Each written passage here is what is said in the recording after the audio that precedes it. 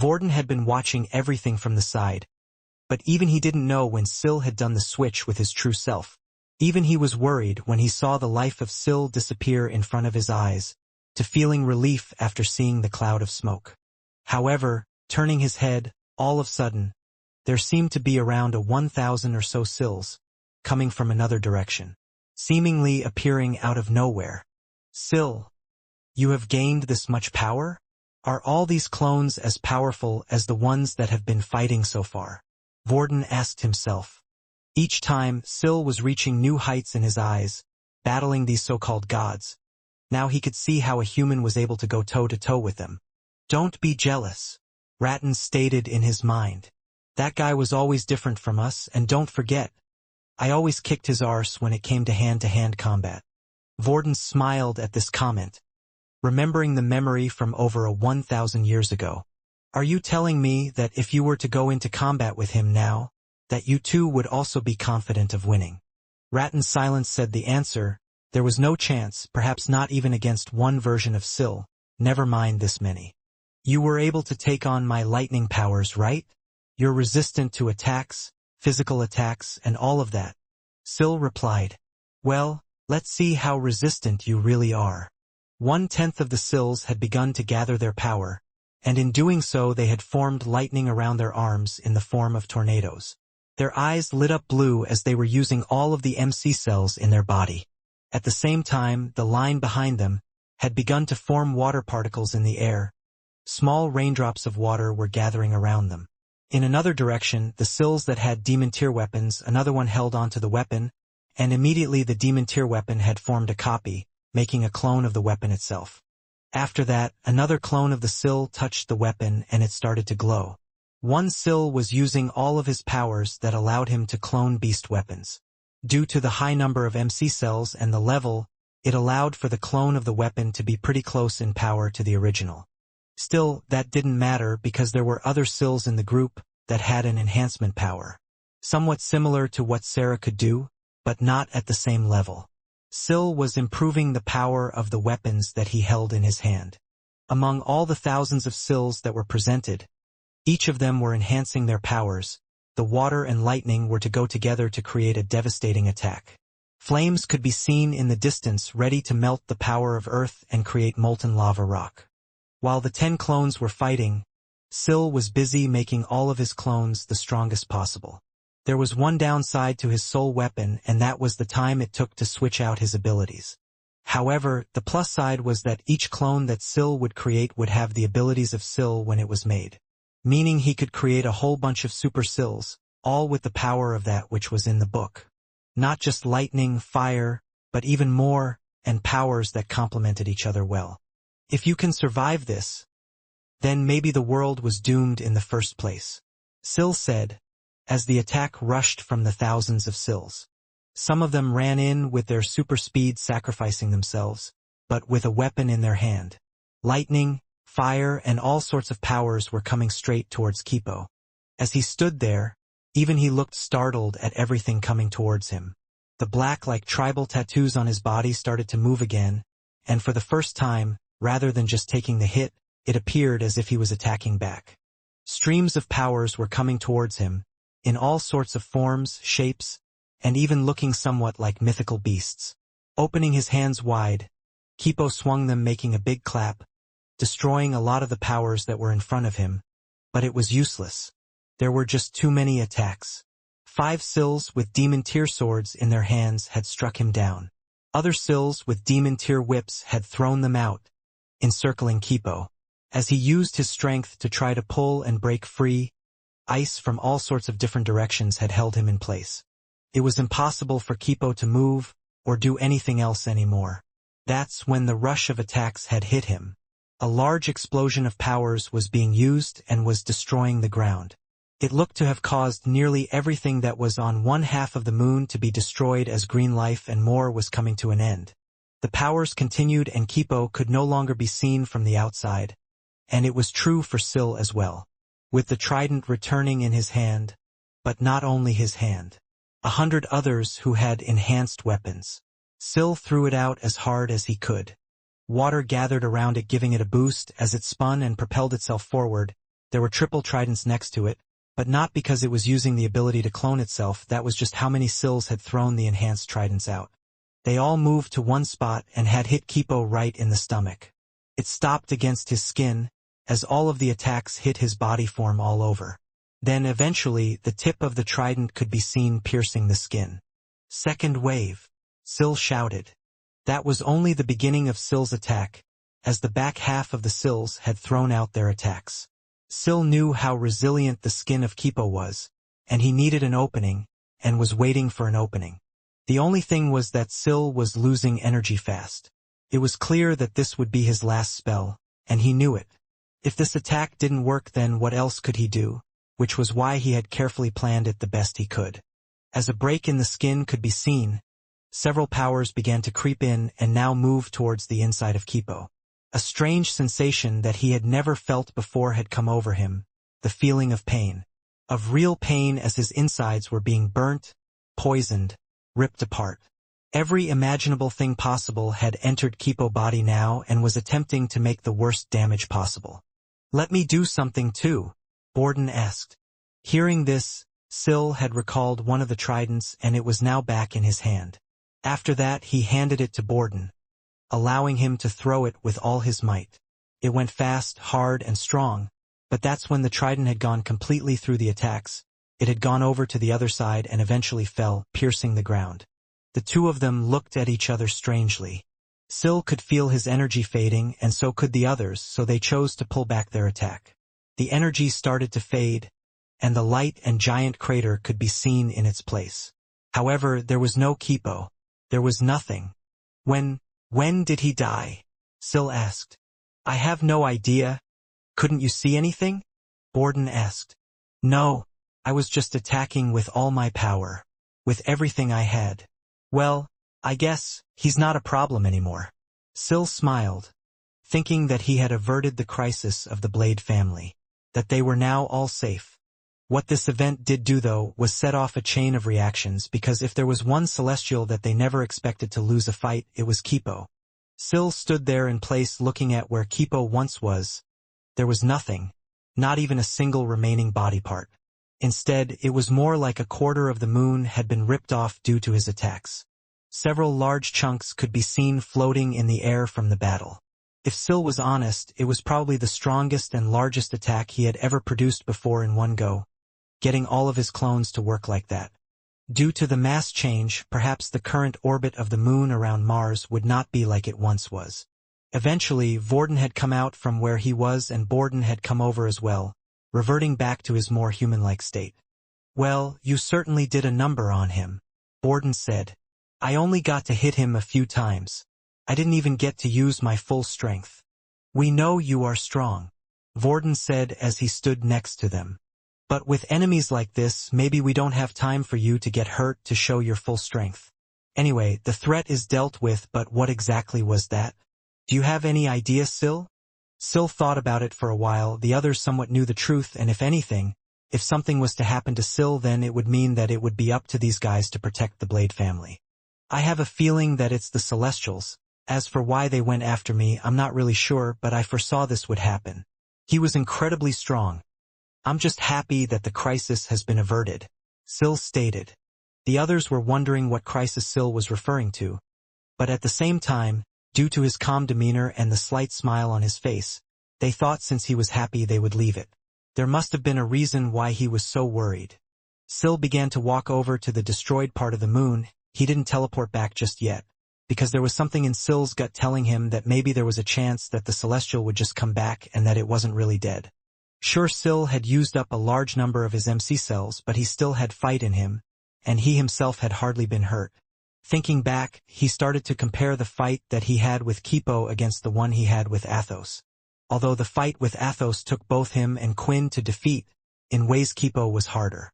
Athos was large in size, and it was his celestial energy that made it difficult to beat him. Even with 1,000s of clones of Sill, it wasn't as if he could take out Athos due to his large scale of attacks. With Kipo, he was a good fighter, and in the end, Sill had just overpowered him with abilities, but if that hadn't worked, then he would have had to truly fight against him in hand-to-hand combat. If that was the case, Sill couldn't see a way of winning. Unlike that man, Hilston, Sill still wasn't that great of a hand-to-hand combat specialist, which was why he preferred using abilities above all else. Even with weapons he was somewhat subpar with skills. At the same time Sill had grown stronger after that fight with Athos. Something inside of him had started to grow, and with that final trident throw, Sill had managed to summon more chi than he ever had done before. Maybe that was the turning point that had allowed them to pierce the skin of Kipo and finish off the fight. "Shall we get going then?" Borden asked. "I mean, unless you want to enjoy the views of Mars or something."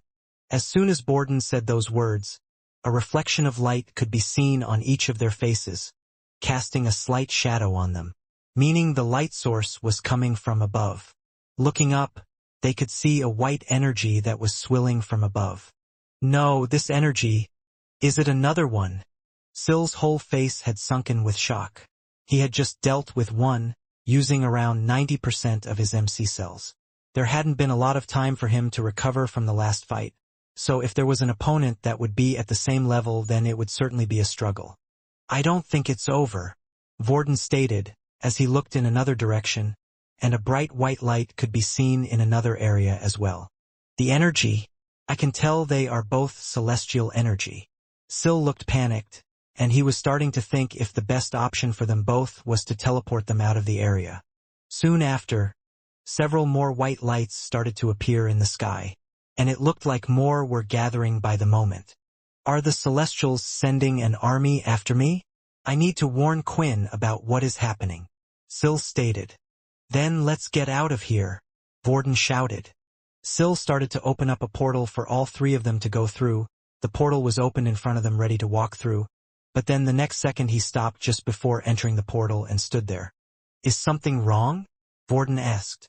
"I can't go through this portal, I can't head back to the blade ship. This could be what ends them all. At the end of the day, the most likely person that these Celestials are after is me. If that is the case, then I will be the one that causes the end of the Blade family. It's because of me that they will all die." It was the first time that Borden had heard Sill speak in this way. Back then in the past he was never overly concerned with anything, but Borden could tell that it was serious. "Then we fight them together, you're weak right now, and I doubt you could take these guys on." After saying these words, Borden turned around, and was ready to head back. But a few seconds later, he felt someone grab him from behind. The next second he was pulled backwards and flung behind him. His body went through the portal and he could see on the other side Sill was there. He could see the portal slowly closing. Borden tried his best to rebalance himself, but he was thrown with such strength that he bounced on the metallic floor, and eventually hit the side of the inner metallic ship of the Blade family. The others rushed towards him as they saw that it looked like Borden was hurt, but he soon got up despite his injuries and he had anger covering his whole face. "Damn you, Sill, don't you trust us anymore? Are you really going to take on this task all by yourself?" Borden shouted at the top of his lungs. Although he said this, when Borden thought about it more, he started to realize that perhaps there was a reason for this, and if Sill really decided to do this, there had to be a reason, and maybe the Blade family wasn't up for this. "Try to contact everyone.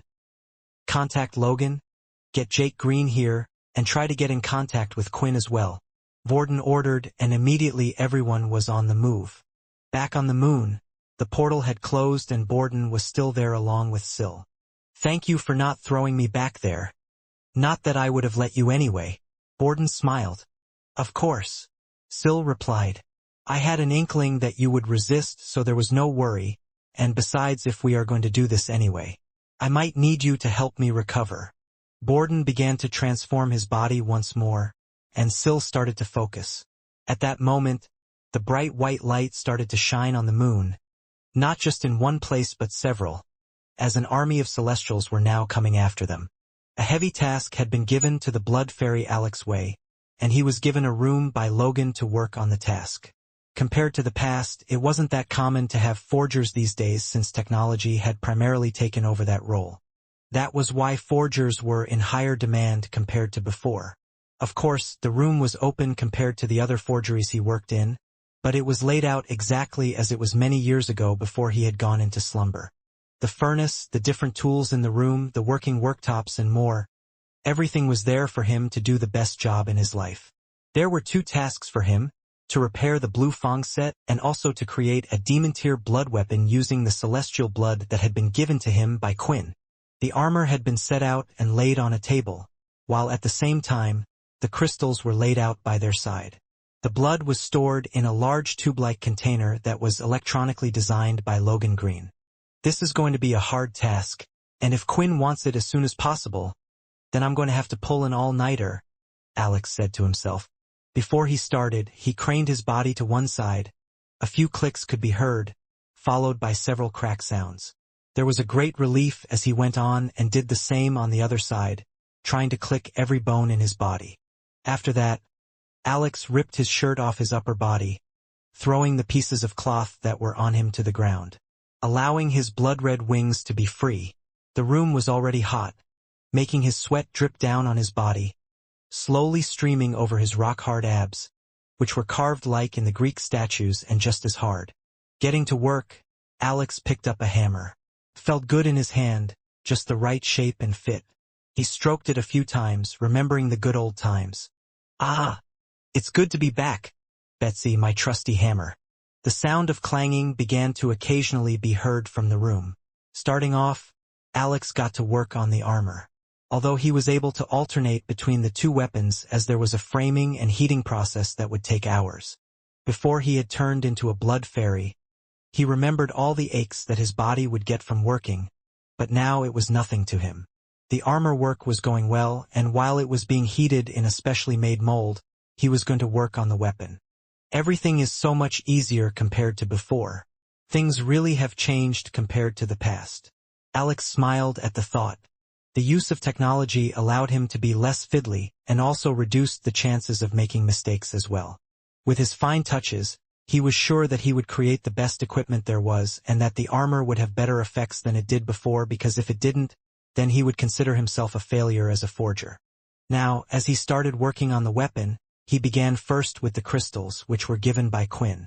They needed to be melted, and not to forget, there was also what Jake Green had managed to obtain as well. Inspecting them and seeing what their traits were was a skill of a forger, and he would have to find which type of crystals were the best to use in combination with each other. Quinn's current set of skills, at least as far as I know them, focus more on defense than before. He has the shadow, so he doesn't really need something defensive. At the same time, the armor set will still focus on speed. Maybe something to complement that would be good as well. Alex then picked 3 of the demon tier crystals and placed them in 3 separate tubes. A metal casing came down as the advanced technological mechanisms went to work in terms of melting the crystal into pure energy. After that, there was a new metal that was solid gold in color, and had streaks of gold cracks somewhat like veins running through it. It looked like a piece of marble, but not the one that was available on Earth. It was a material that Alex had never worked with before, but was meant to be harder than Galthrium. It was a rare material that Logan had claimed would work well. It had only been used on small parts of spaceships before and had worked out well. But never before had it been used on a weapon before. Because of this, Alex had decided to work on a small part of the metal at first. He had already done this while waiting for Quinn to get the parts that were needed. So he had a good sense of it, and he, too, agreed with Logan that this would not only make a good weapon but the best weapon in the world. Okay, so now it's time to make the molding for the weapon as well. Based on the demon tier crystal I picked, there shouldn't be too much problem based on whatever mold they are made into. I know some crystals work better based on the mold that is being used. Thinking hard, a few weapons that Quinn could use came to his head. Of course, there were the classic gauntlets that could be used. However, there was Quinn's soul weapon and also his normal armor that he used. I want this to be a weapon, one that can actually be used. This is harder than I thought.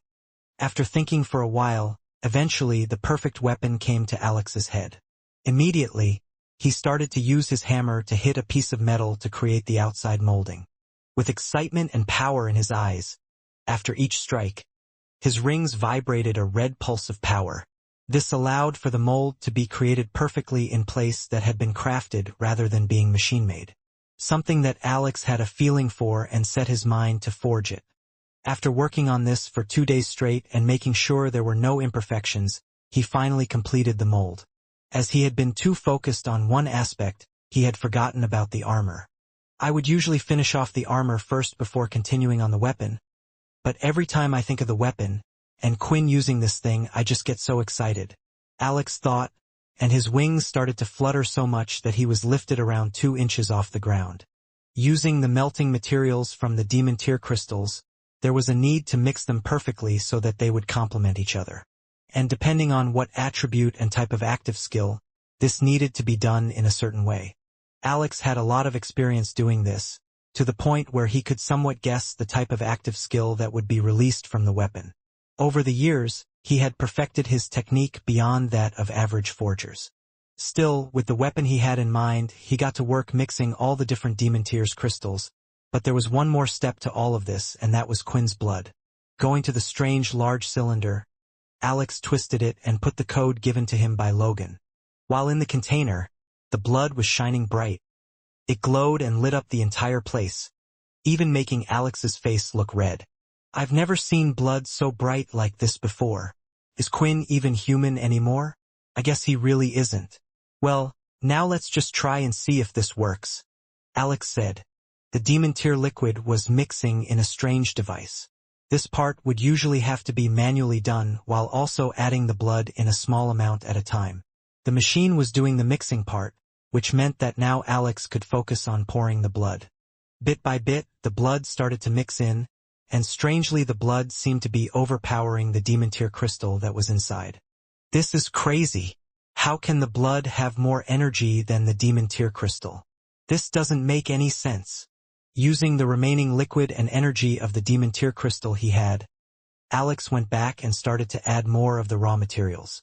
Through this process, he handed more blood and eventually even needed to use another demon tear crystal to balance off the whole thing. He was being very careful throughout the process, and his years of experience gave him an edge and confidence to do everything perfectly. But that's when he suddenly noticed something strange as the blood began to bubble and rise. It began to flow out from the large container like it was alive. The blood looked like small snakes, and they all started to point towards Alex. Why does this feel like I'm in trouble? Alex said as the glowing blood, mixed with the demon tear energy and celestial blood energy, went straight towards him. The blood that Quinn had given him was clearly alive. It had sprung up from the container and rose into small strands and threads, pointing right toward Alex. This is new. Alex tilted his head to the side. In all my years of forging and working with strange materials, something like this has never happened before. Then again, I have never worked with this type of blood before either. An ominous feeling was coming over Alex, and there was a good reason for it. Because the next moment, the strands of blood dashed towards him. They stretched out, thinning themselves, and knowing whose blood it was, Alex had a reasonable fear that it could be deadly. His wings started to flutter rapidly as he flew up and began to avoid the strands, moving left, right, spinning and darting in and out. However, the blood strands would follow him around the room from one corner to another as if they were endlessly long. Good thing I love these wings. I practiced with them any chance I got, but still, I don't know how long I can hold on. I've been hammering the mold with no rest for 2 days straight, and now I wouldn't be surprised if I passed out at any moment from exhaustion. As he continued to fly around the room, Alex was faster than the blood strands that were chasing after him, but he was trying to figure out a way to stop them and to find out what this blood was trying to do. Already exhausted from all this and distracted by his thoughts, Alex had slowed down a bit, and instantly one of the strands had reached Alex, grabbing him right by the ankle. However, rather than pricking his skin, it had wrapped around the foot. Alex could feel something tugging at him as he attempted to fly away with all his power, but when he did, it pulled him down. Within seconds, more strands of the celestial blood wrapped around his limbs and torso, pulling him down with even greater force. The force was so great he couldn't even get out of their hold and was dragged across the floor. It continued to pull him towards the strange vat container filled with different liquids. Is this blood thing trying to eat me or something? Alex panicked, genuinely concerned as he got pulled closer and closer. I can't even beat this strengthened blood. How weak am I? And just how strong is Quinn's blood? Look, let me go. I'm trying to put you in a nice weapon. A weapon that you can be a part of. You will enjoy your life there. I promise. It wouldn't be long before he got swallowed into the vat of liquids, and Alex was not curious to know what would happen if that happened. Opening his mouth wide, he released a part of his special aura at the ground in front of him. It was somewhat of a blood aura breath attack, but of course properties of the blood aura were different compared to that of a blood fairy. Releasing the attack, looking down, Alex believed that he had to try anything to get out of the situation he was in. Opening up his mouth again, he released another blood breath, but this time targeted his own leg, right around the thigh where one of the red threads had tied around him. He had looked at his arm for a second, but he couldn't hit them. If he did, then he wouldn't be able to finish the weapon in time for Quinn when he needed it most because his arm would be injured. However, all this was for a naught because although the blood breath had successfully hit the glowing red thread, it had done nothing to harm it. However, the glow had somewhat weakened, and the strings were starting to lose up as if the string's energy was absorbed by the attack. My blood, it still has somewhat of the same effect as it does against vampire blood usually. With this in Alex's mind, he didn't hesitate to focus on his other leg and did the same there. When the blood dripped down his thigh, around to his ankles, the strings loosened up there as well. When he kicked up his legs, blood spattered everywhere and loosened around his arms as well due to the pull. Now, with all his strength, he was able to fly free, breaking away from the blood strings. With a turn of the head, though, he could see that they were still behind him. "Will you give me a break?" Alex was frustrated. He continued to fly and fly away until he was near the exit of the room. Turning his head back once again, he could see that the threads were no longer chasing after him. They had reached 3/4 of the room but were unable to reach further than that.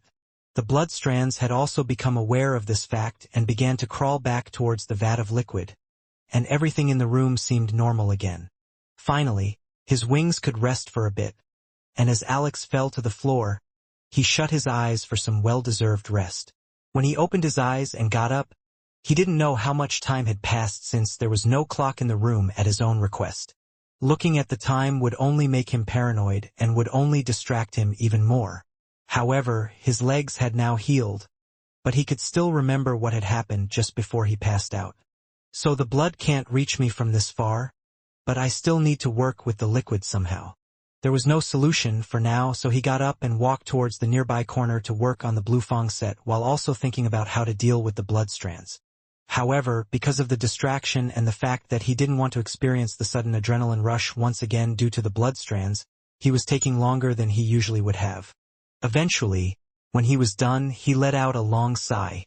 "I guess I should at least work on that strange metal first. Once I have that and the mold sorted out, I can then mix the two liquids and create the weapon. I guess I will just have to fly there, avoid everything, and move the blood along with the demon tier liquid right into the molds and get out of there." Bracing himself and fluttering his wings as if he was raving up a car, Alex was ready for any moment now. Running first, Alex then leapt off the ground, and using his wings he zapped straight towards the vat of liquids. When he got close, the liquid started to move again, and the blood was alive once more. However, Alex had just grabbed the vat of liquid and lifted it up, moving towards where the other metal was swirling away in the mold. His hands were burning as the surface of the vat was kept quite hot, but he held on, gritting his teeth and bearing the pain. He wanted to let go as he felt over, but the thought of Quinn needing him, of the whole world learning his name after the creation of this weapon, had come into his head. This weapon. It gets me excited every time I think of it. With this thought, Alex sped up and poured the liquid into the mold. It dripped on, mixing with the other metal. He quickly moved the vat, pouring the remainder of the liquid into the other mold, and then, when all was said and done, he dropped the large container onto the floor. His hands were in pain, and he landed on the floor as his shadow cast over the molds. "Perfect, and now it's time for the cooling, and hopefully, you will have settled a bit. You crazy blood," Alex thought as he pressed a button, and from above, a giant clamp slammed onto the two molds. At first, Alex was against the modern way of forging weapons with the help of technology, but now he could see how much it could help him. When the giant clamp lifted up, the weapons were in front of him. He smiled from ear to ear, looking at them. "This is it. They're beautiful. Now, time to send Quinn a message saying that they are done. Alex smiled as he turned around and started using the computer system to send the message. But while he was typing away, he suddenly felt something on his leg, and the next moment, Alex was dragged away. The other Celestials noticed the Celestial known as BB turn his head right and glance at them. Quinn had met quite a few Celestials in his time, but it was the first time seeing this one that looked almost inhuman. Wheat was a Celestial that looked more like a beast, but sensing the type of energy coming out from his body, without a doubt, he was a Celestial. Quinn, Russ muttered when seeing him, but he couldn't find the right words to bring out of his mouth. Right now, his life was possibly on the line, and there was an old enemy in front of him. Without a doubt, if the old enemy, Quinn, chose to go and work with the Celestial in front of him, it would be the death of him. I learn a bit about these people from Bliss. Quinn is the same as them, right? So there is a good chance that he will turn on me, Russ thought. Look, I'll be honest. Quinn finally spoke. I'm only here because I was told to come here by another Celestial, even though I'm not really the one who would listen to her. And I think you might know her. Her name is Bliss. Wheat was quite surprised to hear the name that had come out of BB's mouth. She was the one that called him here? Are the two working together? Now that's quite a surprise. Perhaps this news needs to be passed on to others. There is clearly more to this than meets the eye, Wheat thought. The reason why you and I are here is the same, Wheat explained. The universe was the one that told us that we should exist. I will not get in your way, and I wish you do the same. Both of our lives would be better off this way. Don't you agree? Wheat was quite convincing. And honestly, with Celestials, Quinn could never tell their strength. It was always hard because even if they had incredibly strong Celestial energy, it wouldn't directly reflect on their fighting capabilities. At the same time, Russ wasn't saying a single word, not making a case for himself. Sorry, I don't mean to ignore you, Quinn said. But I really need to ask this person a question. Weren't you meant to be dead? I'm sure I saw you die. Didn't I kill you? Russ just realized that Quinn seemed to have seen him dead. And based on the tone of voice Quinn had used before, he didn't particularly seem to get along with Bliss. So to inform him that he was working with her in the past wouldn't exactly go well with him.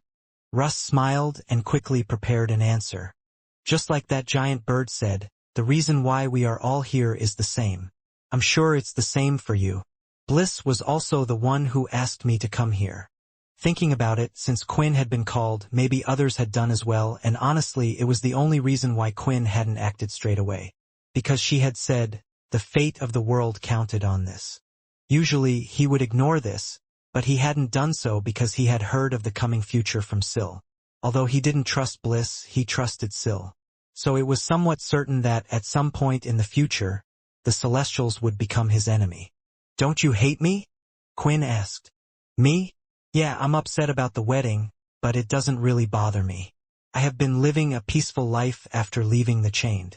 I don't have a real grudge with you, but only with the Blade family, which you seem to be closely connected with. Russ clarified his intentions. Quinn shook his head upon hearing this. Okay, I'm sorry again, but I was actually asking the bird. Not you. I guess many people don't like me, so that would be confusing. Turning to the bird Celestial, Quinn now made it clear. I wanted to ask you the same question. Don't you guys hate me? So won't you eventually attack me as well? If that's the case, then I might as well get rid of you now. Russ couldn't believe it. He had seen Quinn fight before, and sure, the latter was stronger due to the help of his energy. But when fighting against Wheat just moments ago, it was a strange strength that he just wasn't used to. If the two of them fought, honestly, Russ would have to give Wheat the edge. They could only take on this Celestial together. The way Quinn was talking to the one in front of him, it was like he was far superior compared to the other. You are certainly confident, BB, Wheat replied. First, if you call me a bird again, then I will have to create a hole through your head. Second, the Celestials you fought against before were extremely low level, not even worth cannon fodder. I am not the same, and on top of that, I want to make it clear, if you are to follow the Celestial way and not go against the Ancient Ones and us, then we will have no problem with you. And since you have not got in my way yet, this will be more favorable to you. The situation wasn't looking good for Russ, and he believed he would need to think of a way out of this situation. That was when Quinn started to do something he hadn't since he got there.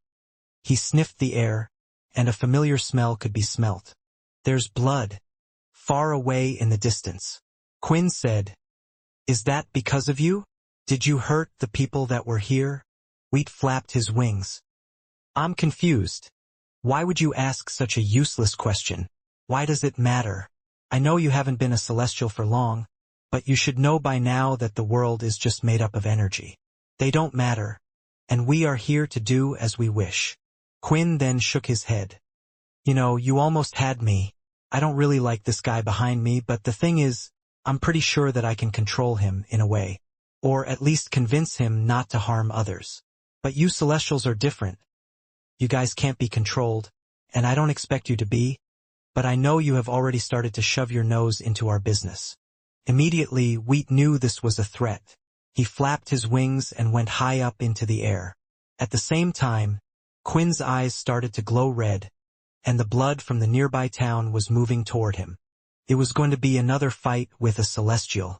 He wondered how hard this would be compared to when he fought against Athos. And since they had sent out a Celestial to fight them, Quinn imagined it would be tougher, but he was far stronger than the last fight. And he now had great amounts of Celestial energy as well. "This is not a fight you want to be a part of," Quinn said as he raised his hand and started to gather his vampire aura. "Since you gave me the chance to go away, I will give you the chance to leave this fight and leave the human race. If possible, I would like to send out a message back to you all.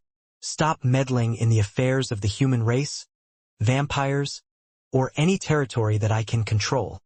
The laser attack that Wheat was doing before was now charging up once again, and that was why Russ had decided to act as well. "I will need the help of your mind again. I hope the strongest thing in your mind is still that dragon of yours," Russ shouted. At that moment, he raised his hand up, and a large shadow appeared above, and dropping out of it once again, was the legendary dragon that had appeared before. "This is the last of my energy. I hope it's enough." Wheat had long started to accumulate his power, and to Russ it seemed like his new attack would than the ones he used against him earlier. And as the Celestial's upper body leaned backwards, the wings on his back were lighting up, and even his dark claws were starting to glow a slightly bluish tinge. Russ, seeing this, was wondering just how strong this attack would be. At the same time, maybe if he had known about this attack, he would have been able to do something earlier. "I thought he had used all of the attacks against me, that nothing would work against the dragon's impenetrable armor, but I guess he had something else up his sleeve. When fighting against Quinn, I can use his imagination to work on the dragon. But this is difficult. This Celestial is going to be a very difficult enemy, even with the dragon and Quinn being here." While the dragon was doing its work, Russ hoped it would be strong enough to stop the attack so he could get a chance to look at something else, like looking deep into Wheat's mind to find if there was something he could take advantage of or use to defeat the Celestial. Although he didn't have any more MC cells to summon another being like the dragon, he could still maybe find something for later. What is going on? Quinn, on the other hand, was observing everything and wasn't planning to participate just yet. He summoned the dragon again. "But he isn't even fighting against me? Just what is his power and that dragon? I originally thought they might be illusions or something like that, but it's clearly different. Is this why Bliss sent me here? Is it not to stop that celestial bird Wheat, but to help Russ? Is his power important? What is she playing at?" While in the middle of thinking this, Quinn continued to observe everything. With keen eyes, he was trying to understand the Celestial's power. However, he was actually more interested in the dragon that was in front of him. It was just like before, yet a bit different. "Quinn, what are you doing?" Russ shouted, seeing the former stand still. "Now is your chance. While the dragon is fighting against the thing, you need to use your powers as well. Only then will we be able to defeat this guy. It's best to watch these things because you never know what can happen," Quinn replied without explaining much. He had learned his lesson from the battle against Athos, and this time he was going with a different strategy. The large dragon, which only had one head as it did before its full form, started to fly straight towards the Celestial. In size, the dragon was around 10 times bigger than the Celestial. The dragon opened its mouth as a breath of fire brewed in its mouth. The next second it erupted and crashed into the celestial, covering its entire body. The dragon continued moving forward because it knew it wouldn't be enough to finish it. When the flames stopped, it opened its giant mouth, and the inside of its mouth could be seen, ready to gobble up wheat whole. At that moment, the beam of energy came off from the latter's body. Several points of power and lasers came off in one direction and headed towards the dragon's head. Immediately, the dragon changed its direction, attempting to avoid this, as it flew higher toward the sky. The lasers coming off from wheat continued to follow the dragon, but it was far too fast in its movement, and taking a dive, it headed straight for wheat. Its wings recoiled closer to its body, allowing it to cut through the air and drop quicker, and before wheat even knew it, the dragon had slammed its body right on top of him. A loud bang resounded, and the attack sent shockwaves from the sky onto the ground, and it pushed the rubble and debris from the battle so far off to the side. That dragon, I knew it was strong when I saw it, and the fact that Andy and the others could not get past it at that time when it was summoned at the wedding, I thought it would be useful this time as well. Russ thought, just what did Quinn go through to have a beast this strong in his mind? While thinking this, Russ also thought about a few others that he could see in Quinn's mind. However, although he could sense multiple strong energies in Quinn's mind, he wasn't so sure what to use, which was why he had played it safe. Trying to figure out why Quinn had yet to do anything, Russ was looking for other things to summon from the strange bird beast's mind. It was clear he was working for someone, and at the same time, if he was strong, then the bird must know others as well. The dragon might not last, and if Quinn does fight against this, then it might be enough time for me to recover from summoning something else or something that can help me get out of this place. Russ thought as he closed his eyes and focused, looking deep into the mind of the celestial wheat. He searched and searched until he came across something. While using this part of his ability, everything came slightly distorted and wishy-washy, so the figures and the images that Russ saw at the moment were unclear. However, there were, for some reason, 3 distinct images. These were more distorted than others in the entire place, and looking at where they were just 3 gigantic coolers of energy around the same size as a mountain. They were green, yellow, and blue in shade. Something was drawing Russ in towards them, but at the same time was nearly making his own figure disappear. That was until he heard something. "Get out!" A voice vibrated through the entire area, and Russ's body turned into nothing but dust, being blown away. When he opened his eyes, Russ felt his heart beating severely as he found himself on his knees, gasping for air. Looking up, he was on the grass meadow-like field again, with the fight still ongoing above him. What was that in that damn bird's mind? Even in Quinn's mind, there was never anything like that. That power, is that who this person is working for? Russ started to think. The large slam from the dragon hadn't worked, even if it had used its strange wing claws to curl up into a ball. And even with that scale of an attack, it seemed like Wheat's defense was impossible to get through. At the same time, since the concentrated lasers weren't working against the dragon, Wheat split up his attack, creating a large star over the dragon. Then, moving all of the lasers towards a center point, he trapped the dragon. Confused, the dragon attempted to break free, but as the laser hit its skin, it hurt and forced it to find another way out. But it was too late as all of the lasers went through the grand dragon and concentrated on the center as a large hole appeared through the dragon's body. I knew it wouldn't last long, but at the same time, it put up a better fight than I thought, Russ complained. Now, if you fight against that thing, you will realize that you have already ruined our best chance. I wasn't just sitting idle here, Quinn replied as he opened his hands up. I was carefully observing all his movements. The hardest thing about fighting this celestial is the defense he gets through wings, so we need to just stop him from using that. As Quinn lifted his hands in the air and looked in the sky itself, Russ also followed his gaze and could now see something in the sky, the tip of what looked like a giant sword made from blood. He made a big mistake after coming here, and that was killing all those people. It's just going to make this a bit easier for me. Quinn swung his hands down, and the 2 swords moved at a great speed.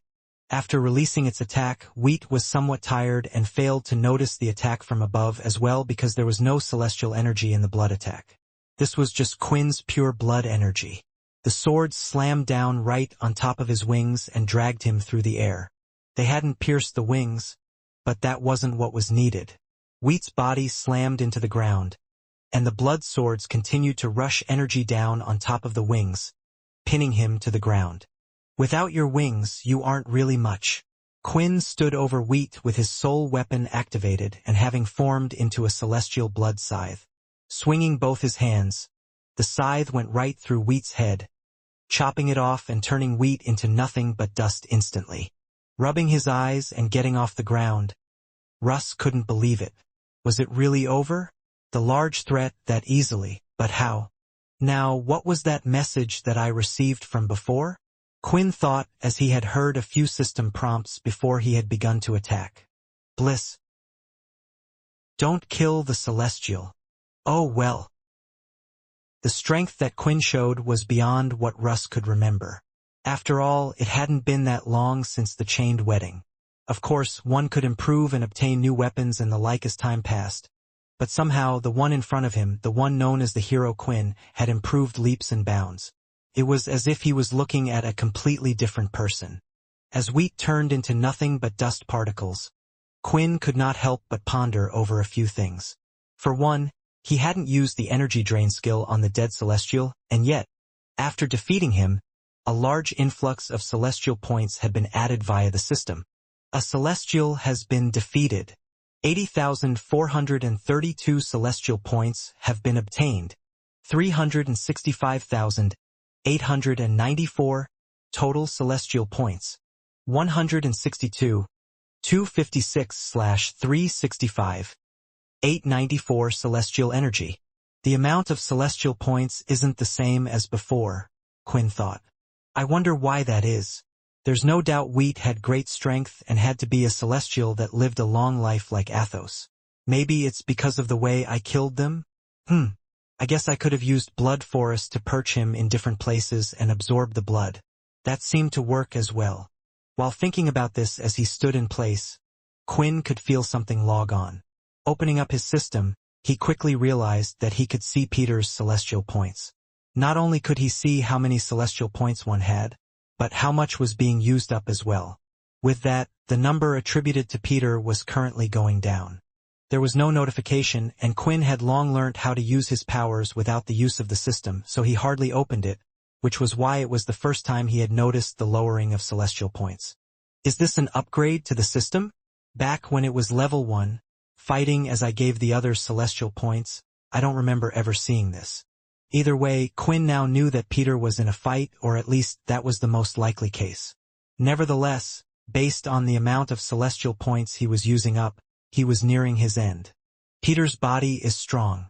It always has been strong, and he's been right behind me all this time. Could it be? Is Peter also one of the ones being targeted by the Celestials? Then again, why would a Celestial even be here in the first place? No, if not Peter, then it might be Chris as well. In any case, I need to help them. Peter, I hope I'm not wrong and your body can take this. Either way, win your fight. 80,000 celestial points have been transferred. I can always take them back once this is done. With that done, all Quinn could do was wait and see if Peter would no longer be seen in his system. After all, he was certain that he would get a notification if Peter did die in battle. So, for now, he was hoping that there wouldn't be any new messages.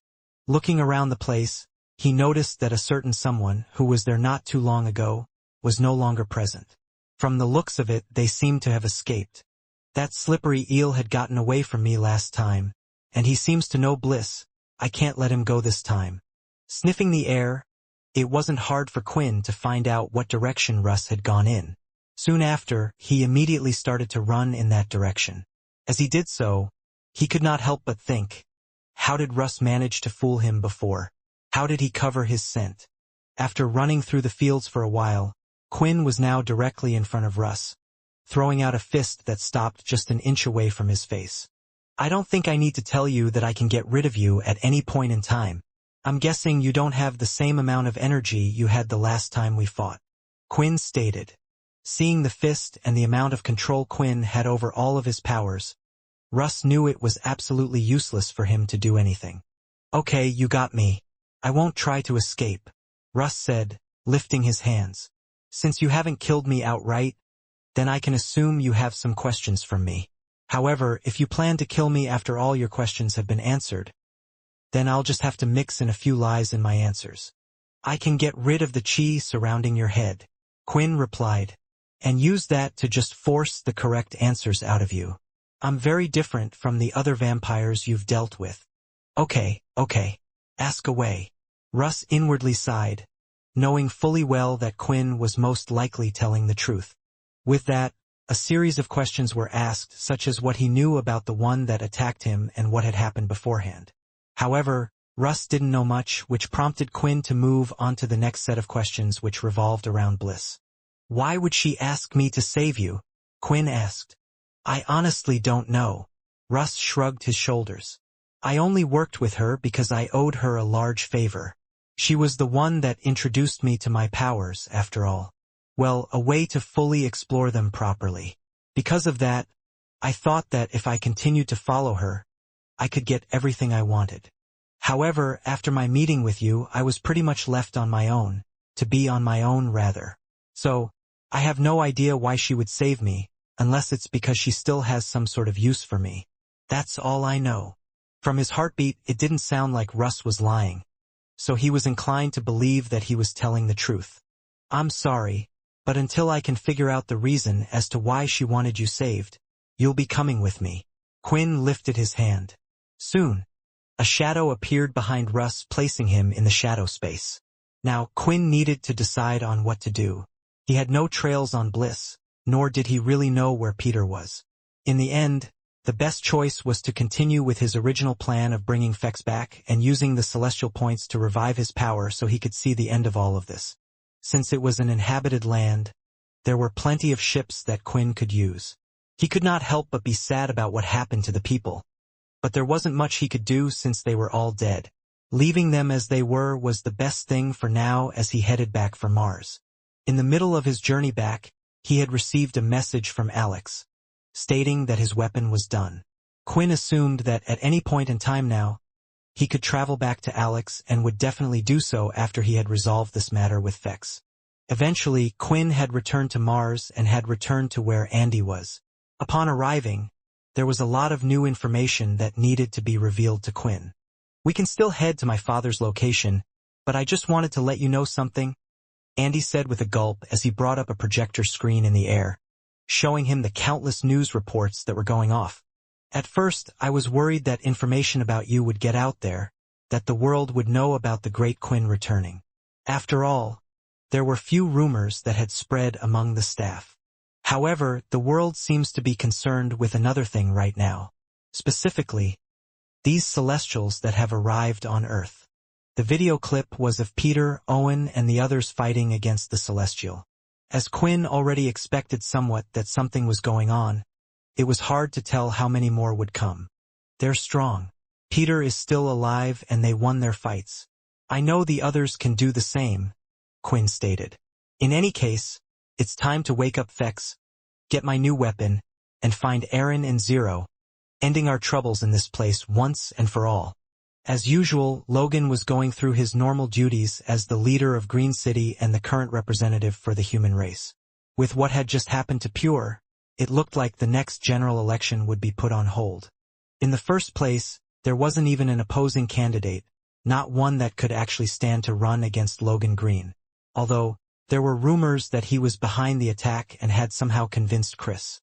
Nevertheless, that still didn't stop people from swaying over to Logan's side for a number of reasons, such as setting up programs to show support for those from the ship reign, as well as also continuing to run the city the same way it had been for the rest of the people. On top of that, there was the fact that Chris had attacked them. Even if he had joined Logan's side, people believed that there had to be a reason for that. Then again, there also seemed to be hardcore supporters of Chris among the people from Pure. These people were those who had been directly saved by him, looked after and trained by him. They refused to believe that Chris had actually betrayed them, and this seemed to ease the tension and climb of Logan Green behind the attacks. While going through the town system as it gathered reports, in his special lab, he quickly noticed something strange. Information was flooding into him, but he could see that Alex was in the middle of doing something. Alex was trying to send a message with the computer system. I wonder what he was trying to do, and why he didn't send it, Logan thought to himself. Eventually, curiosity had gotten the better of him, prompting him to check the message. While checking the message out, he soon realized who it was meant to be sent to. With his ability, it was easy to access the message's contents as it was saved as a draft on the system. A message for Quinn. From what's written here, it looks like the weapon is done. I wonder why the message wasn't sent out.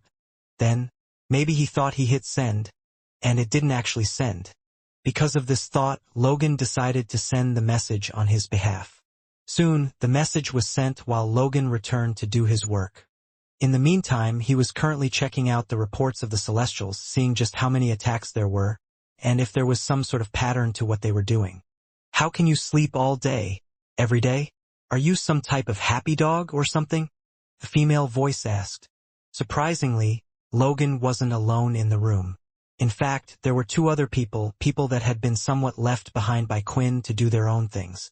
Hearing these words, Mitchell slowly started to lift his body from the floating bed. Unlike other beds, it would fold up on its own when not in use.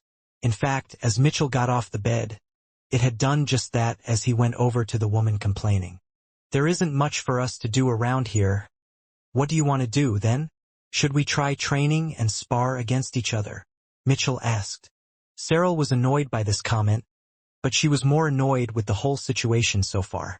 In the first place, she felt like ever since she had gotten back with Quinn, she had done nothing. Sure, she somewhat understood that due to what she had changed, it was best for her to leave. In fact, she was even thankful to Quinn for saving her life. However, at the same time, she could not help but feel like life had become very boring. I can tell you're bored, but everyone is doing other things, trying to help people, Mitchell told her. Besides, I was serious with my suggestion. Although you're similar to us, you're not like us. We can establish that with a simple test. Before I joined Quinn and his gang, I was an instructor of sorts to the vampires. I think it would be interesting to see just what you can do. I wonder what your abilities are like and what powers do you have. Hearing that, Cyril lifted her hand, staring at her palm. Before, there were two traits the memorial race had. One of them was the fact that they could control water around them. It was somewhat similar to the water ability that humans had. The other one was the ability to transform. They had two forms, one when touching water and the other when out of water. However, ever since turning into whatever she was, she hadn't ever tried to control water after that. She did not even attempt to get in water to see what would happen. I think I'm scared. After all, if I can't change, then that means I really have no connection with my people. I guess that's what I'm afraid of. Cyril clenched her fists soon after. Is there even any point to me controlling my powers? Cyril asked in a slightly defeated tone as she sat down on the floor. That is up for you to decide, Mitchell answered. Everyone has their own journey, but yours is truly special. Maybe you don't know much about Quinn or the humans, but the person who saved you is a true hero. From what I know, he saved your planet as well as your race. Plus, if I can remember correctly, you are the first of his creations. Saying these words, Mitchell was staring off into an empty space, as if he was stuck in a trance. You see, I believe that you are the first of many creations that Quinn might create in the future. Just like the vampires, there will be many of you. With that said, there will be many of Quinn's creations. For me, I honestly think him protecting us is something that should just be a side job of his. Instead, I wish for him to fulfill his role as a god. The human race will always have problems, and he shouldn't always be there to protect them. Anyways, I apologize for the rant. However, that is what I believe. If you really think about it, you are the first being that Quinn has created. Don't you think you should take the lead and show everyone what you can do? Hearing Mitchell talk about Quinn in such a way, only now did she realize just how much this vampire admired him. Sure, it was true that she didn't know much about Quinn or his history. She also didn't care to learn about it because she was too busy sulking about what she had become and what she had done. Okay, old man. I thought you're just some person who likes to sleep a lot, but let's see what you've got. Just so you know, us princesses underwent quite a bit of training, so don't think I'm some type of pushover, Cyril eventually said with a smile. And, for a split second, her eyes started to glow red. There was a rise in Cyril's energy as she said these words, one that was unfamiliar to Mitchell. Naturally, he himself was interested to see what was about to happen. While the two went off, Logan had finished his daily duties, while he allowed the automated AI system to do its work. Every day he tried to update the system, but there was something on his mind. If Alex was done with the weapon, then where was he? Had he returned? And had Quinn used his shadow skills to return to the weapon quickly? With that, Logan had decided to head down to the specially made furnace in his tall tower-like building. A few floors down, Logan entered a certain room, quickly noticing that some of the equipment was still running. After that, he looked around the room and was unable to see anyone inside. There was no one at all. Walking around for a bit more, he could see empty vats, knocked over pieces of equipment, and even marks in the ground. It was as if a fight had taken place. Was there a fight in here? Surely that can't be. Eventually, he noticed two glowing substances off in the distance. Heading towards them, Logan looked over at the molds and sensed the energy pulsating from them. With that, Logan could tell that these were the new weapons, the weapons made with celestial blood and demon tear crystal. It was complete. But what happened to Alex? System, show me the CCTV recordings in the room, Logan ordered. Soon, a screen appeared before him, showing the last moments of Alex Way. While inside, traveling along with Andy and Minnie, Quinn was watching several videos that had come out, updating himself on what was going on around the world and how the world had learned of these celestials in the first place. Because of this, just like Andy had said, all the reports of the hero Quinn's return and the rumors that were spread by those from the Vampire Corps had somewhat been dismissed. Fear equals bad news. Disasters have always outshined good news at all times. And in the first place, most people just disregarded the articles upon seeing them, assuming them to be attention-grabbing clickbait headlines. I don't know whether this is a good thing or not. I was somewhat relieved by the fact that everyone knew about my return, but I guess there were bigger problems. Still, I need to focus more on the current problem, which is Erin. She is definitely planning something, and if the red heart can really be used as Logan told me, then it can cause even bigger troubles down the road. After that, maybe I can try searching for Bliss and ask her why these celestials are even attacking in the first place. It would be best if we can prevent an attack as much as possible. Turning off the videos, Quinn looked ahead and saw that Minnie and Andy were currently in the middle of an arm wrestle match. All they could do for now was wait on the ship as they traveled to the location of Fex's burial, which according to Andy, had been changed since last time. He seemed to be somewhat worried after learning that all the other tombs of the vampire originals and the other vampires were stolen. Thinking that the same might happen to his father after the location was revealed, he was being cautious. Either way, Minnie was looking at Andy and could tell that he had great strength as he was doing many things around the ship with ease, and when Minnie attempted to do them she struggled somewhat at times. After all, he was an advanced type of subclass who focused mainly on strength. Minnie had learnt that she herself was strong, which was why she had decided to challenge the others to an arm wrestle. First, Andy felt like it was cute. For one, he was going to just let her be for a while and then let her win, making it seem realistic. At the same time, it reminded him of when he first met Quinn. They also had an arm wrestling match. And if Quinn hadn't used his aura and just used his natural strength, then he would have lost. When the wrestling match first started, Minnie had used a sudden burst of strength and had surprisingly moved Andy's arm slightly to the right, which Andy stopped immediately, but it had taken him by surprise. Quinn, did you make this monster?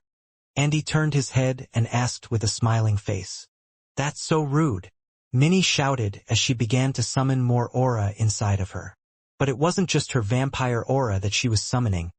Her body also started to change, as horns came out of her head as she was starting to use celestial energy. How can you call such a pretty and cute person a monster? Andy thought it was ironic because she was literally turning more so into a monster as she said these words.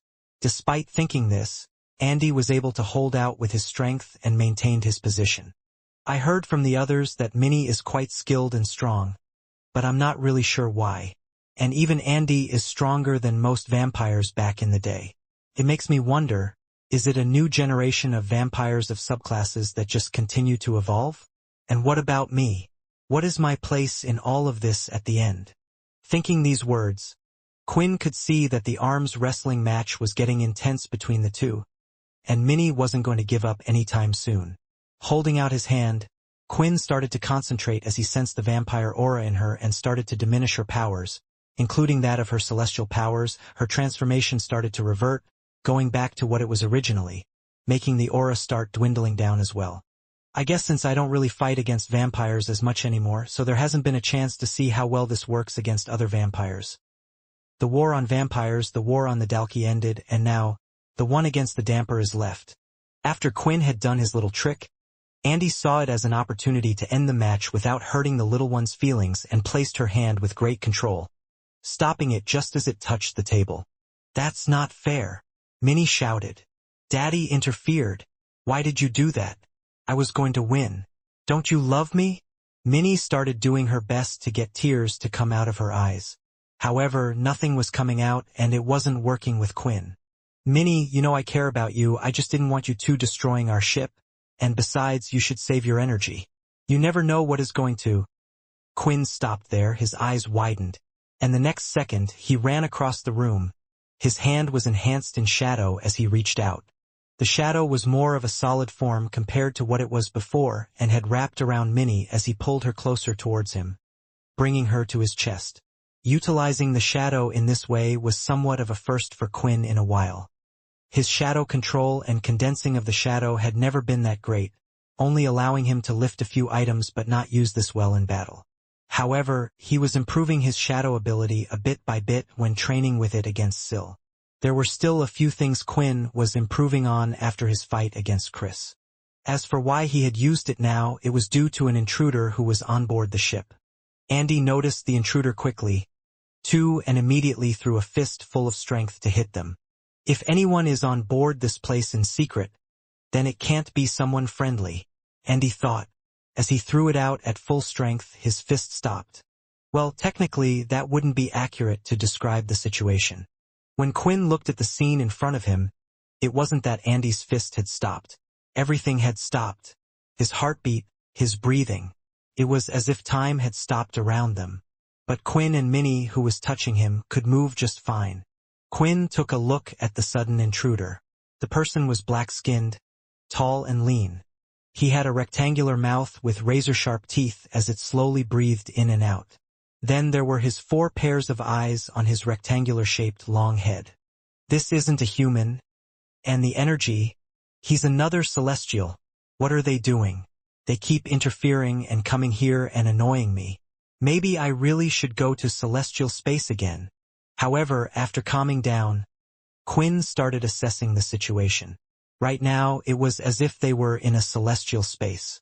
That was why Andy was unable to move. But it was different because he could still see everything around them. Thinking about this, Quinn believed that this one wasn't any ordinary celestial, and it was best to first understand the whole situation before striking. "I have been wanting to meet you for quite some time, BB," the figure politely said as he placed a hand on his chest. "There is no need to be alarmed. I am not here to fight you or cause you any trouble. My name is Mundus, and I am known as the messenger of the celestial world, and I am the one that works directly under the Ancient Ones. I have come to make a proposal to you and hope that we can strike a deal."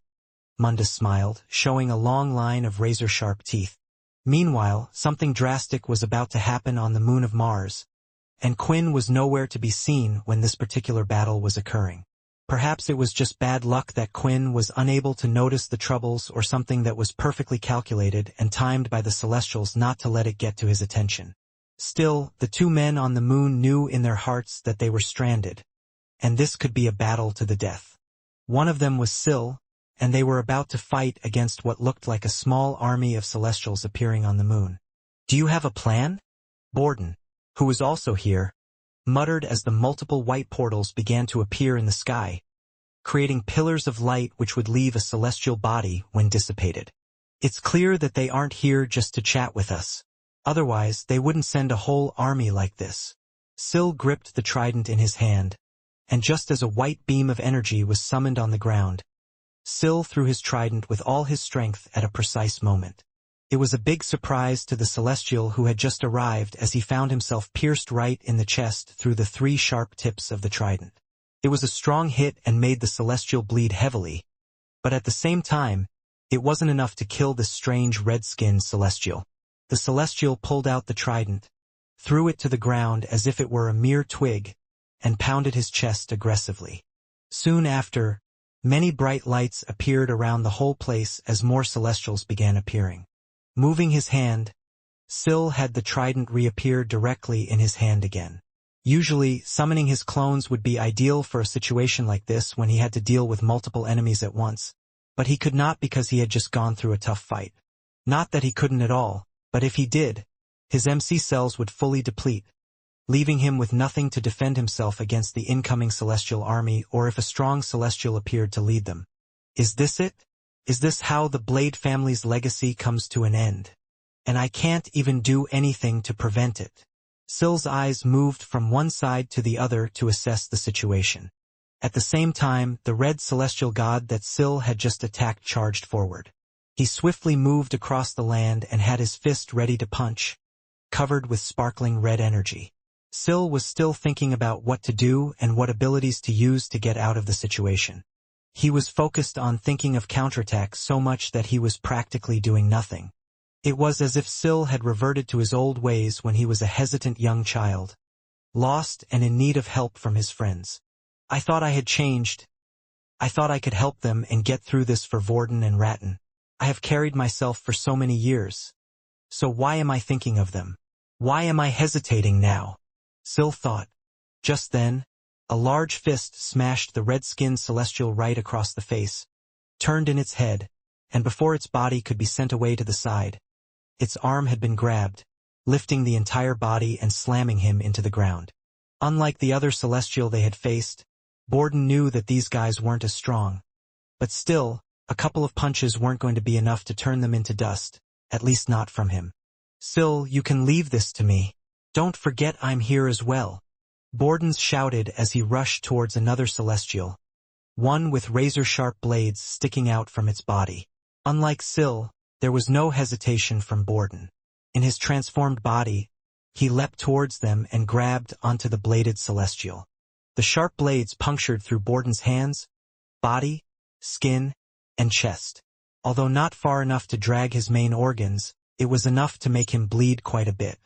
I'm so happy that there is someone like you here. You are just what I need to get a boost.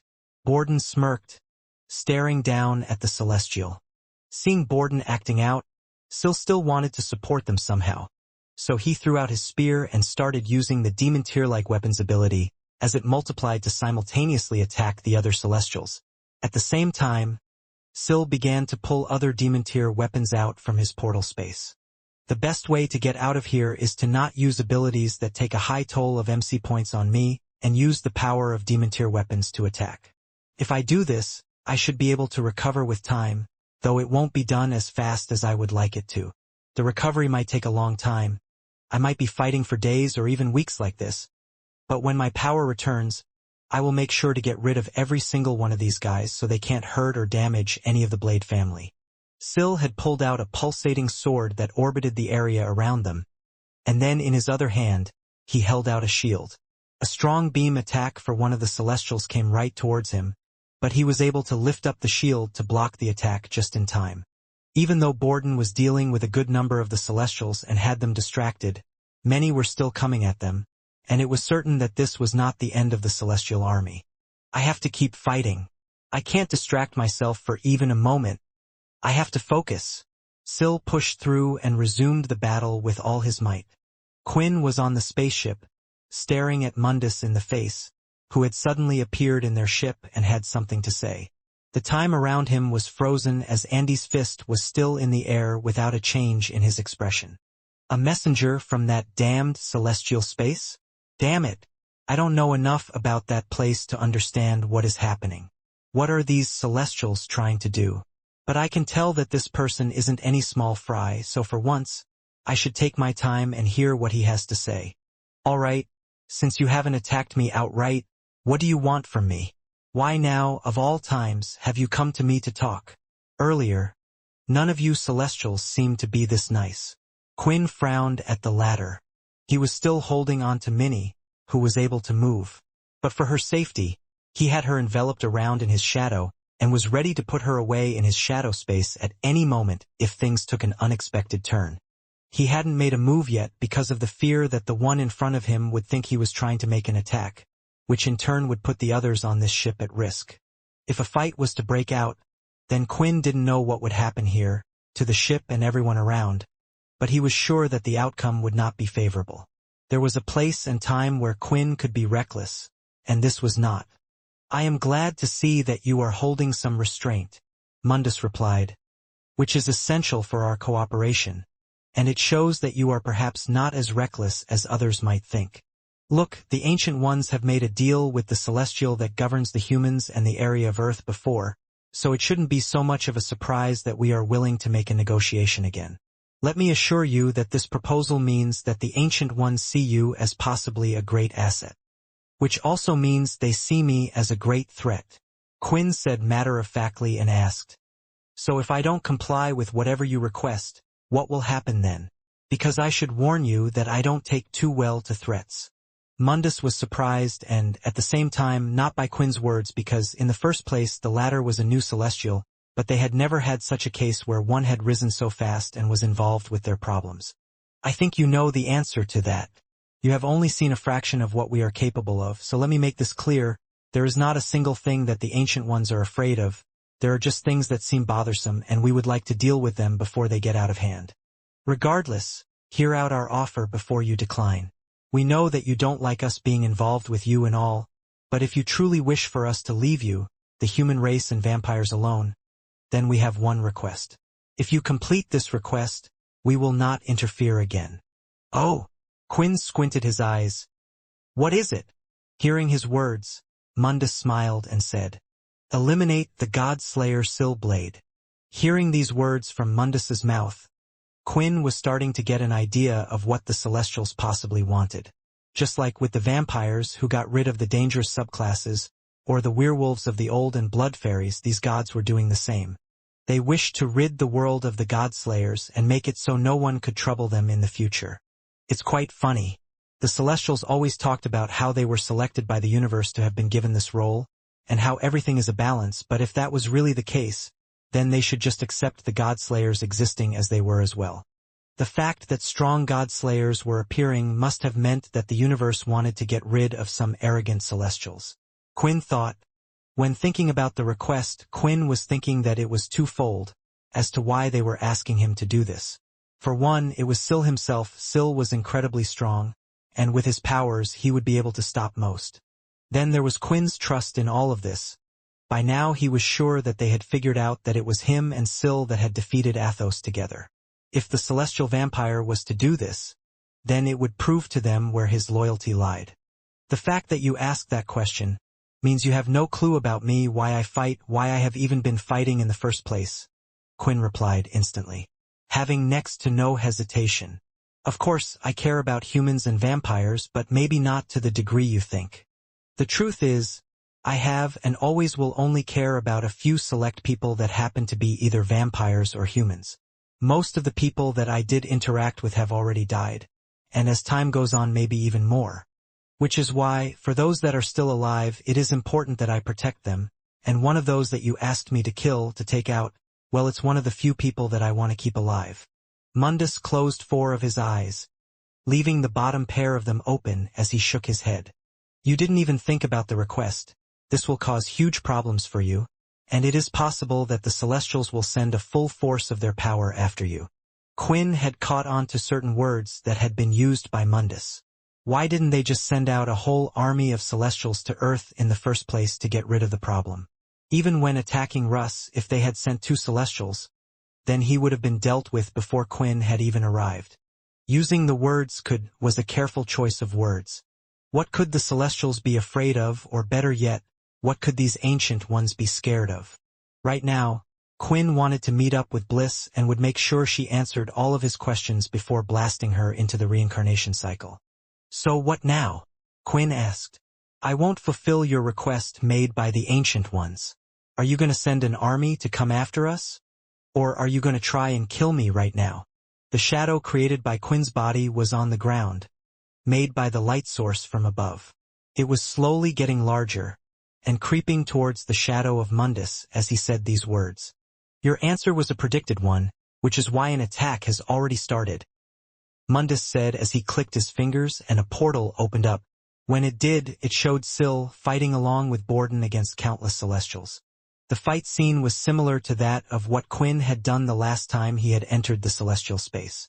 While watching the strange magic portal, he noticed that Syl and Borden were doing quite well.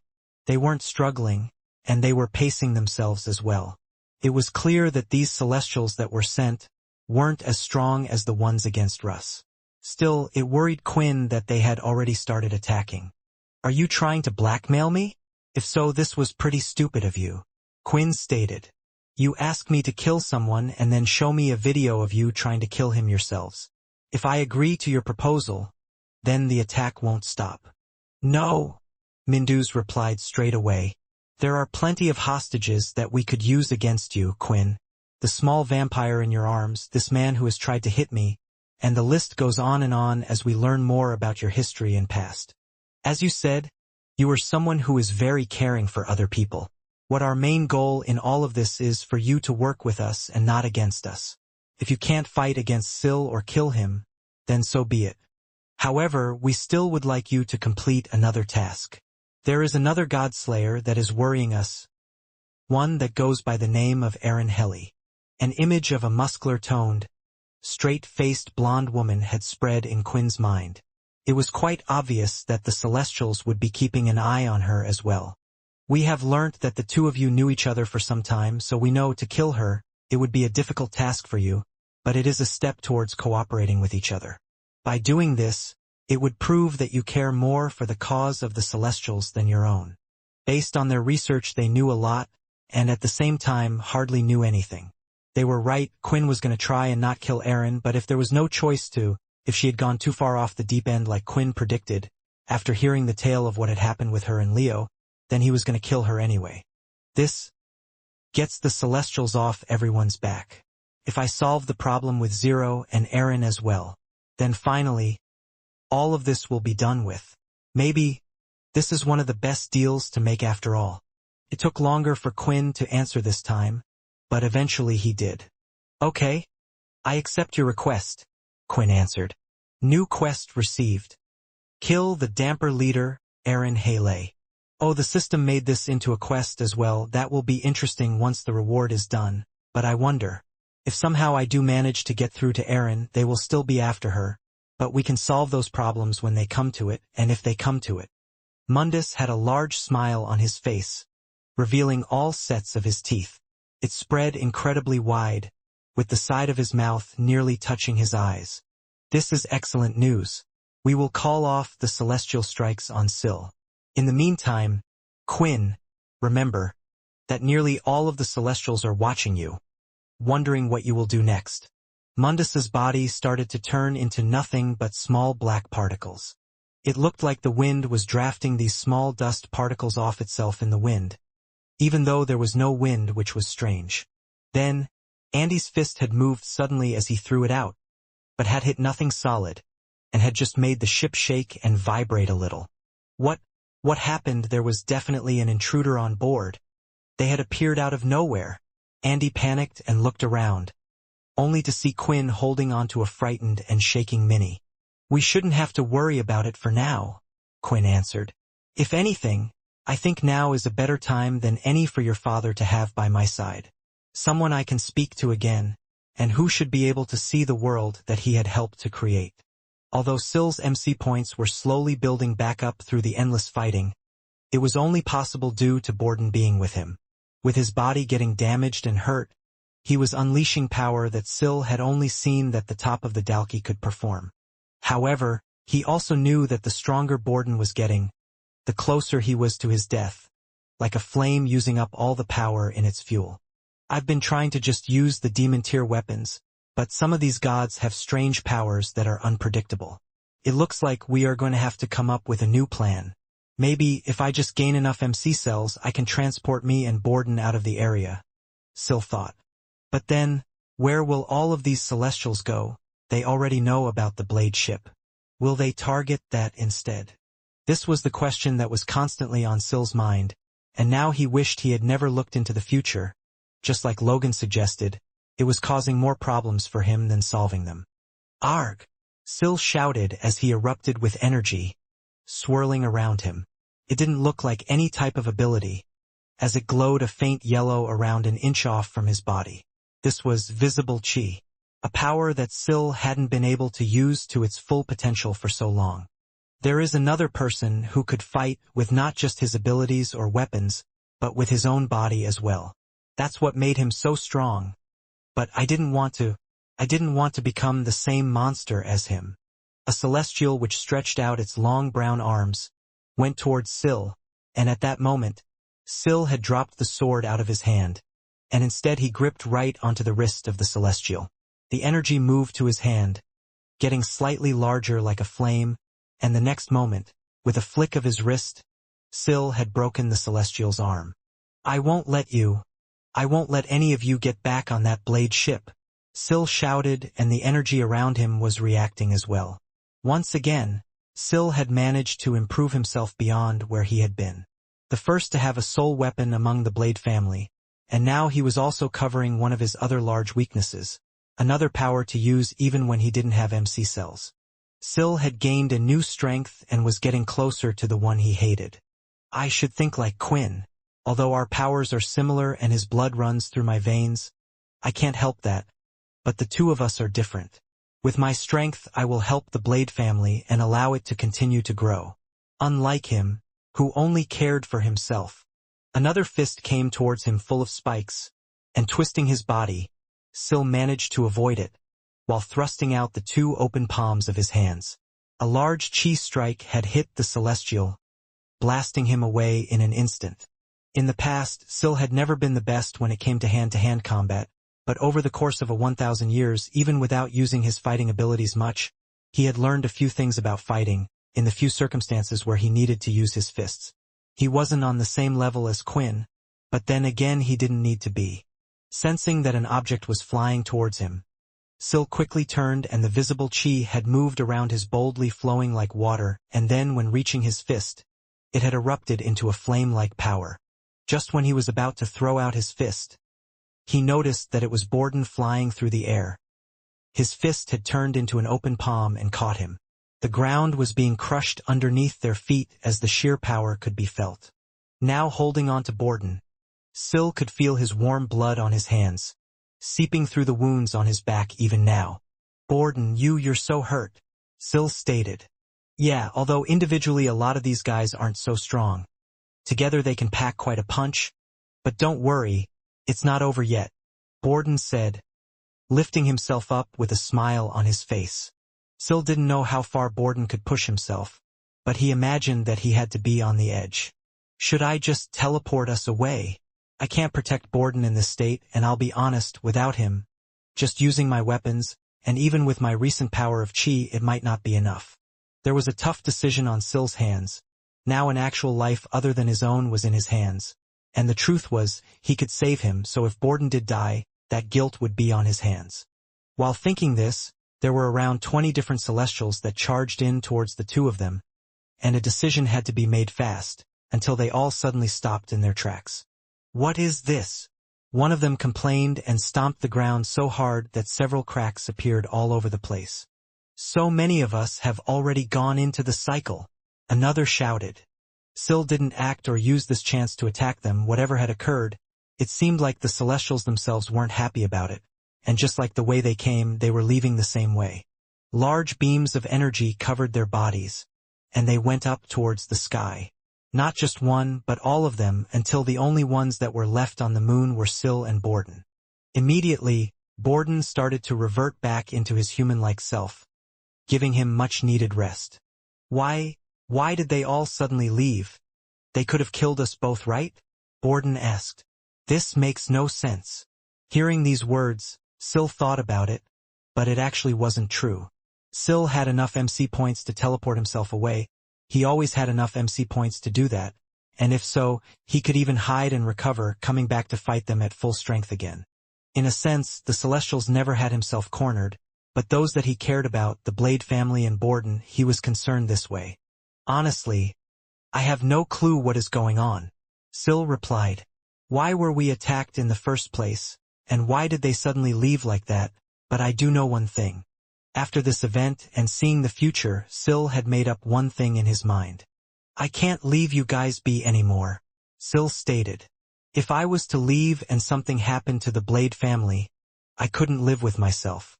Borden, we are going back to the Blade base, and I plan on staying there. Inside the Blade base, Borden had already given orders for the Blade family to move out and prepare to head towards the Mars planet. Without a doubt, he was going to try and do everything to save Sil. Just as they were getting ready to set off though, after everyone had made preparations, right in front of him in the main hall, Sil along with Borden had appeared right before his eyes. You two are. Borden shook his head, because he was unsure if what he was about to say really was the case. What if the enemy was coming here right now? We are fine for now. Sil smiled. And I have decided I will be staying here. Sil wasn't too sure if the crisis was over, or the future he foresaw now had changed because of him. Either way, he was going to be here to stop whatever was going to come his way. Outside, off in the distance, a gigantic ship with the words Marpo Cruise was heading into the Earth's solar system. How long do we have till we reach the Blade family base? The man asked. I think it will take about a week, Pike answered. Good. In a week's time, the entire world will have changed. Originally, Andy was going to retrieve his father and bring the chamber back to Mars so that Quinn can wake him up. This way, Quinn wouldn't have to do much while he was away. However, a number of things had transpired, not allowing him to do that. This was also the reason they were traveling. But at the moment, Andy was at a loss for words about what had just happened. Quinn, is everything okay? He asked. Yeah, everything is fine. I have just been thinking a lot. Don't worry. Eventually, the two of them arrived at the new location. It was on a large floating asteroid which, like other spatial bodies of the solar system, was revolving around the sun. This was also how they were able to predict more or less where it would roughly be depending on what time of year it was. Just like before, the asteroid was barren and void of life. On top of this, rather than a monument built on the outside, which would give away that something was even on the asteroid in the first place, the tomb, for lack of better words, was located underground. And to get to the underground location, there was a hidden entrance on the surface. Upon reaching the exact location, Andy pushed a relatively large boulder. It looked heavy, and when Quinn attempted pushing it, he realized that the boulder wasn't just actually a rock. It was just decorated to look like one. It was made out of such solid heavy metal that even a regular vampire would struggle to move it on its own. However, Andy wasn't any regular vampire, but one who focused on strength in the first place. Underneath the large boulder was a staircase leading into darkness with seemingly no end. I designed this place just for vampires. Not that all vampires are loyal or anything, but you have to make it harder for anyone who is going to come inside, Andy explained. This place is kinda cool, Minnie replied, as she was content with sitting on top of Quinn's shoulders. The walk downstairs wasn't long, and eventually they reached the level flue. Upon walking across it, they reached a large empty room with several pillars on either side. Then, an empty red stone pathway led directly up to the special chamber in the ground. I know you won't fully explain to me what is going on, Andy said as he walked up to the chamber, reaching about a quarter of the way. But I can tell that something was going on back then. All of the other vampires' chambers disappeared as well, so it was important to keep this place a secret. I'm sure I won't have to tell you to also keep this place a secret, especially when you bring my father back. Quinn nodded and showed how serious he was about this matter through his silence. That was when Andy took another step forward and reached the halfway point. The rock tiles below his feet started to shine brightly. There were swirls and patterns that Andy had never seen before, appearing right there and then. Although it was an unfamiliar scene for Andy, The same couldn't be said for Quinn. "Get out of there!" Quinn suddenly shouted and was ready to run right across towards him. But just as Quinn took a step, the light grew bigger, and a large force of energy slammed into Andy, pushing him back and causing him to crash right into Quinn. Before the crash, Quinn had turned, so his back had hit Andy while holding Minnie with both hands. He could feel it straight away that she was shivering. "Don't worry, Minnie. I'm here. I won't let go of you. I won't let her hurt you again. I will make sure to make her pay." Quinn didn't fall as he planted his feet on the ground, making Andy feel like he hit a solid wall, falling on his backside and rubbing the back of his head. "What was that?" Andy asked. When they raised their heads, they found a woman standing in between the chamber effects and the two of them. It wasn't just any woman, though. It was one who wore quite heavy clothing, a large dress of shorts, and held a staff in her hands, which had a crystal embedded on the very top. Suddenly, Andy felt an immense amount of power behind him. The blood in his body was tingling, and it was hard for him to get off the ground. Even turning his head slightly was difficult as sweat trickled down his face already. That was when he noticed the look on Quinn's face. His fangs could easily be seen as he had his mouth opened wide and his eyes glowing red. All of the energy in the room was coming from him. "Bliss!" Quinn roared. "What the fuck do you want?" "Quinn," Bliss stared right back at him. "Now is not the time to be hostile. I am here to show you my gratitude for saving Russ's life, but I also have a warning for you." "Fuck your warnings," Quinn shouted as he started to gather a red aura in his hands. "I still have to make you pay for hurting my daughter." A large beam of red energy erupted straight out of Quinn's hands. It went straight towards Bliss, who stomped her staff on the floor. What looked like an invisible wall had spread around her as the large beam of aura had hit it. But this didn't stop Quinn. Using his blood control, he twisted the blood aura and spread it out before making it a spin. It now looked similar to a tornado. Soon after, the blood aura was pulled back, and then, swinging his hand, the blood aura began to hit the invisible shield again and again until eventually breaking it. Soon after that, the tornado of blood coming from Quinn's hand went straight towards Bliss. To defend herself, she started to spin her staff as quickly as she could. The blood aura crashed into her staff, and for a second the blood aura was stopped. Quinn rushed forward and pushed the air with the blood aura extending out of his own arm. It had forced the blood aura to compact it forward, and the staff couldn't handle the energy anymore. Bliss fell on her back and was hit. Bliss was ready for another attack to come upon her, but instead, she could see the tornado of blood hovering in place. When taking a closer look at it, inside the tornado itself showed a monster, ready to snap at her at any second. His power, it has increased so much since the last time. He has improved faster than I thought he could, Bliss thought. But right now was not the time to be impressed. If she were killed here, then everything she had done would have been for nothing. "The only reason I haven't killed you yet is that you still have many questions to answer," Quinn stated. "But trust me, I have many reasons for why I should hurt you badly right now, only leaving you alive so that you can still answer my questions. You risked my friend's life. You hurt Minnie. And you have been using me without explaining a single thing." Bliss gulped. It was different from her usual calm demeanor. Although she was strong, the way she used her powers had all to do with preparation. She needed time to conjure her spells and set things up.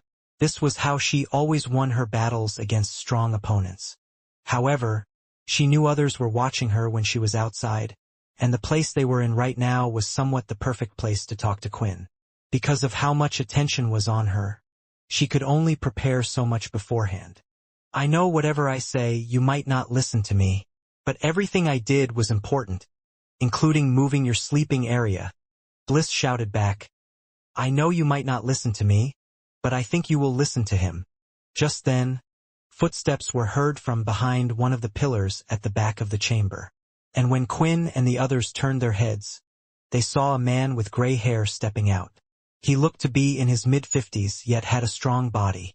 He walked forward with both of his hands raised up. "Quinn, she is right.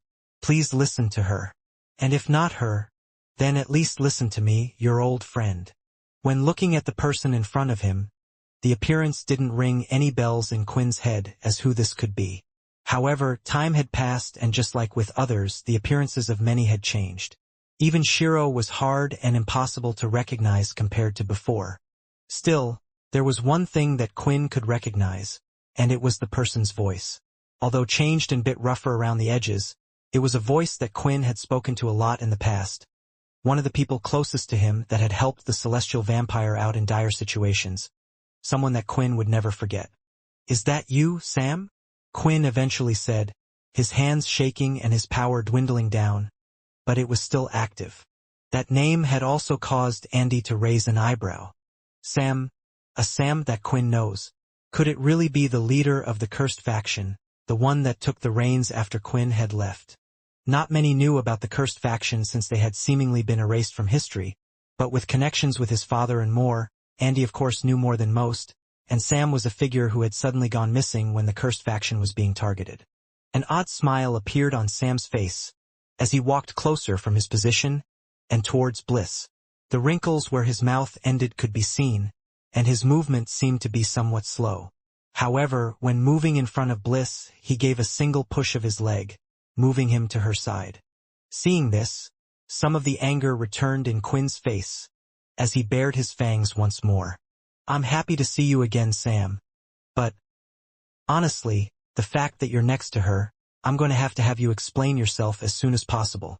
Lifting up his hands, Sam wanted to show that they meant no harm, and even more so, he grabbed Bliss's staff and threw it away from her, on the ground.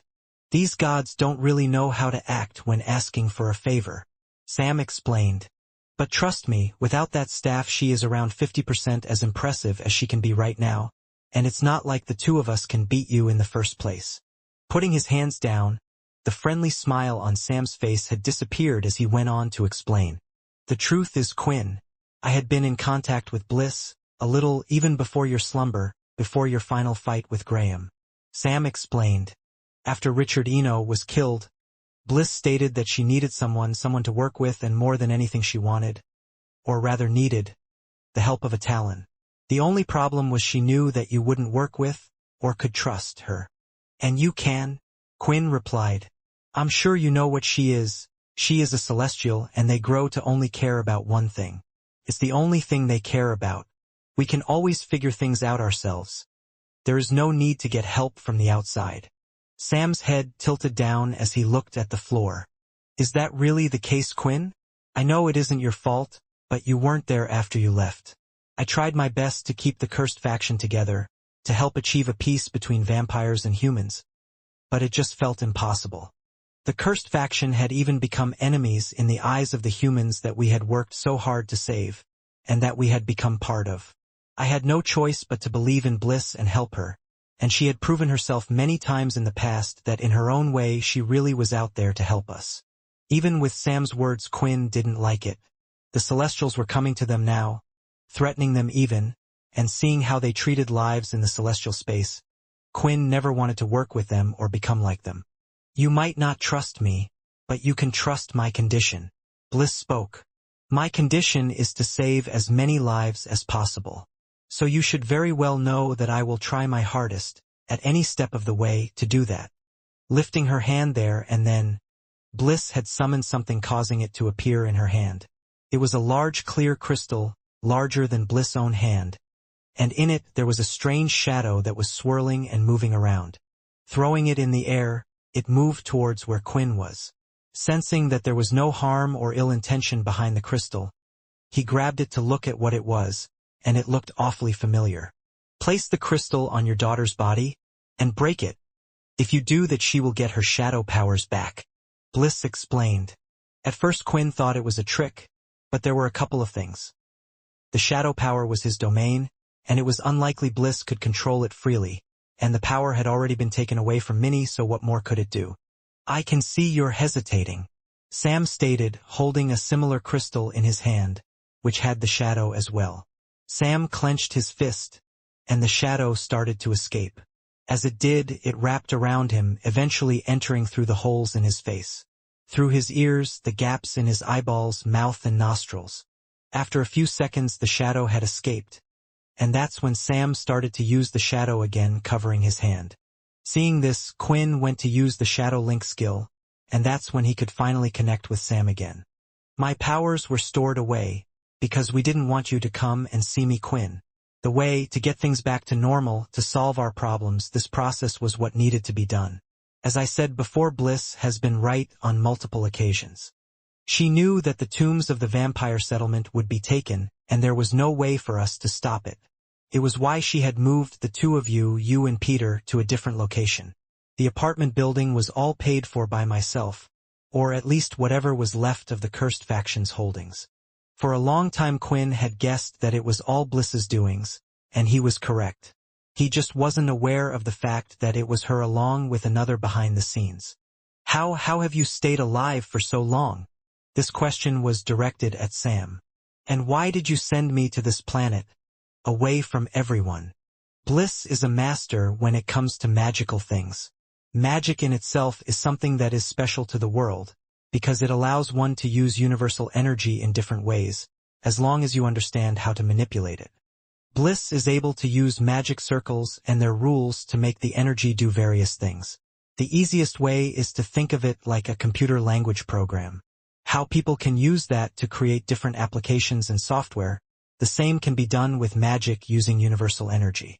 It just takes time to do such things, and sometimes there are certain tools that are needed. She had created a space for me to stay in for the time being.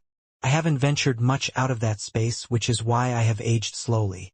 However, it also means I haven't seen, and only heard about, much of what has been happening until you came back, of course. As for why I sent you away, I explained that already. Bliss answered. You were gathering too much attention, and even now that you have gotten their attention, it's to the point where now there is nothing we can do, and now we have to work together. Come together to stop this. Which is why I wanted to give you a quest. Protect Aaron Helly. Bliss asked. A new quest has been received. This quest has 2 paths, and depending on the path taken the reward will differ. Quest option 1. Kill Aaron Haley. Quest option 2. Protect Aaron Haley. The system had been somewhat lax with Quinn in recent times, and there was good reason for it to be. There wasn't much other than the celestial points and the celestial ranks for him to track now. However, there was one thing that didn't quite change, and that was the random quests that he would get from time to time. Quests that seemed larger compared to what they were before, almost as if it knew these were going to be major events, or major turning points. However, this type of quest was something that he had never seen before.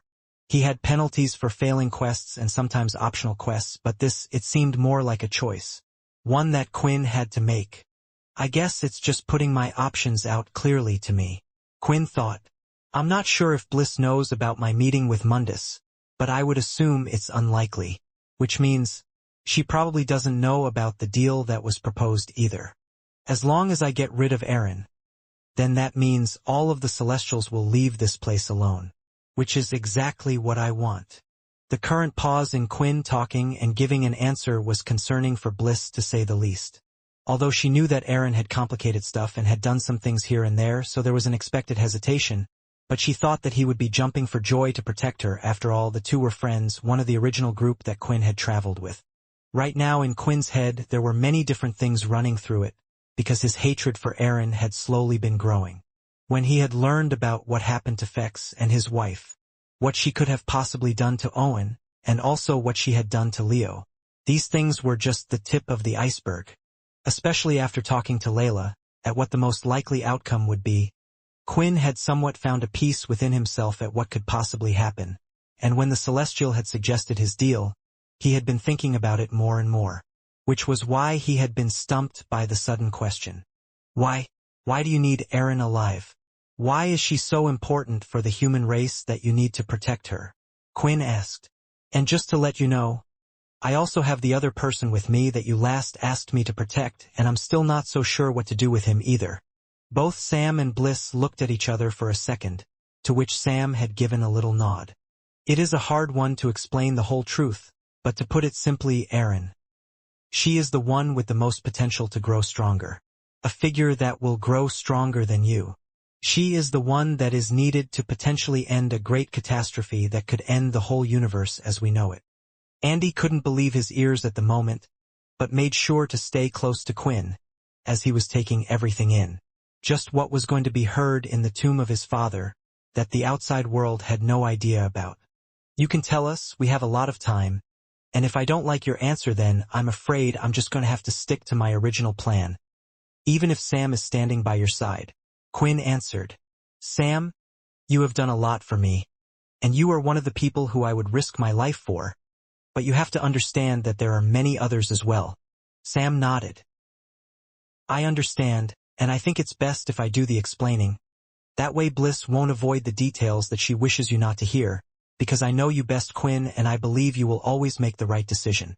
Sam walked towards Quinn. He didn't want to seem too distant, with everything that was going on. But as he got closer, Quinn raised his hand. Wait, I think it's very important that whatever we discuss, and what to do with Aaron, needs to be heard by another one in this room. I need to hear what he wants in all of this. Andy knew straight away who Quinn was talking about because it was his father, the one person in the world that was still alive who possibly had the strongest grudge against Aaron. That's fine, Bliss answered. I didn't come here to stop you from waking up your friend. I just wanted to speak to you in a safe place away from the eyes of those above. The Celestials are too busy watching planets and things surrounding the close areas near it. They can't see everything that is going on.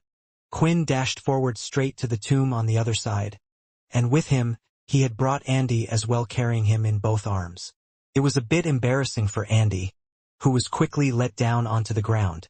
It was incredibly fast as well, making Bliss uneasy because she knew that this person really did have the power to eliminate her at any point in time. She wasn't safe in this area. I wasn't asking, but just telling you what I plan to do. Quinn elongated one of his fingernails and sliced the palm of Andy's hand without telling him. Doing this, the blood dripped down, dropping off from his fingertips, landing on the top of the chamber. The blood swirled around, eventually entering the chamber from the ground, and started the mechanism as it moved and made sounds, lifting itself from the floor. Question, Quinn said, looking at Bliss while the chamber was still opening. If I was to make an old and weak vampire into a dedicated follower, passing on celestial energy, would it elongate their life?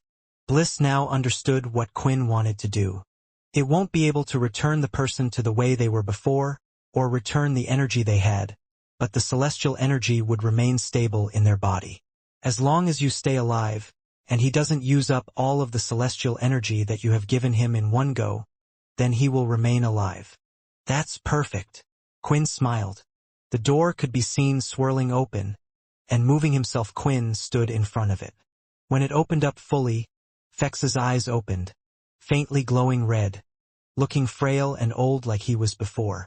An old dried-up man. Quinn, I am happy to see you. Fex slowly stepped out of the pod, to which he took Quinn's arm to hold on to so he wouldn't fall over. It was a sad sight for Quinn to see, but he bore the pain in his heart as he held onto his friend tightly, and he could see that Sam was greatly pained by this fact as well. Sam looked at his own hands. Although old, they were nowhere near the level of Fex. I guess I was incredibly lucky without realizing it. Fex, I wish I could have helped you more, and all of the cursed faction. I am truly sorry for everything I have done. Saying this in his head, Sam bowed down toward Fex, but that wasn't good enough in his heart. Suddenly he fell to his knees and kneeled his head down. I'm sorry. I'm so sorry.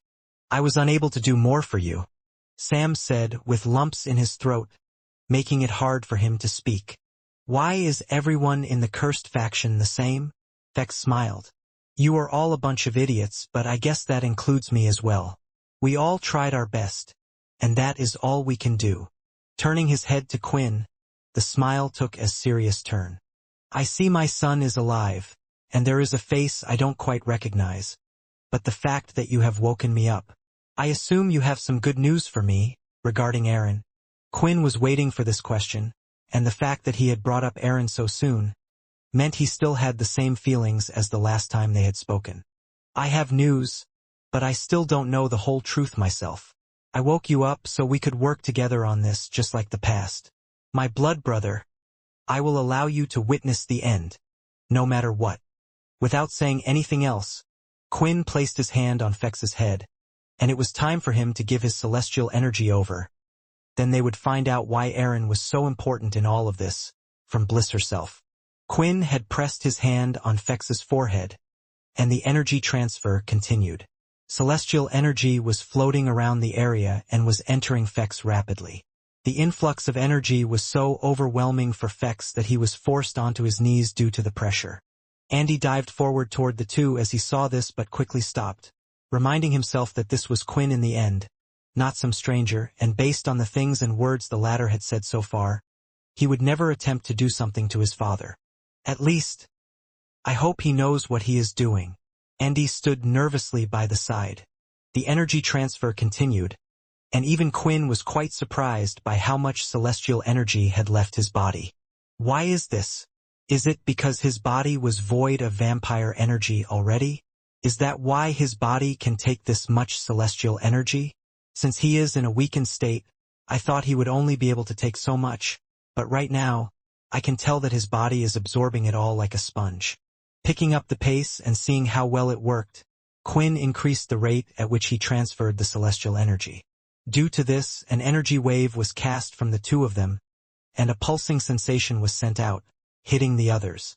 Just how much celestial energy are you planning to give him?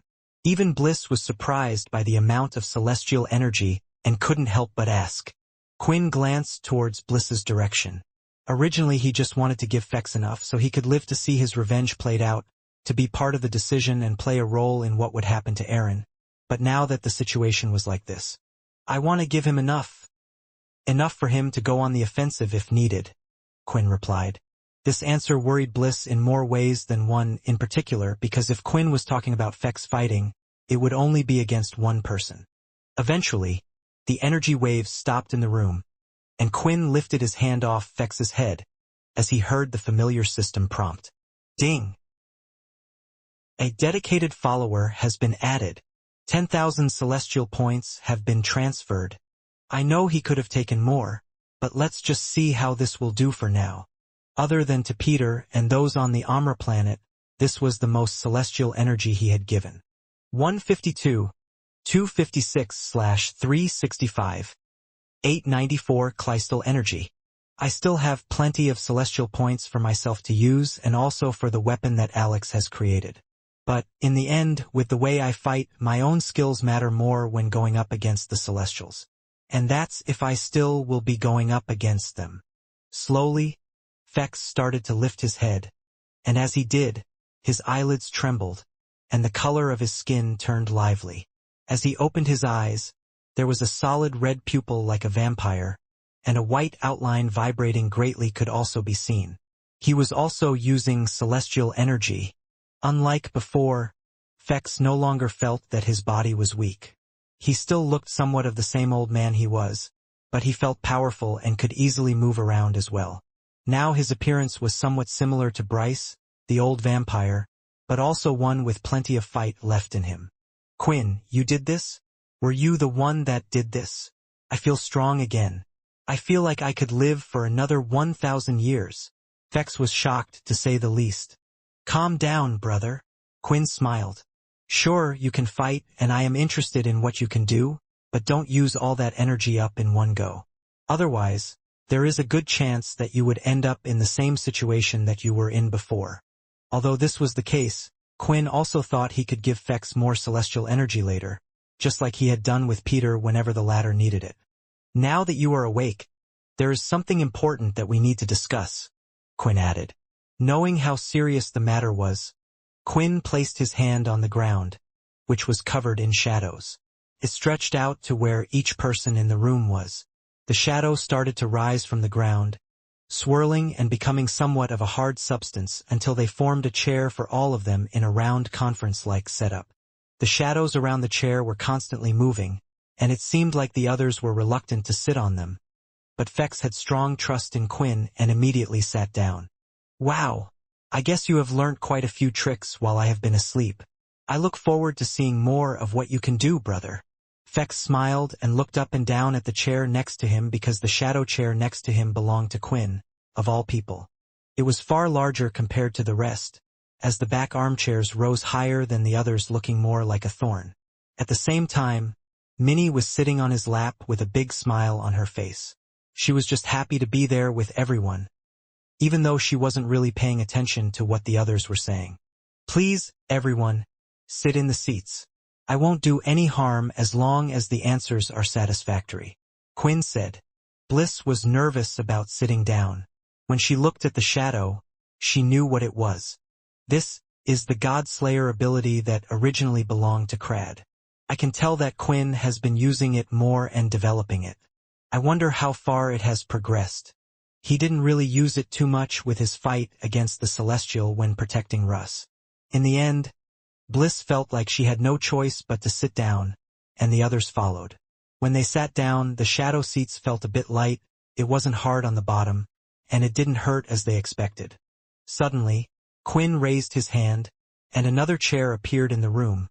But not only was it a chair, but another person also appeared. With long straight blonde hair down his waist, there was Russ. "I think since he is somehow involved in this, he also deserves to know about what is going on," Quinn asked. Russ twisted and turned. But before he could lift his hands, the shadows from the arms of the chairs wrapped around his arms, keeping him there in place. "You and you," Russ said, looking at both Quinn and turning his head to Bliss. "Just be happy that you're alive, and we will all get the answers we have been waiting for.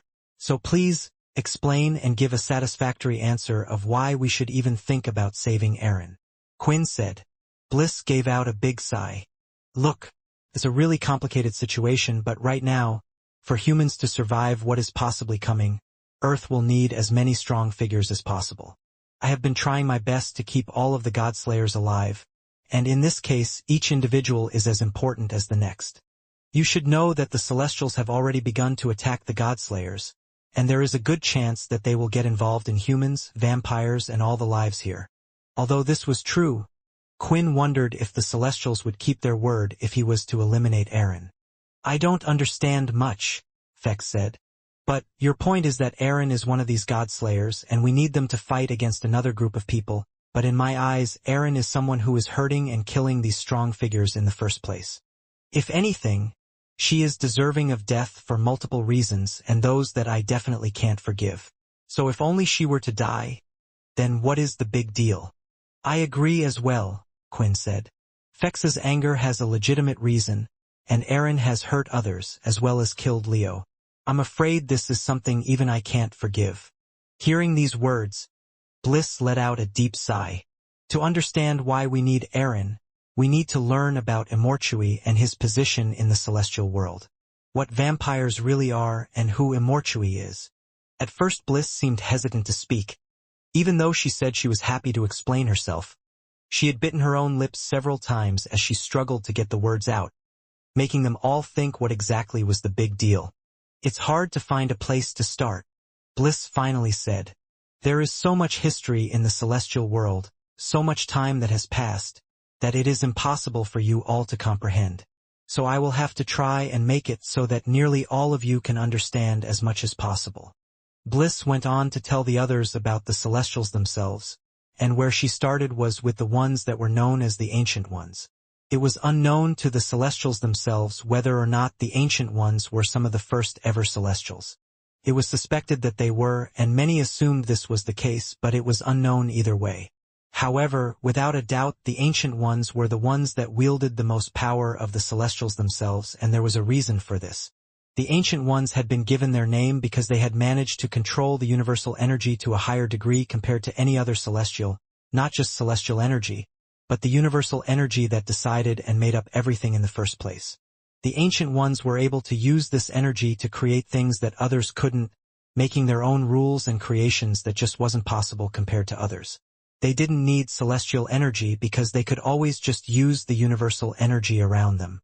In a way, what the Ancient Ones could do was somewhat similar to how Bliss used her magic, only on a far grander scale, and allowing them to do far grander things. An example of this was the celestial space that all of the Celestials used.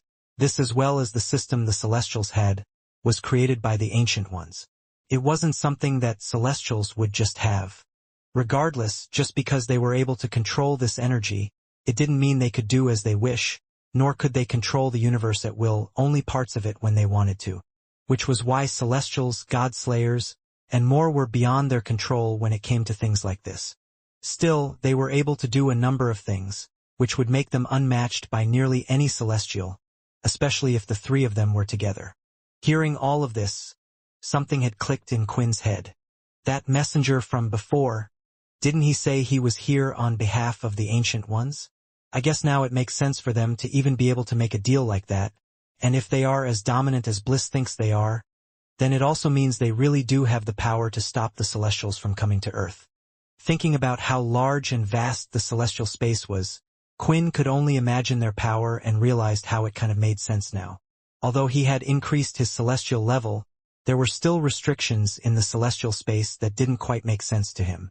If this was something that was controlled by the Ancient Ones, rather than the universal ways and power, maybe he would never get access to use the celestial system and space in the ways the others could. Now, the reason why I have told you about the Ancient Ones is because their relationship with Immortality is quite an important one. Bliss continued to explain. As you may already know, me and Richard Eno in the past had worked together, and Richard had managed to open a portal to another world, or more correctly another plane. Almost like another universe that fits or overlaps with ours. And there are many like this. Just like on this plane, there are the respective celestials controlling each of the areas. Some celestials are able to move between each plane, or there are even certain people with powers that can move between each plane. But an important note is that the Ancient Ones are also able to move who they wish between certain planes. One of the celestials that live in another plane is Immortality. In the past, when Richard had opened up the portal in order to obtain more power, Immortality had planted seeds of power all around Earth. That was how the vampires were created. However, Immortality is a far more powerful being, so much so that the Ancient Ones themselves were afraid of his powers. Immortality isn't just able to create vampires, but he is literally able to turn living creatures into demons. Multiple different creatures beyond one's imagination, and a vampire is just one of them. In some way, Immortality's power is seen even in the vampires, as they too can create different types of creatures, but nowhere near on the scale of Immortality himself. The creatures that Immortality has created have been so strong that they even have had the power and ability to go up against other celestials themselves, and he himself knew this. Which is why, in the past at one point in time, he had decided to go up against the Celestials and the Ancient Ones. Why though? Andy suddenly asked, getting a grasp of a few things and interested in the story. Sorry, but from what you explained to all of us, Celestials or gods have conditions that need to be completed, and that's the only thing that gains them a sense of feeling, which is why all of them try hard to complete it. So then, why the need to try and rule the Celestials? What would that do? I can't believe it. It is beyond the point where one just would want to rule. It seems a bit silly for those that are in such a high position. Bliss started to nod. You are correct, it was nothing like wanting to rule the celestial space or anything like that, but it was precisely because Immortality wanted to complete his condition. Because his condition is death, the loss of lives. Immortality's condition is to get rid of as many lives as possible. Whether that be beasts, humans, and all sorts of creatures. It's a powerful condition, as there are those that are dying every day, and it is also why his power is beyond nearly all of the Celestials and maybe even equal to the Ancient Ones. The problem was Immortality was obsessed with his condition, but you see, life is something that many of the other Celestials need to complete their conditions. With Immortality feeling restricted and wishing to do as he wished, a fight broke out. It took the strength of the three Ancient Ones combined, and even then they were unable to defeat Immortality, but they did seal him away in the other plane with no way for him to get out. Andy wiped his head, hearing these words, because Immortality, the creator of the vampires and other things, sounded too menacing for any of them to deal with.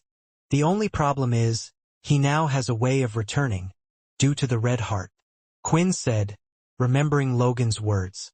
Precisely, my fear is twofold.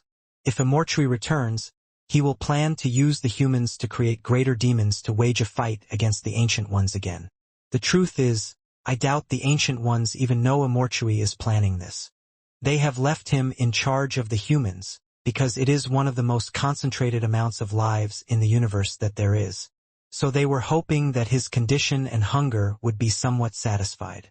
At the same time, there is me as well, in order to create that perfect balance as much as possible. In fact, the Ancient Ones so much don't want to cause a conflict with Immortality, they have left Earth alone for the longest of times, which is even now why they are so reluctant to get heavily involved. The problem I have is, if a war were to start, I know the Celestials wouldn't hesitate to get rid of all of the humans. They are preemptive. They know that if there might be a way for Immortality to escape, he would have to use the people, and lives are needed in the first place to fully use the extent of his powers. Which is why I have been gathering the Godslayers to save the human race, and if worse comes to worse, we might even have to pick a side.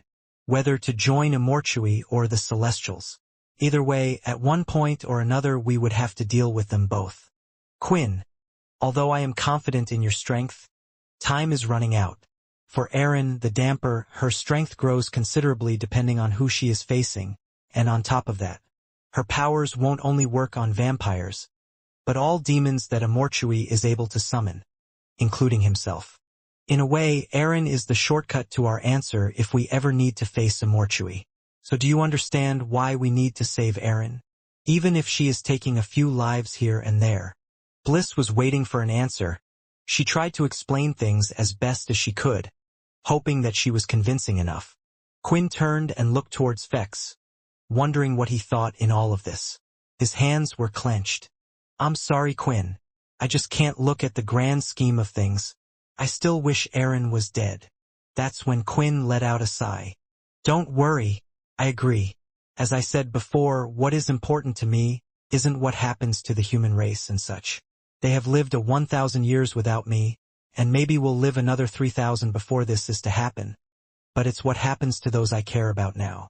I will stop Pure from summoning Immortality, and I will also try my best to convince the Celestials to stay away from Earth. However, as for Erin, I have to stop her before she kills anyone else I care about. Quinn stood up from his seat, and the shadow started to disappear from the others. Come on, Fex. It's time to pick up my weapon and go see her. Quinn had made up his mind, and truth be told, learning the truth of why Bliss was trying to meddle with his current plan, it had changed nothing for him. Because in the end, it never explained why Erin was doing what she was doing. Why she had changed so much to the point where she had not only killed those closest to her, but was continuing to hurt others closest to her. People have made the mistake too many times already of trying to save Erin. It's best if we end this one. Quinn didn't really care about the other details, and now with Fex by his side he was ready to travel again. Russ, I will be taking you with me for now. I think, based on Bliss's words, it would be safer for you to stay with me in the first place. Quinn stated. Without giving a chance for Russ to reply, he sunk into the shadow chair he was sitting on, and once again was in the shadow space. There was one thing that Quinn found interesting about Russ' power, because he didn't quite understand what it was or how it worked, and yet, Russ never once attempted to use it to break out of the shadow space they were in, at least not to the same degree as he used his powers outside. At first, Quinn was waiting for Russ to use his powers. Then when he could see his MC cells drastically going down, Quinn was going to head in there and teach Russ a lesson, making him calm down and stay in the shadow space, but there was no need. A very minimal amount of MC points had been taken when Russ tried to escape. Russ had decided to either stay put or for some reason, was unable to use his powers while in the shadow space.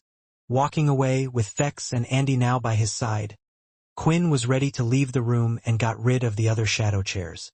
Immediately, the staff that Bliss was holding on to started to light up, and she had soon sped in front of the three with her staff pointed directly at them.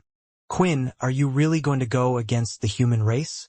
If you get rid of Erin and Immortality wins his battle against the Celestials, then he could get rid of every single life there is. As Bliss talked, the crystal on her staff lit up. Immortality was the one who created the vampires in the first place, as you stated. The truth was I planned to keep my promise I made a long time ago to a certain someone. One way or another I was eventually going to meet Immortality anyway. You seem to be so sure of a fight happening, perhaps it's because you can see the future, but I know, as well as you do, that what you see isn't always the outcome, otherwise you would never try to meddle in the first place. Taking more steps forward, Bliss lit up her staff and fired it towards Quinn. Seeing this, he could tell that the attack wasn't too strong, but the celestial energy within it was. That's why he made a small cut on his hand. And in doing so he had formed the celestial blood from his own body into a gauntlet. After that, Quinn threw out his fist, wrapped in his aura, and smashed the energy, breaking it into small particles on the spot. What do you think attacking me is going to do? Are you trying to kill me? Do you really think this is going to help out your cause? Quinn replied, even if you have more celestial energy than me, I realized in the fights I had that celestial energy isn't everything. Even just then, I only had to use a small amount along with my own strength. If you try to get in my way, I don't think this will be favorable for you. Gripping around the staff hard, Bliss knew he was right, and she eventually held it upright and stood to the side along with Sam, allowing the three of them to pass along with Minnie, who had hopped on Quinn's back again. I will do what I think is best like I always have done, Quinn commented as he walked past Bliss, and then looked toward Sam as well. Sam, you are a smart person. I know you will continue to work with her, and that's why I haven't killed her. I know that my actions might cause a strange outcome, but I also know that you are a smart person. You will always do the best you can to sort out the situation. And if you need me, I will be there to help you, just not this time, not for this favor. With the shadow link and Sam having regained his shadow, Quinn could always head back to him, and he was somewhat hoping that Sam would stay with Bliss, just in case he needed to ask more questions in the future. The information about Immortality was interesting, and if it ever came to the point where they would need to fight, the information that Bliss had would be needed greatly. Immortality, I assume Laxmus was a dedicated follower of yours, and you have great power as well. He is most likely also the one that promised Zero that he would bring the others back according to Chris. It seems like he has been meddling in human affairs a lot as well, trying to plan something with Aaron being the key to defeating him. I can tell Immortality is strong, but does that mean Aaron is really strong enough to defeat someone like that? Thinking of this, perhaps if Quinn was to face Aaron, she wouldn't be as easy of an opponent as he originally thought. After leaving the underground tomb and now back on the surface of the meteorite, Quinn tried to set up his shadow link again. He could sense Sam, which was good, but there was a problem. For some reason he was unable to sense Alex, someone who had recently come back. How is that possible? Has something happened to him? But he sent me a message saying that the weapons were completed. He was in Green City, right? Is everything okay? Panicked, Quinn had no choice but to take the ship they had come in back to Earth. As they were doing this, Andy had gotten in contact with his base and they had been informed that Green City was completely fine. If that was the case though, then what of Alex? Why couldn't he use the shadow link to head back to him anymore? After dropping off Andy, Fex and Andy had said quick goodbyes to each other. Fex promised that he would meet his son again after he had completed his revenge. In the past, Andy would have thought these were words of a madman who was obsessed, looking at a goal that could never be done, but they were so close that now it was possible. Andy couldn't wait to talk to his father like he had done before his mother had died. After that, they had reached Green City and had entered Green Tower just like they had done before. Heading to the top floor, they could see that Logan was there to greet them, but he didn't have the best of looks on his face. Alex. What happened to Alex? Quinn asked immediately. I got his message saying that he had completed making the weapon, but now I can't use my shadow link to get to him. Were you guys attacked? Logan shook his head. No, we weren't attacked, and I was the one that sent you that message accidentally. Quinn, I'm afraid. I don't really know what happened to him, but it looks like some bad news. All I can do is show you this video. Pressing a button, the video of inside the forging room was seen, and at the same time, Quinn could witness two things: Alex completing the weapon that he had requested, and after that the battle for his life. Having watched the video that had been prepared by Logan, Quinn's hands were shaking while his lips were quivering as he saw the scene. How is this possible? What happened? Quinn asked. I have yet to enter the place properly, Logan replied. I have locked the room and denied access to anyone in there. However, no matter how many times I check the security footage, hoping that Alex will appear again, there's no sign of him. Hearing those words, Quinn immediately felt extreme guilt. After all, he was the one that had requested the weapon to be made. On top of that, seeing that his shadow links weren't working, it meant one thing. What was shown on the video footage was real. It had to be. Sometime later, Quinn started to walk. "You guys stay behind. I'll head down there on my own to see what's going on. No one is to step foot in that room until I come back." While looking at Quinn gradually getting farther, Fex couldn't help but shake his head. It looks like there's always some sort of drama going on with him around. Anyways, I'm sure you have the vampire core to run, Andy. I'll look after my little niece here, and Logan, it would be good if you could update me on what's going on so far while I will do the same. We've had quite the interesting encounters since I woke up, if I do say so myself. Quinn stood a floor under the main lab where Logan's base would be. This was where the forgery was, with two large thick doors leading to the forgery. Rather than opening the door, Quinn used his shadow travel skill to travel underneath and reappear on the other side. The forgery was like those that he had seen before, just with a modern design and twist of simplicity in places. Surprisingly though, there was still an intense heat in the room, coming from the furnace and a lot of the machinery that was used still being on. I guess Logan really did leave everything the way it was when he found it. "Alex!" Quinn shouted. "If you're there, reply. Shout out back to me. I can help you." From the look of things, on video, strange tentacles made out of blood spread out and had been attacking Alex. Due to the camera angles, it was unclear where these tentacles were coming from. Though, it strangely seemed to be from the strange mold he was producing for the weapons. Unfortunately, there was no reply. Nevertheless, Quinn still carefully walked around the room, condensing a small amount of blood aura in his hand, ready to be used at any point in time. That was when his eye had caught something. Taking on a humanoid shape, there was a full set of armor, one that looked familiar to what Quinn had seen before, yet clearly different at the same time. It's the Blue Fong set, right? It has to be, Quinn said to himself. Then again, it was wrong to call it the Blue Fong set. After all, the set was no longer silver with blue trimmings like it was before. The colors for it had completely changed. Now, it was mostly a solid black armor with its points and trimmings a bright red. It looked like armor fit for a demon lord of some sort. "Alex, you repaired the set, didn't you? But is it the same as before? What's the reason for the color?" Thinking about this, although Quinn wanted to try and find Alex, he couldn't help but use the inspect skill on it. Red Fong Demon Tier chest piece. Red Fong Demon Tier shoulder guards.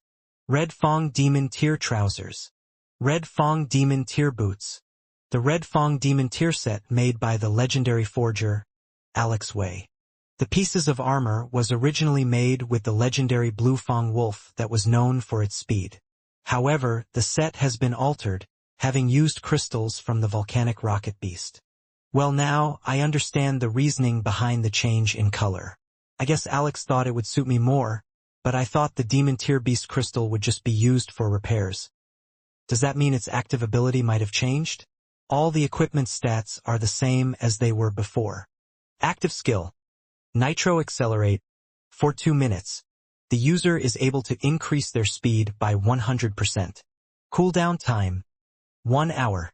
This is slightly different compared to what it did in the past. Before, it would combine the agility points of all the stats the armor gave before adding it to my agility. In a way, this is better since it stacks with my own speed. As my own speed increases, the percentage will stay the same. Even though my speed hasn't improved much lately, we'll have to see if I am faster than before. It also honestly seems to have the effect from before, making the armor somewhat pointless after using the skill. It was certainly an improvement because of that, but what caught Quinn's eye even more was the fact that there was another active skill that wasn't there before. Active skill. Nitro Casting. When this skill is active, for 2 minutes, the user can cast attacks at a faster rate. Is this for real? Cast attacks faster. The armor has always just increased my speed, so the speed of my fists, legs, and such. But this skill will actually allow me to cast attacks faster. Does that also include blood aura? This was certainly something that Quinn wanted to test out straight away. However, now wasn't the right time. He needed to find out what happened to Alex. Regardless, the armor was something that he couldn't have others get their hands on. So, using the shadow, he was ready to place it in his space. That was until he thought of something. Should I make this a celestial armor piece? Quinn thought. There's a chance that it can lose its active skills, but after hearing what Bliss said, and having a meeting with Mundus, the equipment I should have needs to be better. And if Alex is truly gone, then there won't be a chance for me to make anything after this. Or at least find a forger as good as Alex. In fact, I don't want anything to be made by anyone else but him. There were times where risks needed to be taken. Since he had used the marking on weapons before, he thought that it was time for him to do some more testing. There are times where risks need to be made. Alex risked his life creating this equipment, and here I am getting worried that it will lose its effects. Whatever changes the armor would undergo, it won't be worse off than it is now. With that in mind, Quinn placed his hand on the armor. Give me something that can take down and protect myself from those around me, Quinn stated as the armor pieces started to light up. Soon, he could feel the energy going into each of the pieces. He didn't know how many celestial points this would take. But since this was an armor for himself, he wouldn't mind so much. After all, in a way, the celestial equipment could be used to fight against other celestials, including others. Sweat soon dripped down Quinn's face. The only time he felt tired these days was when he used celestial energy. But eventually the job was finally done. Every single piece of equipment had the familiar marking that Quinn had put on all his dedicated followers, along with other things. 10,000 celestial points have been used for each piece of equipment. 40,000 celestial points have been used. 112, 256/365. 894 celestial energy. Inspect. I see now. Well, I'll say that, without a doubt, this is definitely an improvement. I guess I did the right thing after all. Helen, Alex, once again I have to thank the both of you for making this legendary armor set. Quinn smiled. The amount of celestial energy that had been used was thankfully along the lines of Quinn's expectations. He wanted to have over 100,000 points for any battles he did have against Celestials. With his own strength and this, it seemed enough to take on others. Since Quinn was a fighter in the first place, and didn't rely a lot on the celestial energy, using his celestial points to make celestial weapons was better for him. Then again, he needed to use more energy on the new weapons as well. On top of that, there was another quest, the quest to make a God-Slayer weapon. Wow, now that I think about it, I need to have quite a bit of celestial points. I might have to start getting more people to complete the condition at this rate, Quinn thought. Although there were many things that were holding him back from doing so, one of them was getting addicted to this feeling.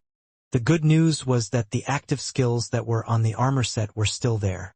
In other words, there were no changes. There was nothing lost in the process of making the weapon. However, with them now being celestial weapons, there were some bonuses that made Quinn grin widely from ear to ear. Celestial resistance. The item is resistant to celestial energy from the user and, to some degree, from attacks containing celestial energy. This passive skill was something that was now on every single one of the armor pieces that had been created. Before, when Quinn would use his celestial blood or activate the energy in his body, it would cause the armor to deteriorate. This was also the reason why he was unable to use his celestial energy along with the Bluefang set. However, the Demon Tier Wings were somewhat fine as they had the passive ability of healing. Now I will be able to use the armor set while using my celestial energy for attacking as well. There's no need to use my celestial blood to form an armor. On top of that, there's a natural resistance to celestial powers, putting me more on an even playing field with the other gods. From what Quinn had learnt in the celestial space, most celestials weren't good fighters. Instead, it was their celestial energy which made them all troublesome to some degree. Now, with this armor, it would be like fighting just anyone else, but that wasn't the limit of what the armor could do. Celestial Blood Charge. Celestial Blood Charge is a skill that can be used to reset the active skills of the armor set. There are two uses of Celestial Blood Charge. Using the skill will take up celestial energy, as well as the user's blood. 1. If skills have already been used, Celestial Blood Charge will take 50% of the user's health to reset the cooldown on the armor skills. If health is below 10%, the skill will not work. 2. Celestial blood charge can also be used while a skill is currently active, allowing the user to continue the usage of the current skill. The amount of blood and celestial energy taken will be relative to when the skill is used after the skill has gone past its initial time. It's been a while since I've had to worry about skills like this, Quinn thought. What he meant by this was the fact that the skill took his health away. Ever since gaining the title Ruler of Blood, using blood aura and blood skills didn't take any of Quinn's health. So, there was no need for him to worry. However, injuring himself so he could use his celestial blood did. Now, it looked like his new celestial items would use up some amount of blood just like the old days. In any case, these skills are impressive. I have used Nitro Accelerate a number of times when I was in a pinch in the past, and now with these skills I can continue to use them. When going up against a group of enemies or a tough opponent, this will be a good option to have. The Celestial upgrade has improved this armor beyond belief, but it does make me wonder. Would normal users be able to use it? Due to the requirements to use some of the skills, it was almost like the armor knew that this piece would be kept for me to use. Regardless, there was no need for Quinn to think about that. For now, he was glad to find out he could use his celestial energy on more items than before. However, he needed to save his celestial points for more items, and those were the ones coming toward him. Turning around, Quinn could sense an energy that was familiar to him in the room. Ever since he entered the room, he could sense this energy, but he had ignored it because he was unable to see anything, assuming it wasn't hostile. Surprisingly, this energy came from the mold next to the furnace at the very back of the room. In the video, that was where Alex was dragged to. So he should be around here, I hope. Taking a step closer, the energy radiated with greater fervor, seemingly reacting to Quinn's footsteps. Still, he looked around, trying to find some answers to where Alex could have gone. He was still too far away to see what was inside of the molds that were used to create his weapons, as they were quite deep, so it just looked like two metal boxes from a distance. Taking yet another step, Quinn clenched his fists, and his bangs started to elongate as energy began pouring out of him.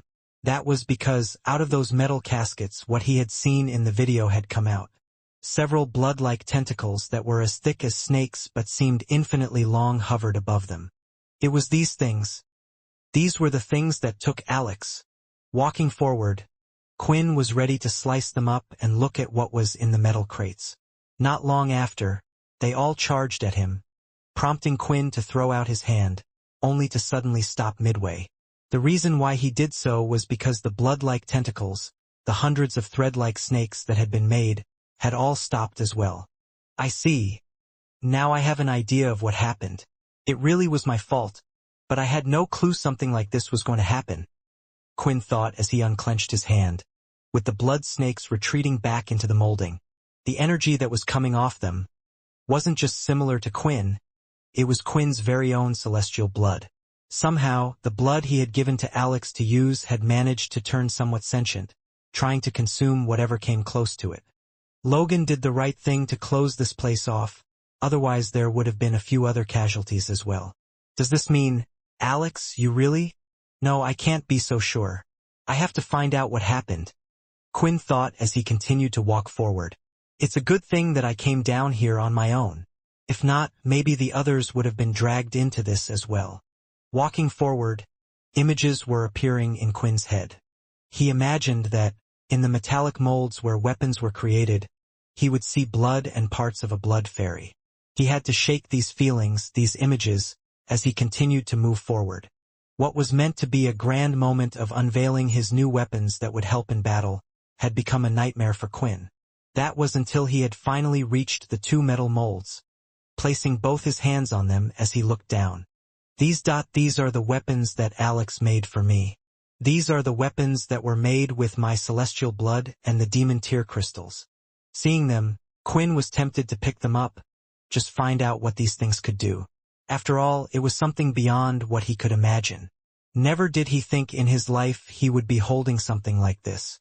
Quinn really didn't know what to expect from Alex's creation. For one, he was actually thinking that the weapon would just be a single item, and here it was two items lying out there. On top of that, this was not just any weapon but one that was frequently used in the past but only seen quite recently. I can't believe Alex would make something like this for me? Was there a reason? I guess in the end they would have their use, and if Alex created them, then it has to be for a good reason. There has to be a reason why he created these. Before picking them up, Quinn had decided to use his inspect skill, just to make sure they were the items he had been expecting. Altandamite Celestial Dual Blood Guns. These dual handguns have been made using one of the hardest materials in the universe. It would be hard to come by anything that would be able to destroy these.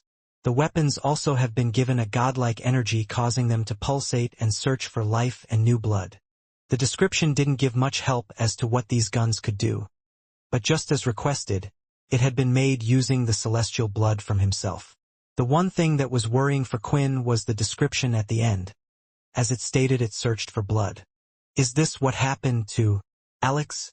And these guns, just how helpful will they be? Quinn reached out, heading to pick one of them up, to see what effects it had. Guns had a strange history on Earth. From what Quinn could remember, before his time and before the First Dalki War, guns and weapons of almost all sorts were banned due to the humans worrying that they would kill each other in an all-out war. However, they had made a recent return just before the fight against the Dalki. Because of the period where humans had stopped using weapons of mass destruction and guns, it had caused this type of technology to halt, and it had not advanced further like it had done in the past. In the end, even when the Dalki did attack with the use of guns, battle tanks and more, nearly all of it was unable to pierce the hard outer skin of the Dalki.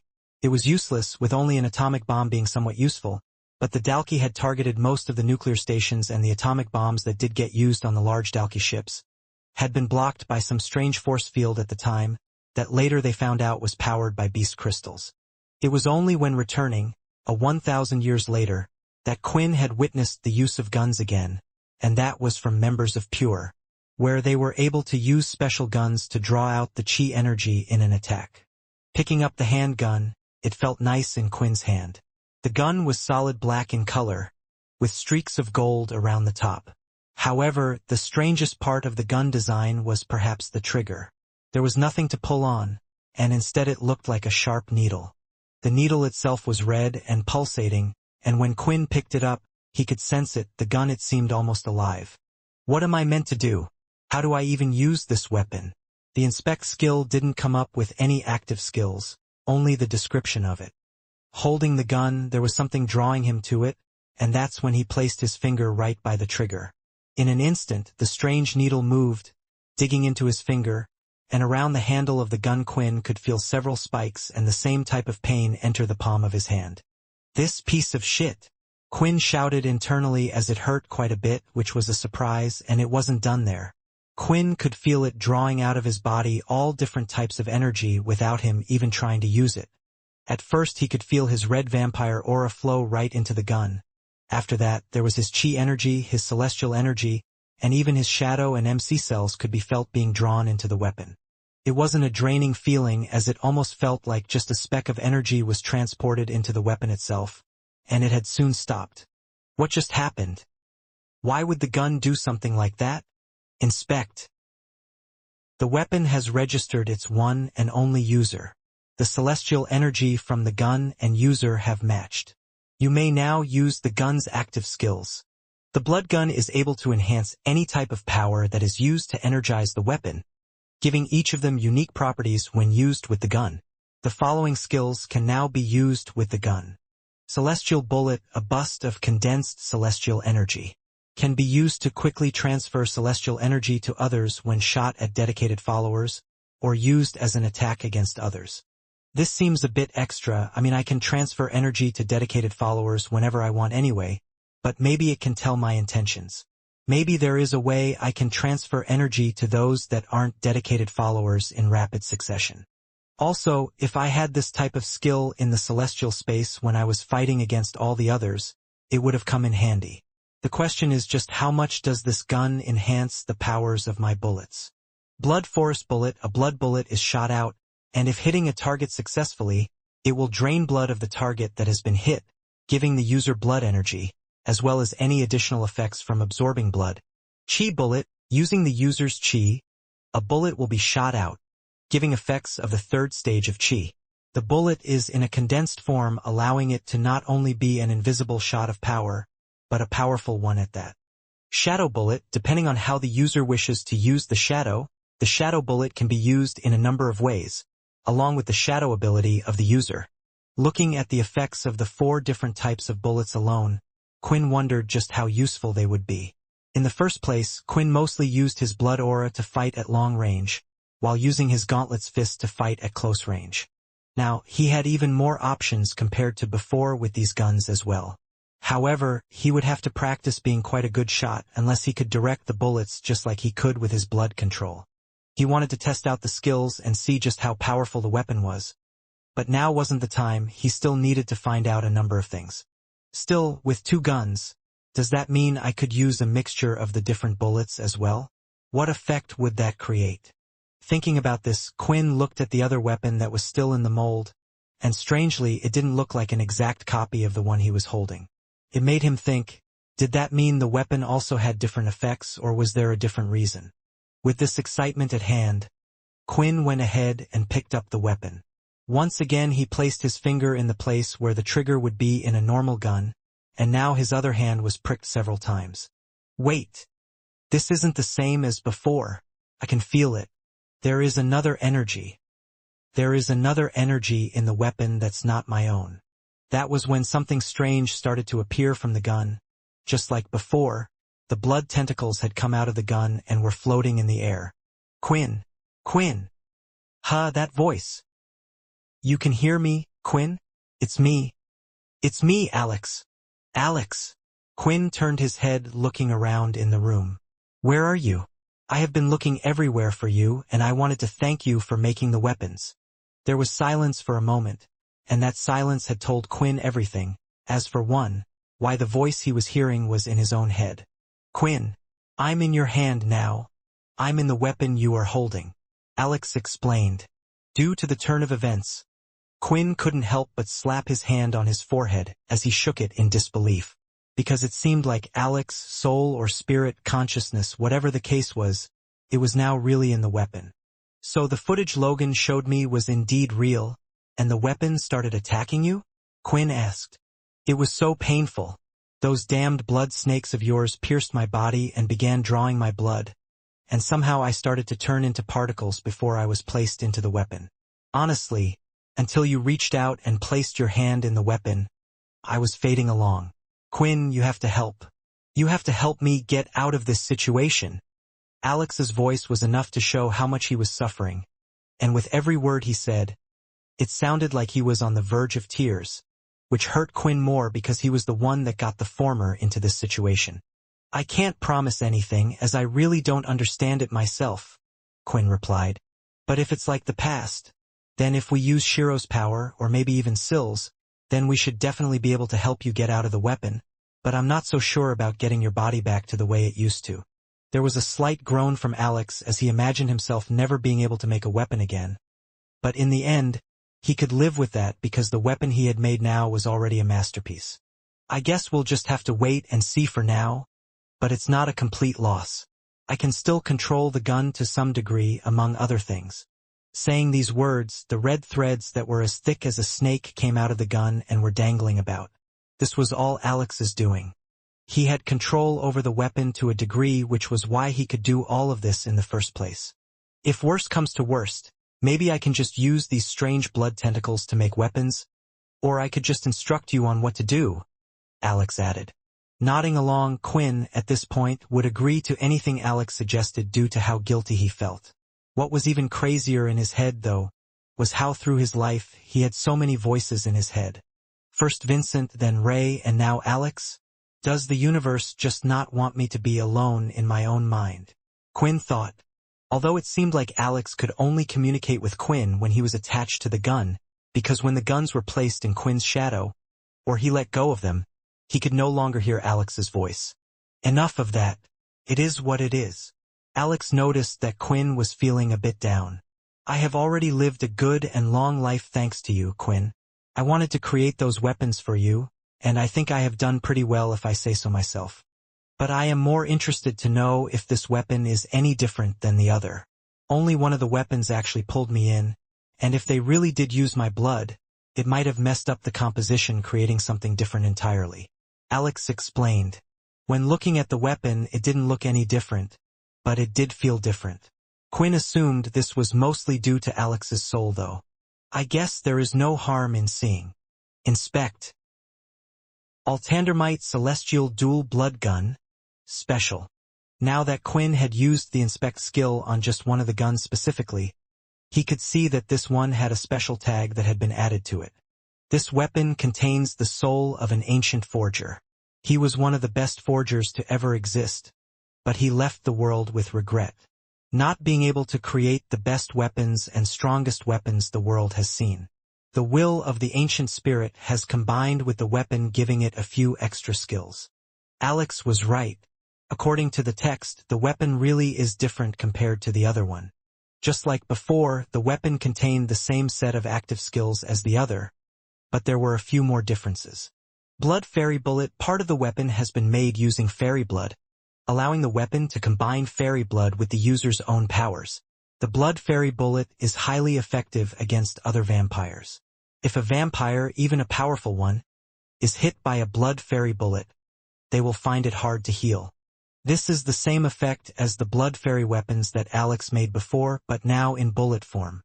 This would have been good to use against Laxmus, but I haven't had to fight against other vampires for a long time, so will there be any use for it? Thinking about this, another thought popped into Quinn's head. Bliss had stated that Aaron's strength didn't just work against vampires but all creations of Immortality. So maybe the Blood Fairy Bullet would be the same. Maybe it was an attack that could be used on the demon creations and Immortality himself. On top of all that, there was still one more skill that could be seen. Absorption. This weapon is able to absorb crystals. Depending on the crystals absorbed, it will allow special types of bullets to be made. The bullets made through the absorption method will either be limited or permanent. Oh, that looks like a nice skill, Alex said after reading the text. Wait, you can see that? Quinn asked. Yeah, I could see all of the system screens that popped up. Wait, have you always been able to see this? Is this how you could figure out what was a good weapon and a bad one? The thought of when the two first met was coming into Alex's head, and now it was all making sense. Quinn wasn't some type of forger or weapon expert. He had a cheat skill allowing him to see all of these things. Although Alex was upset for a few seconds, it had been so long ago he couldn't really be so upset about it. Anyway, the skill is a good one. Maybe with this you can absorb demon tier crystals through the weapon and continue improving the weapon. Maybe with this you might never have to get a new weapon after this again. And don't you have the best forger in the world? Ha ha ha. Alex shouted in excitement. Yeah, I really do have the best forger. After saying those words, and with the weapons in his hands, Quinn started to walk out of the forging room. He also turned off the equipment one by one at Alex's request, who explained to him what he needed to do. One of the guns had been placed in his shadow, while the other, using the strange blood tentacles, Alex wrapped around and held onto Quinn's hand. The gun would stay on the underside of his forearm near his wrist. This way, Quinn could still use his hands just fine and also communicate with Alex, who didn't want to be alone and left with his thoughts. When exiting the room, Logan was standing in front of him, and Fex and Minnie were also present. I'm guessing you never managed to find him? Logan asked. Quinn shook his head. Actually, I did, but it's quite complicated. As usual, nothing is ever so easygoing these days. Quinn replied. If you're not too busy, I could explain and talk to you, but I wanted to ask you a favor before that. Do you have a training room of some kind? I would like to test out the new weapons which Alex made. Actually, never mind that there is no need for a training room, I just need training partners. I can make my own space. Quinn said, thinking about his own celestial space he could now create, which slowed down time. All they were waiting for now was word on where Aaron and Zero were. During that waiting time, Quinn was going to get as familiar with the weapons as possible. Sure, Logan replied. But I assume that there is not much longer to wait now. We should get the call from Peter and Chris any moment now. The good news was that there was no need for Quinn to use any more celestial points. since the new weapons were already celestial weapons without him having to mark them. In the future, Quinn wondered if this was a better way to make celestial weapons. Then there was no need to use any of his points. At the end of the day, even though celestial power wasn't the end-all when fighting against other celestials, it did help, and on top of that, there was another reason why he needed a large amount of celestial energy, and that was his own celestial space that he could create. Right now, not just Quinn but also Fex were in his own private white space. Time was slowed here, allowing for Quinn and Fex to train as much as they could before they were to be called. However, it would use a large amount of celestial energy as well. They weren't alone in the room, as there were a few robot humanoid figures with crystals embedded in their bodies. A loud bang was heard and the robot fell to the floor, but it wasn't the only robot on the ground. There were around 20 that had been destroyed a distance away from Quinn, while Fex also had around 5 or so of the robots defeated around him. Logan sure has improved these guys. But this power, it's great, just a little hard to get used to drawing it out. Fex stated. Maybe that's because you're old. Quinn replied, as he looked at his gun and the distance the fallen robots were at. Hey! Do you really have to hit me where it hurts? And besides, we're technically the same age. Fex replied. And at least I have kids to show for it. What have you done during this whole time? Just slept letting your balls dry out. It was a crude image, but Quinn couldn't help but smile. He missed the back and forth that he only really had with Fex. Using the shadow space, Quinn had summoned more of the robots that Logan had allowed him to borrow, and was now observing Fex trying to gauge how strong he was or could be, because the one thing he didn't want to do was rush him into danger as soon as he came back. While watching Fex, still as skillful as ever, if not more so with his strings, Quinn was actually thinking about his own weapons. I'm thankful for Logan giving us these robots to test out on, but it's hard to use most of the real effects of the weapons that way. Quinn thought. Still, I was able to find out a couple of things. The bullets, for one, come out lightning fast and I can't really control them. When shooting out the bullets, Quinn thought at least with the blood aura bullets, he could use his blood control to move it where he wished in the air, after the bullet was shot. However, they came out so fast that by the time he used his blood control, it was useless and the bullet was far away. He could only just shoot more bullets at his opponent. Otherwise, he would spend more time focusing on moving the bullet, rather than shooting his target, which would be worse. Which was why Quinn had to use the guns more like normal guns. The problem was he wasn't the best shot. Targets that were close he could do well with, but far away and moving targets were troublesome, and that was what he was currently using the robots that had been provided to them for. What I haven't really been able to test on these robots though is the real effects that these bullets have, just the range, speed, damage, and the general power of them. Even then it's not really helpful since a chi bullet and a blood bullet destroys these guys in one shot. I wonder if there is a better way or opponent to train against.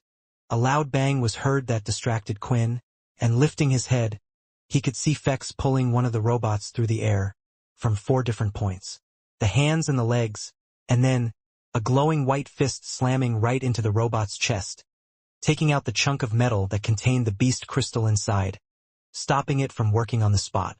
I think I can do this. I think with this I can stand on my own. I might not be able to help you fight anyone significantly stronger, but I can be by your side, especially when you take out Aaron, Fex stated, clenching his fist.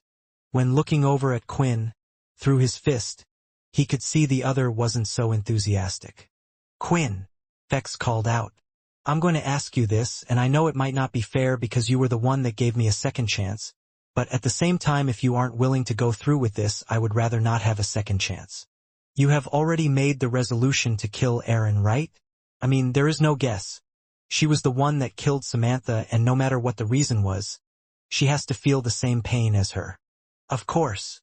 Quinn replied quickly. I made the resolution a while ago. I had already made the decision to wake you up before meeting with Bliss, that's why we were there, and I would have never woken you up unless it was for this reason. I just have a feeling that it might not be so easy. There were a number of factors to take in when fighting against Aaron. For one, the demon tier weapon was made from the humanoid demon tier beast, which gave her the powers of ice. On top of that, there was a demon tier attachment that allowed her to have the same skills and powers with the same weapon with fire. According to the others as well, Aaron also had a demon tier armor that seemed to allow her to negate damage in some way. although they were unsure how it worked. There was also the damper strength, and the fact that it would work against Immortality meant that she would also get a power boost if she was to go up against Quinn. In a way, it was better for her to fight a non-vampire like Chris with no one around, making her significantly weaker. Out of all of those things though, the main thing that concerned Quinn was the four kings of the familiar world. Just why had they all decided to team up with Aaron, and just how powerful were they together? I just have to focus on myself, learn how to use these guns properly, and learn how to combine them with the armor in the best way. I can always go out and get some beasts to use these things on, but real people will be the problem. In the white space, quite a bit of time had passed. Quinn had tested the weapons on beasts, and although Logan wasn't a willing guinea pig, he did have others that were happy to get hit with a bullet or two to see its effects. Quinn just had to make sure he aimed at a non-lethal spot when firing. As time went on, Quinn had figured out quite a lot about his weapons and the combinations that were possible, as well as things he wanted to test out but weren't quite sure they would work. After some time, his celestial points had run out, meaning they were now back where they started in Green Tower. They all took a break, while Quinn's celestial points recovered, and they all thought about what to do, how to get stronger. That was until Logan had come looking for them. Fex and Quinn were lying down in bunk beds just talking about the olden days together, how one had saved the other lives and the experiences they had gone through, when Logan had entered the room. I just received a message from Chris and Peter. It looks like they have found her. They know where Aaron is, Logan said. Nervous energy was felt throughout the entire place, so much that it felt like the ship they were on was shaking. However, there was nothing but silence as the spaceship traveled to the destination, and since it wasn't far from where they were, it would only be a matter of time until they got there. Okay, I can't take it anymore, Vanessa said, jumping up from her seat. I have to say something. Look, I know this is big. Really big. But please remind me why we are going towards the large explosions on that planet. Standing by her side, Lucas, her friend, quickly pulled her back down so she was sitting in her seat again. He could feel the energy coming off from Peter and Chris. The two of them. They looked even more concerned than when they were fighting against the Celestial not too long ago. In the end, since it looked like Peter wasn't going to say anything, Chris had decided to talk to the others instead. I guess we are quite tense, but we have good reason to be, Chris stated. Remember, you were the ones that chose to come along with us, that wished to film everything that happened. We have no choice, we have to go and see if Zero and the Damper Queen is on this planet. I just want to make everything clear. If anything was to happen, or a fight was to break out, we will not be strong enough to help you. We might not even be strong enough to protect ourselves. Both of the two vampires gulped. Although AJ was paying them a pretty penny to be there as assistants, it was clear that they were about to jump into a pit of lava. As the ship got closer, it literally was shaking due to the shockwaves that were coming off the planet. Whatever was happening there, it was a big deal. When Vanessa turned to AJ though, all she could see was an excited adult. One who had cameras, beast armor, and more strapped to him. Ready to film everything that came his way. I'll be going. You two don't have to come. But if you do and do a good job protecting me just like before, I guarantee that it will be worth your while. AJ stated as he pressed a button on top of his glasses. His current outfit reminded Peter of what Logan used to wear back in the day. His ability and powers were more suited for a role like filming, but of course his talents would have been wasted on something like that. I wanted to ask you a favor actually, Chris said as he looked at all the recording equipment. I know in the deal that was made, you promised to only film events and not live stream them without going through an editing process, but I was wondering if you would be able to set up a private live stream to the Green family. AJ placed his finger on his chin. It's not hard to do at all as long as Logan accepts. I'm more interested to know why though. We made a promise, Chris replied. We said that we would inform them when we met up with the others, and I intend to keep that promise. Although this was true, Chris was also thinking about something else. He would keep his promise with Quinn, but there was a good chance that they would engage and Chris was ready to fight Zero head-on. I can beat him. If it comes to it, if he really chooses to protect Aaron and is really not thinking straight. I will beat him and make him come to his senses, Chris thought. In his head, There was a high chance that Quinn would never arrive, that they would never get help from the others, so they needed to be prepared to act. Peter, do you still have that large amount of energy that you were able to summon before? I think it might help us out. Clenching his fist, in and out, Peter looked towards the planet. I do, the energy inside me is still strong, but I know it is Quinn's energy, so for how long it will stay with me, it is hard to tell. Although at times Peter was dense, he knew why Chris was asking this question, and there was a smile on his face because Peter was ready as well, ready for a round 2 against Aaron. A larger shockwave than they had received ever before shook the whole ship, more violently than before, to the point where Lucas had stumbled a bit. Full speed to the planet now, AJ shouted. The shockwaves? They are only coming out once in a while. We are close, so we need to make it to the planet. Otherwise the next set of shockwaves might even break the ship.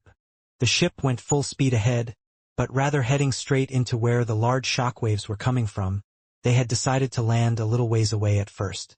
This was on Chris's order. That power, I can sense it now that we are close.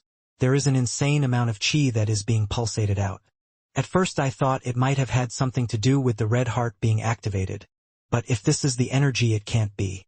The more I think about it, the more likely it is to be a fight that's going on. If that's the case, then our best opportunity might be to try and join in just after this fight is over, but who could make Zero release this much chi energy in a fight? The ship had landed safely, and the shock waves that were being sent outwards weren't felt as strong on the planet's surface. Remember to report to Quinn. Keep filming and make sure if you see the blonde-haired girl or Zero, it gets sent back to him straight away, Peter stated as they all walked ahead. Soon, it looked like Chris would get his answer as to just what was going on. A bruised-up lip, a scarred face, ripped clothing and rags that were floating out in the wind. These were just some of the visible markings that could be seen on the 4 that were in a fight of their lives.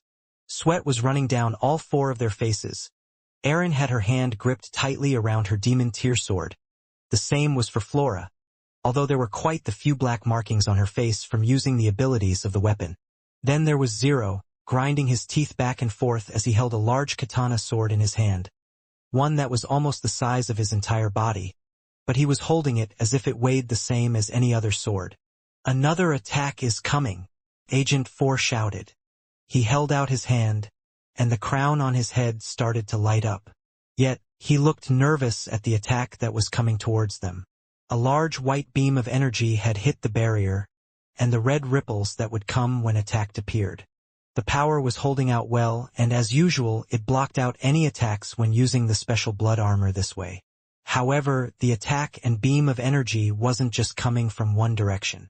Another attack of the same size and sheer power was coming from behind them, an attack so wide and large in size that it would be able to hit all 4 of them, even with how spread out they were. With Agent 4 still blocking the attack ahead, it would be impossible for him to block the attack that was coming from behind. That was when Erin threw her sword into the ground, and a large ice wall appeared behind them. The attack hit the wall and had been stopped. It seems like we are safe, but in reality we are trapped. How are we going to defeat this person? Zero thought and continued to grind his teeth, as this was an unexpected situation. And who is this guy?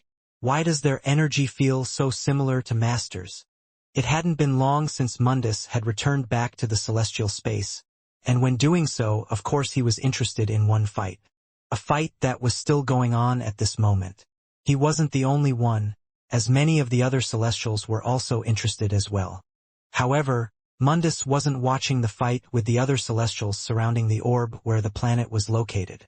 Instead, he was in his personal space, sitting on a seat, and a large portal appeared above, allowing him to see the fight from several different angles as if he had an all-seeing camera. Gorgoth is fighting against them, and this group seems to have quite a few strong people with them. Mundus stated, I see the mistake we have made so far. Although we have sent strong gods to fight against the Godslayers, there seems to be many Earthlings that are also strong surrounding them and supporting them. The weak always did like to gather and stick together, but hopefully Gorgoth can complete the job, and even if he doesn't, there is always a plan B which is in progress, and if really necessary a plan C, but I hope I won't have to get involved myself. That would say something about the gods' powers if I needed to get involved, And if that was the case, I would say it was time we whipped some of the gods into action. They have had far too much of a peaceful period. Inside the celestial space, with the biggest crowd watching the final fight that was commencing, were the other gods, and of course the two favorites that loved to gossip about everything going on, and somewhat played a hand in things, was XOX, the floating ball of energy, and the sea-like god, Yongbu. Okay, I will take the bait as usual. Yongbu sighed. I have to admit, for once this celestial looks like they can do something, but so far you hyped up all of the other celestials to be these strong, unstoppable gods, and every single one of them was defeated. Which means, either these earthlings are just that strong, or your stories are full of flair just to try to impress me. Frustrated by the words, the ball of energy was starting to expand and retract as its energies grew. These are unprecedented times, XOX shouted back, but quickly calmed his voice down when he could see a couple of others looking at him. The one thing he didn't want to do was grab attention. Dedicated followers fighting alongside celestials and god slayers. No one expected any of these to get involved. My information has always been 200% accurate, and that will never change. All of the celestials that were picked by Mundus were dangerous in their own right, and for their own reasons, otherwise Mundus would have never picked them for the job, and the same could be said for Gorgoth as well. XOX explained, having to catch his breath since he was speaking so fast. Gorgoth is probably the celestial with the most accolades compared to the others. If you don't know what I mean by that, I will make it quite obvious for you. Just before this fight, Gorgoth himself was fighting against another god slayer, and he still has plenty of power to fight against these others. Yongbu, who had only fought against strong beings that were getting close to the stage of god slayer, had some idea. This was a warrior fighter, who only challenged himself by fighting against other god slayers. As stated, this was one with perhaps the most experience fighting. On the black, rock-hard planet, the celestial known as Gorgoth was standing there strong and unhurt. There wasn't a single mark on his red skin, and his large red horn that was as long as an arm was intact as well. Weak, Gorgoth said as he punched two of his fists together. The strange balls that looked almost like glass embedded into his body began to spin, and as they did, a strange electrical charge could be seen charging off from them. They sent me to deal with you all, and I can't believe someone like Immortality would have such a weak follower. Charging off from his position, he completely disappeared. The ground wasn't kicked up, but Gorgoth was coming through the air like a frightening arrow. Seeing this, Agent 4 quickly stood in front and activated the power of the blood armor. The ripples activated as Gorgoth crashed into the pulsating red power. It had stopped him in his tracks and he landed on his feet. His power was radiating around him, almost making it look like he was floating down to the ground. Raising his fist, he pounded it again right into the wall. You think something like this can stop me? One of the balls around Gorgoth's shoulders started to spin rapidly, and the power inside him was rising up. Throwing out his fist, it hit the red pulsating wall, and the whole planet shook as the attack had hit. Yet, the attack still hadn't gone through. Gorgoth had to admit that even he was shocked that somehow his attack was stopped. He had never seen anything like it, but it didn't matter. The radiating energy from his punch was still present and still pouring into the wall. While this was the case, the strange, glass-like balls around his legs started to spin, and he moved from his position again, this time coming from the back. As he went to throw out another fist, standing in his way this time was a large ice wall. I see. I guess you guys are showing some talent now against me, but this is useless, Gorgoth stated. Because I like a challenge, and whatever walls stand in my way, I will bring them down. A ball embedded into Gorgoth's shoulder spun. Ones in his forearms started to spin as well, and not just in one arm, but in both of them. Throwing out his punch, it had hit the ice wall, and the energy of the ice wall had been activated. Whatever attack was to hit it, it would be reflected back, and with more strength as well. This had occurred, and the attack had exploded onto Gorgoth's body. It had hit him harder than ever, but Gorgoth looked unfazed and he hadn't left his position. Instead, the balls on his body just began to spin faster and faster.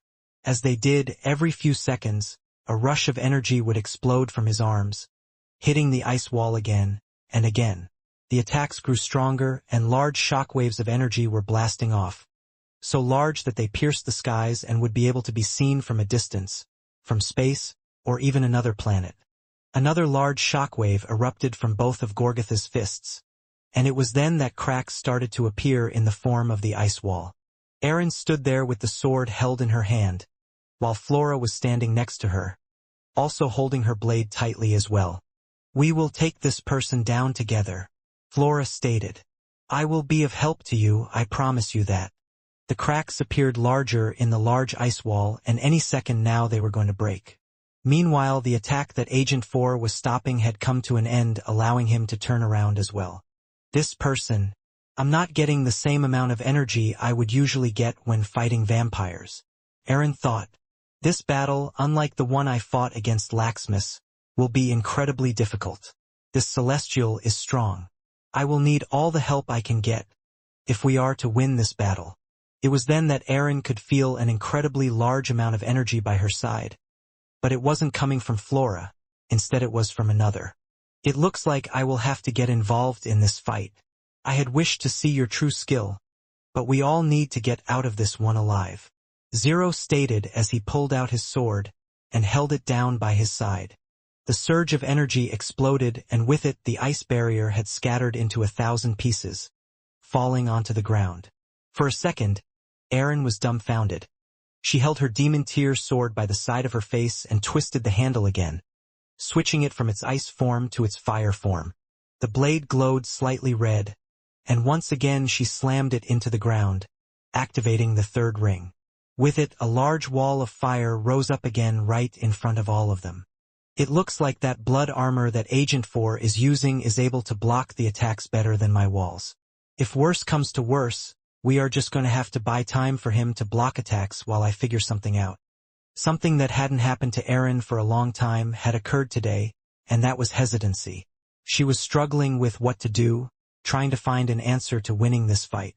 Using her raw power for this one wasn't going to work out. While in the middle of her thoughts, there was one person who had run past her, and it wasn't Agent 4 like she was expecting. Long black hair could be seen flowing in front of her, and a middle-aged man with his hand on the sword in his sheath jumped right through the fire. "Zero. But what is he doing? How is he going to get through the fire?" As Zero got close to the fire, without even having to draw his blade, it looked as if something was pulling the fire apart with its bare hands, almost creating an opening looking similar to that of an eye. Instead of using her eyes to try and figure out what was happening in front of her, Erin resorted to using her ability. In doing so she could see it was a strange form of the second stage of Chi. The Chi that was surrounding Zero, it was immense, powerful, condensed and deadly sharp, allowing for Zero to even push the flames apart. The second Zero broke through the flames, he could see Gorgoth right there. Pulling out the sword from his sheath, a large amount of energy erupted at one single point. It was condensed to the tip of the weapon. The fine edge of the cat-ant-like blade was lighting up in a slightly bright pink. 100,000 soul strike, Zero shouted. Gorgoth had both of his hands pulled back, ready to throw out a punch. The strange balls on his body were spinning as he was ready to take down the flame wall. "I never expected them to attack this soon. I thought they were cowering and hiding behind their defenses," Gorgoth thought. At the same time, the blade coming out of the sheath moved far faster than he expected, and it had slashed across his chest. A large line of energy, as long as a mountain, erupted and sent Gorgoth hurling back in the other direction. He skidded across the ground a good few meters before he stopped himself, creating sparks behind his body to slow him down. He rubbed his fingers across his chest and could feel an indent and also blood dripping down from his chest. "So you are one of these so-called gods, right?" Zero said, as he pointed out his sword. "I know a little bit about you. I have been told a few things you see from one of you." Gritting his teeth, Gorgoth stood up, but he didn't look in pain. If anything, he looked absolutely fine, and still full of energy. "You, the marking, you are a dedicated follower of Immortality, correct? If so, then why are you getting involved in this fight? Do you think because you serve him that I will not harm you?" Zero, hearing this, smiled. "Oh, so you know the one I serve, that is interesting. It seems he is a great person even among the gods, like he said. Either way, the power I just used against you has nothing to do with him, that is all of my own. and there is still a lot where that came from. Gorgatha's eyes widened hearing these words, and he was reconsidering what to do for a second, as he saw all four of them. That power, he's right, it hardly had any celestial energy behind it at all, but then how did a human get so strong? And more so, the power that he did use, it didn't completely feel like it was his. The strange energy he summoned. What is it? The energy that was somewhat unfamiliar to Gorgath was the chi that Zero was using, since he hadn't fought Earthlings or humans before. Yet he was right about his thoughts. Although the energy was a part of Zero and had come from his body, it didn't feel connected to or part of him. This was all because of the attack that Zero had used. The reason why he had called it the 100,000 Soul Strike was because that was the amount of chi energy that Zero had obtained over the course of 1,000 years. It was the amount of chi energy he had used in that single strike, and was why it was able to do such a thing to a celestial, even without having celestial energy in the attack. The celestials got their energies from those that were alive. In a way, Zero was doing the same, but he was taking the energy directly from the lives, and using it this way was far more powerful than the gods could have imagined. Gorgath lifted his hand up. The others braced themselves as they were ready for an attack. The fist was thrown but not out towards themselves. Instead, a loud thud was heard and a slight mark could be seen on the side of Gorgatha's cheek. Since when have I been the type to worry? I don't care who you serve. My orders have come from Mundus, and even Immortality himself would be a fool to try and go against them. Since you stand in my way, I will take out you and every single one. For a second, Zero thought about moving to the side. If he claimed that he wouldn't get in the Celestial's way, there was a good chance that he would even let him and another live. However, right now Zero had to choose his sides carefully, and in this situation he was far more interested in Aaron, rather than a god like this that could do nothing for him.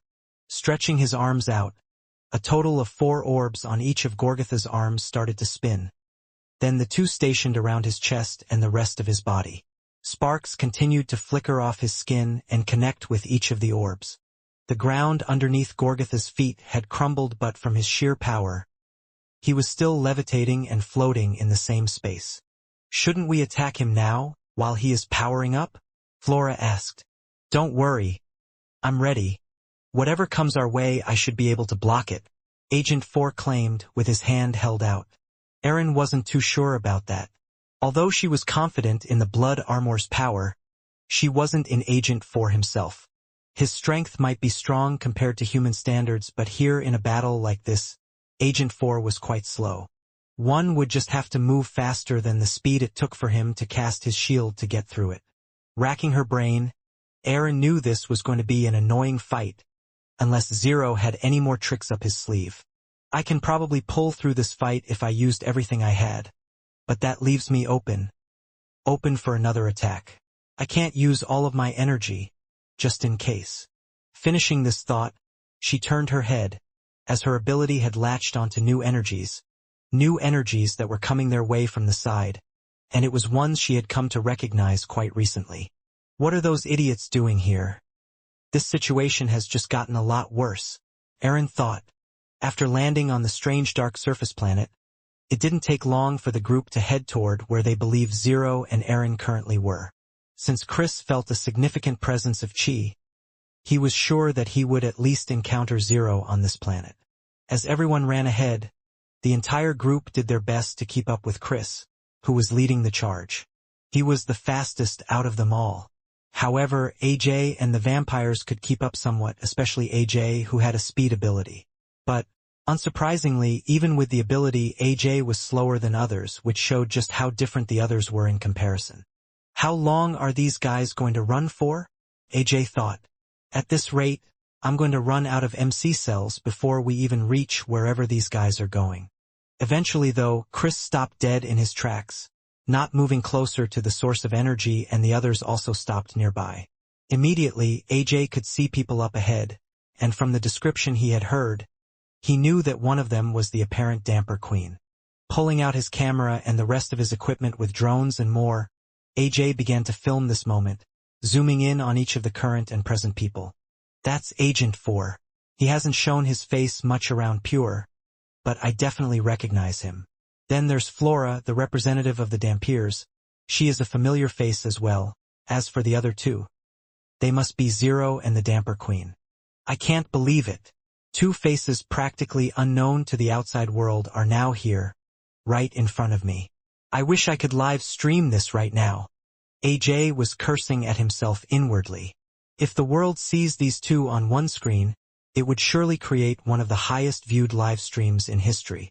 It would only take a push of a button to go live, and AJ was tempted, but he had made a promise to the others. So, for now, he would just have to record this himself, and once edited and filmed out, the whole world would be able to watch whatever was going to happen today. However, what was interesting was how everyone was positioned. It was clear that they were in a fight, but they weren't in a fight with each other. Instead, there was a red being, one that looked inhuman but with a human body shape. What is that? The energy that is radiating off it, it feels. It's the same again, Peter commented.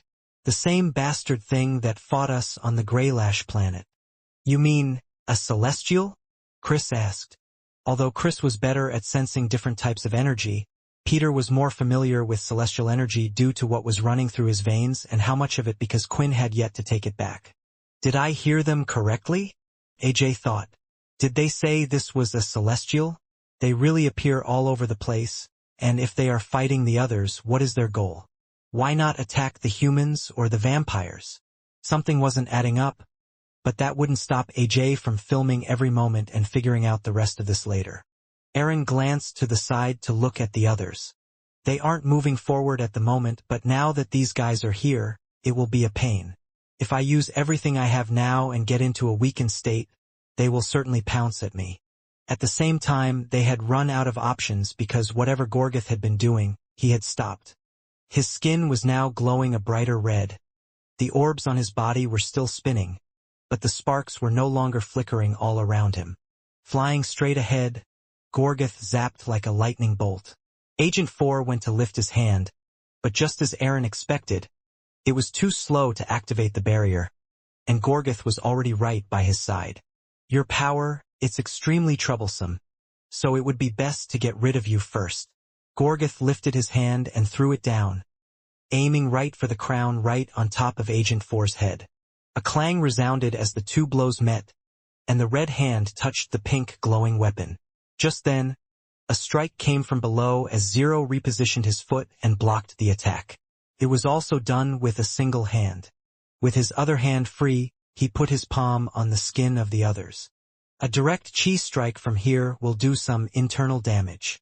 Zero was ready to unleash his power, but getting close to the skin had caused strange red sparks to flicker, and before Zero knew it, he and Agent 4 were zapped by the energy. Although it looked somewhat similar to the lighting powers, it felt nothing like it, as they felt as if their insides were melting. Regaining composure, Zero used as much of his chi as he could to protect his insides from giving out. The problem was he needed to hold on to Agent 4 and do the same, protecting him as much as possible. Agent 4 is needed for the blood crystal to work properly. We still need him, Zero assessed. Agent 4 still had a part to play in their plan, so he couldn't let the latter die here. As he gripped tightly around his blade again and was ready to strike, another sword slashed, and a loud explosion went off, creating a dust cloud and rocks to be flown up in the air right in front of them. Both Zero and Agent 4 were hit by the explosion and sent tumbling to the ground. They were somewhat hurt by the explosion but were also thankful since the two of them had been broken off from whatever energy it was attempting to enter their body. The explosions didn't stop there as they continued to go one after the other. A sword was seen being flung through the dust clouds, and one after the other would go off. I'm here as well. I can fight as well, Flora said with conviction.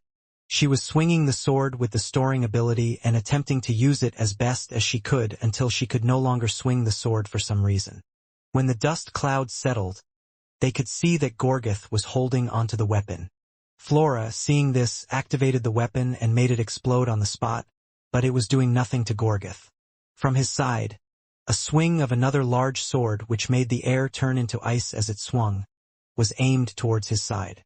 Once again, though, when the sword got close to his body, the sparks emitted from it and hit the weapon away, as well as spinning Aaron's body until she dropped to the floor.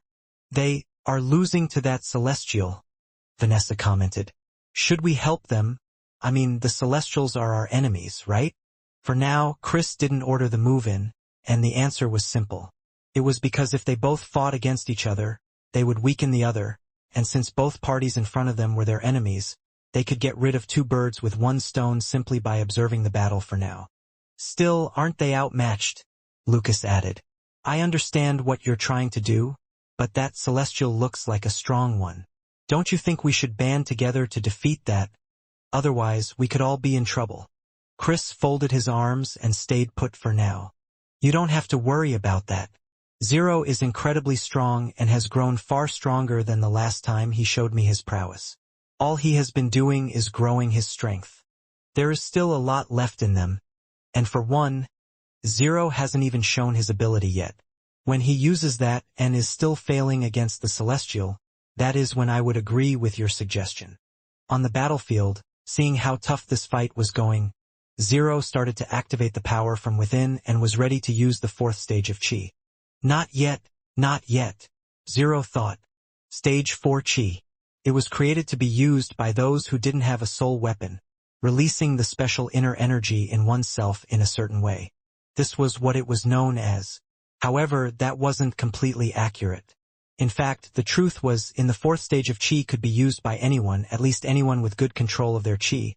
It was just harder for those with an ability since the feeling of summoning a soul weapon and using one's Chi for the fourth stage were very similar. It was the trump card from the high-ranking members of the pure and the talented ones. Even after 1,000 years, this skill was incredibly powerful. And during that time, Pure had discovered something, and those that used the fourth stage did as well. While using the fourth stage, it was very easy for those to go over the natural Chi energy stored in their body and start using their own life energy.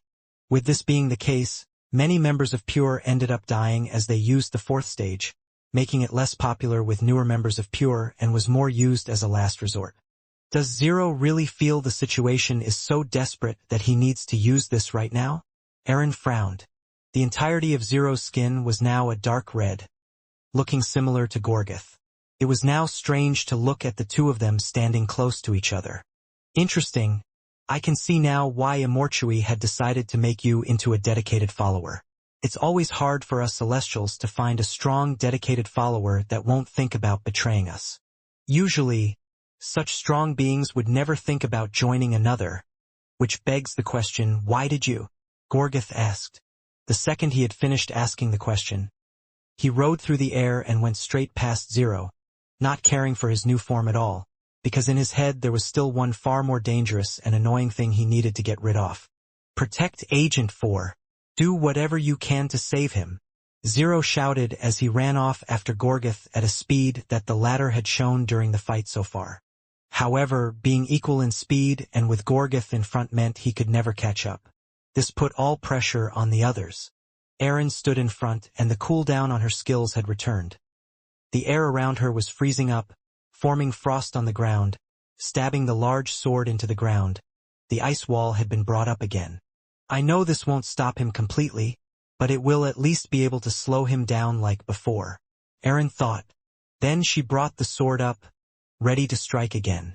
Erin was ready to time the strike perfectly, but that was until the ice shattered in an instant as Gorgotha's large horn pierced right through the ice. Look at the shock on your face, Gorgoth thought as he went straight past Erin. Her sword strike missing and hitting nothing but the air. Before, I took down the wall just using my physical strength, but I can tell you haven't had much experience fighting celestial energy. Celestial energy can break through that wall with ease. Having struck nothing but the air, Erin was left standing in place. My strike, it was just like before, when fighting Laxmus, the strange power he used had managed to go against the wall. The skills of the Demon Tear Sword are pretty much useless, but the damper energy worked against Laxmus, so maybe it will work on him as well. Swirling around, Erin placed her great sword on her back while switching to her blood sword, and immediately it started to light up yellow with the familiar damper energy she had. It was stronger than it was in the past, but not as strong as when she had gone against Laxmus. Either way, she threw out a strike, gathering up as much energy as she possibly could. It was a swift movement that allowed her attack to move faster than she could and head straight for Gorgoth. As the strike hit his body, it moved him slightly to the side, but his body once again hurled at the attack, turning it into nothing. Damn it, it somewhat worked, but I need more energy, more chi energy, more damper energy, just like in the fight with Laxmus. If the power in me can rise when fighting against vampires, doesn't that mean the power is always within me somewhere? I must be able to summon it somehow. Although her attack didn't do much to stop Gorgith, it had slowed him down by a fraction of a second, and once again, his fists had hit an invisible red wall that was now showing nothing but ripples of red energy. On the other side, Agent 4 with his hand raised. I'm the one you should be focusing on, Zero shouted as he suddenly appeared right by Garaktha's side. With a strong strike, his large hand was hit away, and with the hilt of the sword, Zero unleashed a mass amount of power and hit Gorgith upward on his chin. Slamming him with the butt of the sword, Gorgith's face was lifted for the first time in the fight, and before he could react again, Zero carried out a large slash right at his chest. It sent him skidding across the ground, and the wound on his chest was deeper as blood started to spill. "You annoying flies!" Gorgith shouted. Another strike from behind had been dealt this time, hitting him right in his neck from his eye. He could see that it was the blonde-haired woman. The only thing was, unlike Zero's strike, Erin's strike was unable to pierce Gorgith's skin, and she was unable to move her blade because he had the tip of it held in his hand. "You annoying bugs need to go away," Gorgith yelled as the orb spun on his left hand, and snapped the blade in half by pulling it down. "No, the blood blade. That belonged to. She was unable to finish her sentence. As the blade broke, it allowed Erin to pull away, but one of her trusty blades, which she had held with her for years, was now useless. "I see now, I was wrong about the order of things. I should get rid of the weakest flies first." Gorgith launched himself from the position he was in and went straight for Erin. Switching weapons would take too long, so she knew she could only do one thing. The armor on her body started to light up, and when Gorgith threw a fist towards her, it hit nothing but the air. His whole body had completely gone through where Erin was at that point in time. However, although he was unable to hurt her, now having passed through her, he could see another right in front of him. "I need to pay you back for the earlier attack as well," Gorgith shouted as he corked back his fist again and threw it out. Flora held the special sword in her hand, and in this situation, there was only one thing she could do. One of the abilities allowed the sword to change its form, turning it into something similar to a cape. It was one of the abilities of the 13 vampire families, the one that boosted the greatest defense.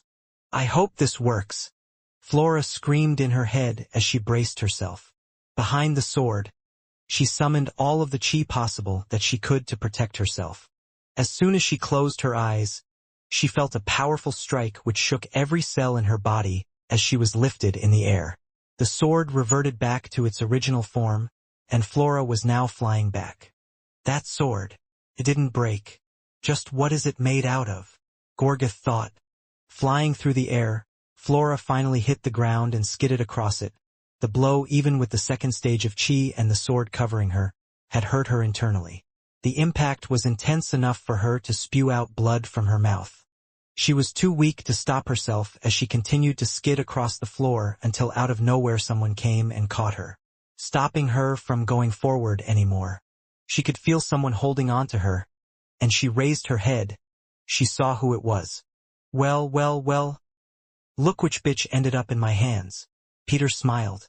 Zero was now successfully able to hit Gorgith, and right now the two of them were clashing against each other non-stop. A large fist of power was thrown while Zero countered it by swinging his sword from the top, stopping it in its place. However, out of the two, Zero was certainly more skillful. This allowed him to get a few hits in right after the attack. He would match strength with a throwing fist and then quickly try to deflect the attack so that he could get in a sword strike of his own. When the sword struck against Gorgith's red body, it managed to pierce its skin, causing quite a large wound on the body. Regardless, one could tell by the way Gorgith was reacting and still attacking at full strength that the attacks weren't doing much.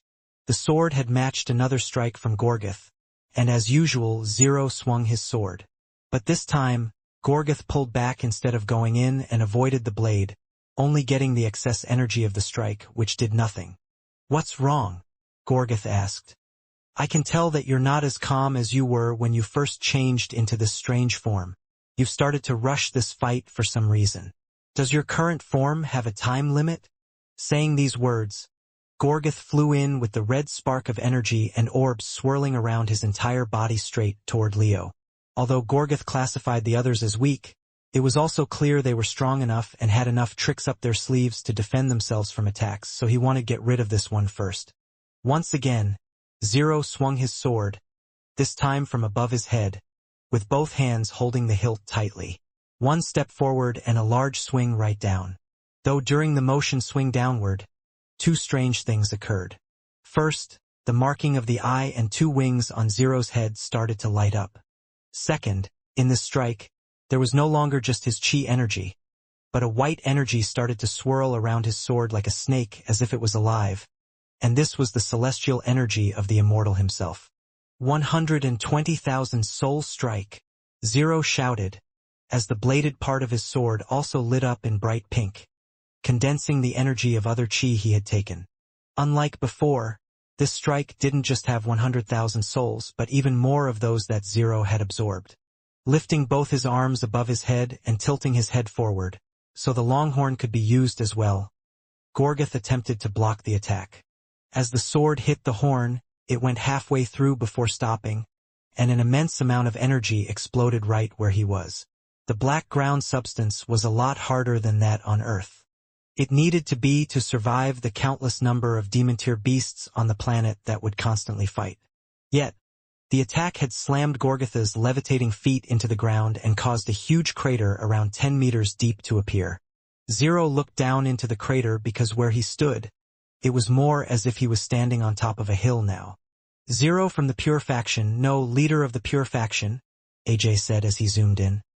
"I guess his power never should be underestimated. After all, he was the leader of Pure for a reason."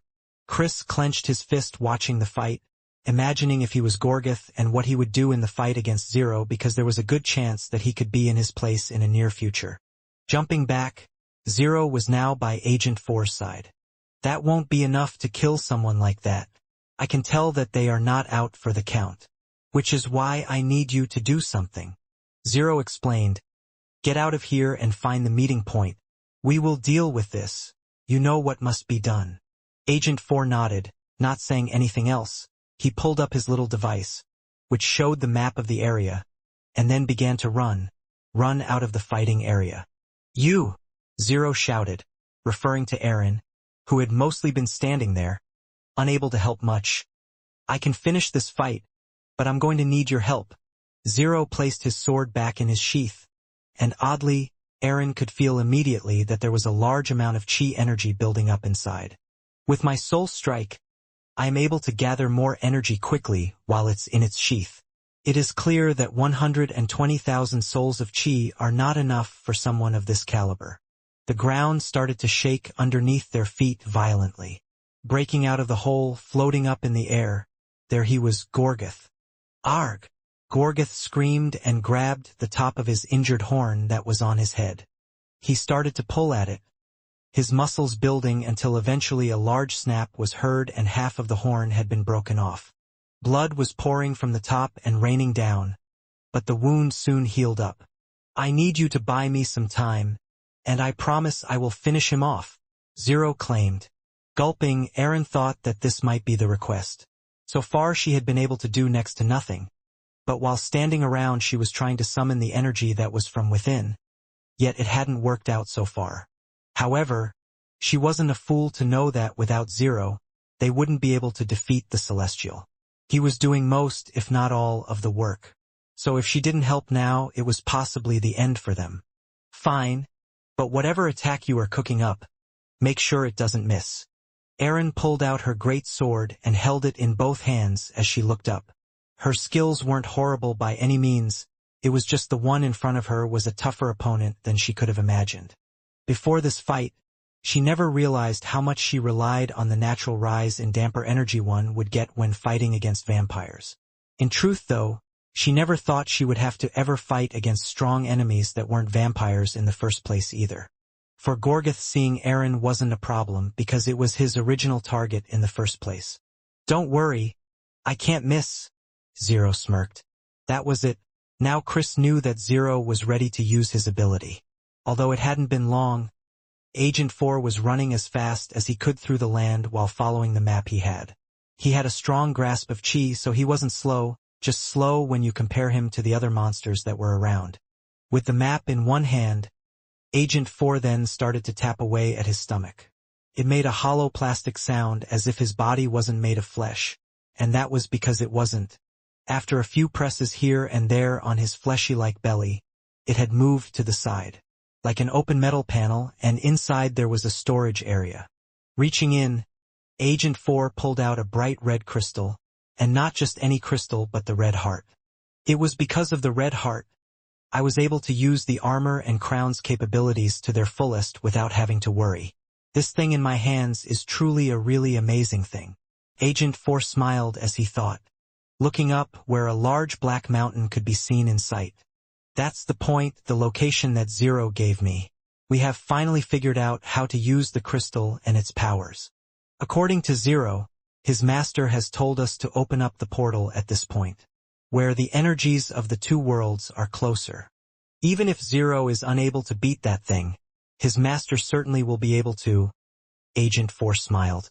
Zero stood on one spot, with his eyes closed and his hand over the hilt of his weapon. His left foot was placed slightly forward as if he was in a position to strike at any moment. Now, it was all up to Erin to hold off the Celestial for the time being. She pointed her large great sword at the red being in the sky, and the first ring on her sword started to light up. The first skill activated, creating a large ice tunnel which shot out straight from her sword.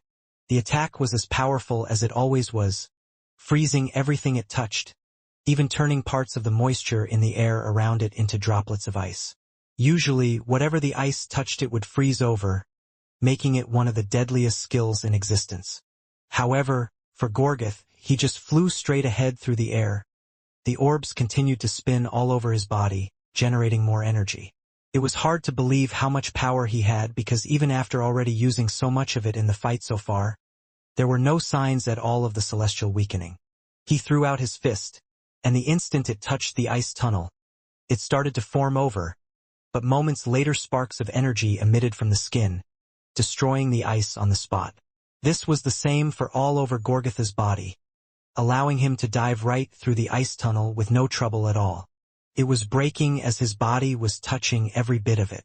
Seeing this, Erin didn't give up, not like how she would have done, and twisted the handle.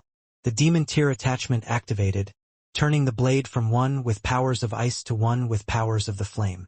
The reset for the first skill had a separate cooldown, and now instead of a tunnel of ice going out toward her opponent, there was a tunnel of flames. After passing through the ice, Gorgeth could now feel the intense heat instead. His body was resistant to the flames, but his powers didn't seem to work as well in fending off the attack. Even then, he decided to throw his fist out, expanding out a large amount of energy and force. The attack from a punch alone had covered the flames, putting them out. These weren't just ordinary flames either, but one form had a Mian tier weapon, making it even more impressive. As soon as the flames had disappeared though, heading right towards his face, was the edge of the sword. Tilting his head down slightly, the broken part of his horn had hit Erin's blade. Just like Zero, she was putting her chi and damper energy into the attack. She also had large amounts but not to the level where she could injure the horn in the same way. It was clear that the celestial power would win out. Her hands were feeling numb and her legs were losing their footing as they were pushed further away and into the ground. Just because I'll lose out in a battle of strength doesn't mean that I will lose this fight.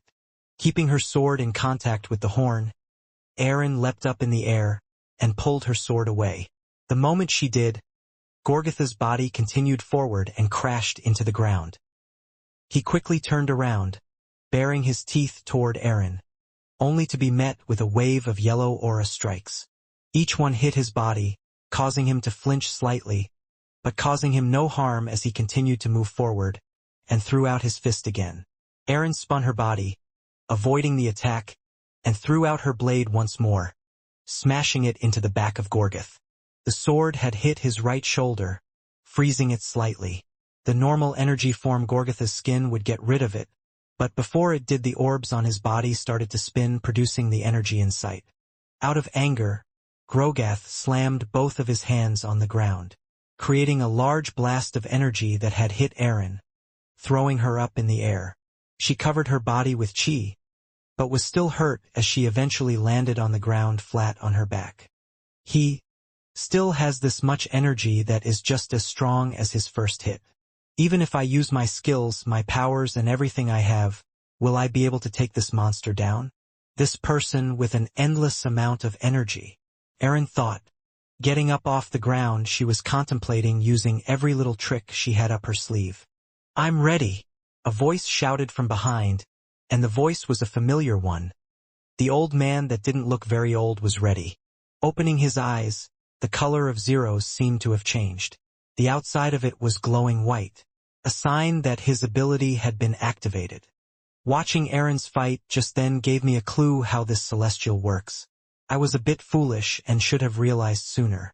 Perhaps then this fight wouldn't have been nearly as hard as it had to be. "Let's finish this." Zero pulled out the sword from his sheath, and a large amount of energy was released at once. Just like his sword, the energy came out with a pinkish tint of power. "A 100,000 chi strike," Zero shouted. This confused Erin. She could sense the energy was the same as before. The strike was no more powerful than his first one. So what had she been doing all this time for him to buy time? Using her ability further though, she could see that there was still plenty of energy left in the sheath. Placing his sword back in again, Zero pulled it out. "A 110,000 chi strike," Zero shouted again. He repeated this process a few more times, each time releasing different amounts of energy in his strikes. "A 120,000 chi strike.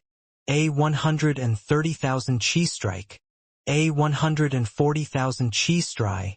A 150,000 chi strike." All of the lines of aura left his sword and were headed straight for Gorgoth. Gorgoth could tell that these strikes had celestial energy in them as well, and so far they were the only strikes that had hurt him. So for him, it made more sense to avoid the attacks rather than take them head-on or try to hit them. With the attacks being so far away, he had plenty of time to avoid them as well. Moving, Gorgoth went to avoid the first strike, when he could see that it suddenly had turned towards him. He lifted his hand to block the attack, but the attack itself condensed and made itself smaller, as it slashed right against one of the orbs on his arms. Several sparks went off as the two collided and the orb was no longer spinning in place, and eventually the orb cracked, exploding with energy and splitting into several pieces. Looking at the destroyed orb in his arm, for the first time, Gorgoth was frightened, and with the other attacks coming his way, he started to move and was on the run. However, just like before, the attacks seemed to follow him. "It's useless," Zero stated. "With my ability, once a target has been selected, no matter what, my attack will hit them, with the same amount of energy as I put out. Even if you ran for a 1,000 years, that attack would hit you." Since what Zero said seemed to be somewhat true, Gorgoth stopped running through the air and attempted to hit one, but as he did, the attack changed shape and size and once again had hit another orb on its arm, breaking it to pieces and causing another explosion on Gorgoth's body. "I know you're scared," Zero smiled. "Those orbs on your body, that's how you are able to produce your energy to fight you, as long as they're spinning you're able to produce as much energy as you want and need endlessly. But the same can't be said if they were destroyed, and I have the power to get rid of them." Closing his hands, all of the attacks moved towards Gorgoth at once. He trundled up, bracing himself, trying to cover at least the orbs on his chest and body from being destroyed. Yet, just like before, through the cracks and gaps that would be made, the attacks reached their target, and each of them hit their target. Several explosions went off, red sparks of fire were covering the entire sky, and a limp body of Gorgoth could be seen falling through the air. It landed on the ground, and Gorgoth was hurt. "Not yet. Not all of my power is reliant on these things," Gorgoth said as he lifted himself up. "I have more celestial energy than you. Even if you take away part of my strength, I can still beat you." Slowly pulling himself up, A power seemed to be rising in Gorgeth, until a loud thud was heard, and looking down he could see a hand through his chest. Pulling it out, Garagth felt a kick sending him to the floor, and his body soon was becoming nothing but particles. "I'm sick and tired of waiting," the person said, standing over his body. "I no longer want to watch. It's time we get rid of you all and Aaron. I'm personally going to be the one that finishes you," Peter claimed. Filming the outcome, there were multiple times where AJ was tempted to press the live button. A press of a single button and an alert would go out to all of his viewers, and from there the news would spread like fire. Since this was something to do with the Celestials, there was no doubt in his mind that every person that was able to tune in to the event would do so. However, his will to keep his promise had kept him in line, and the fact that he was able to film everything in the first place was good enough.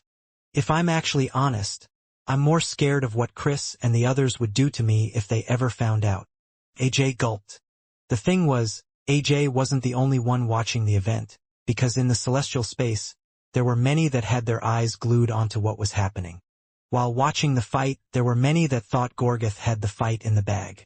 After all, the target was the God-Slayer Aaron. He had overwhelmed her in every way.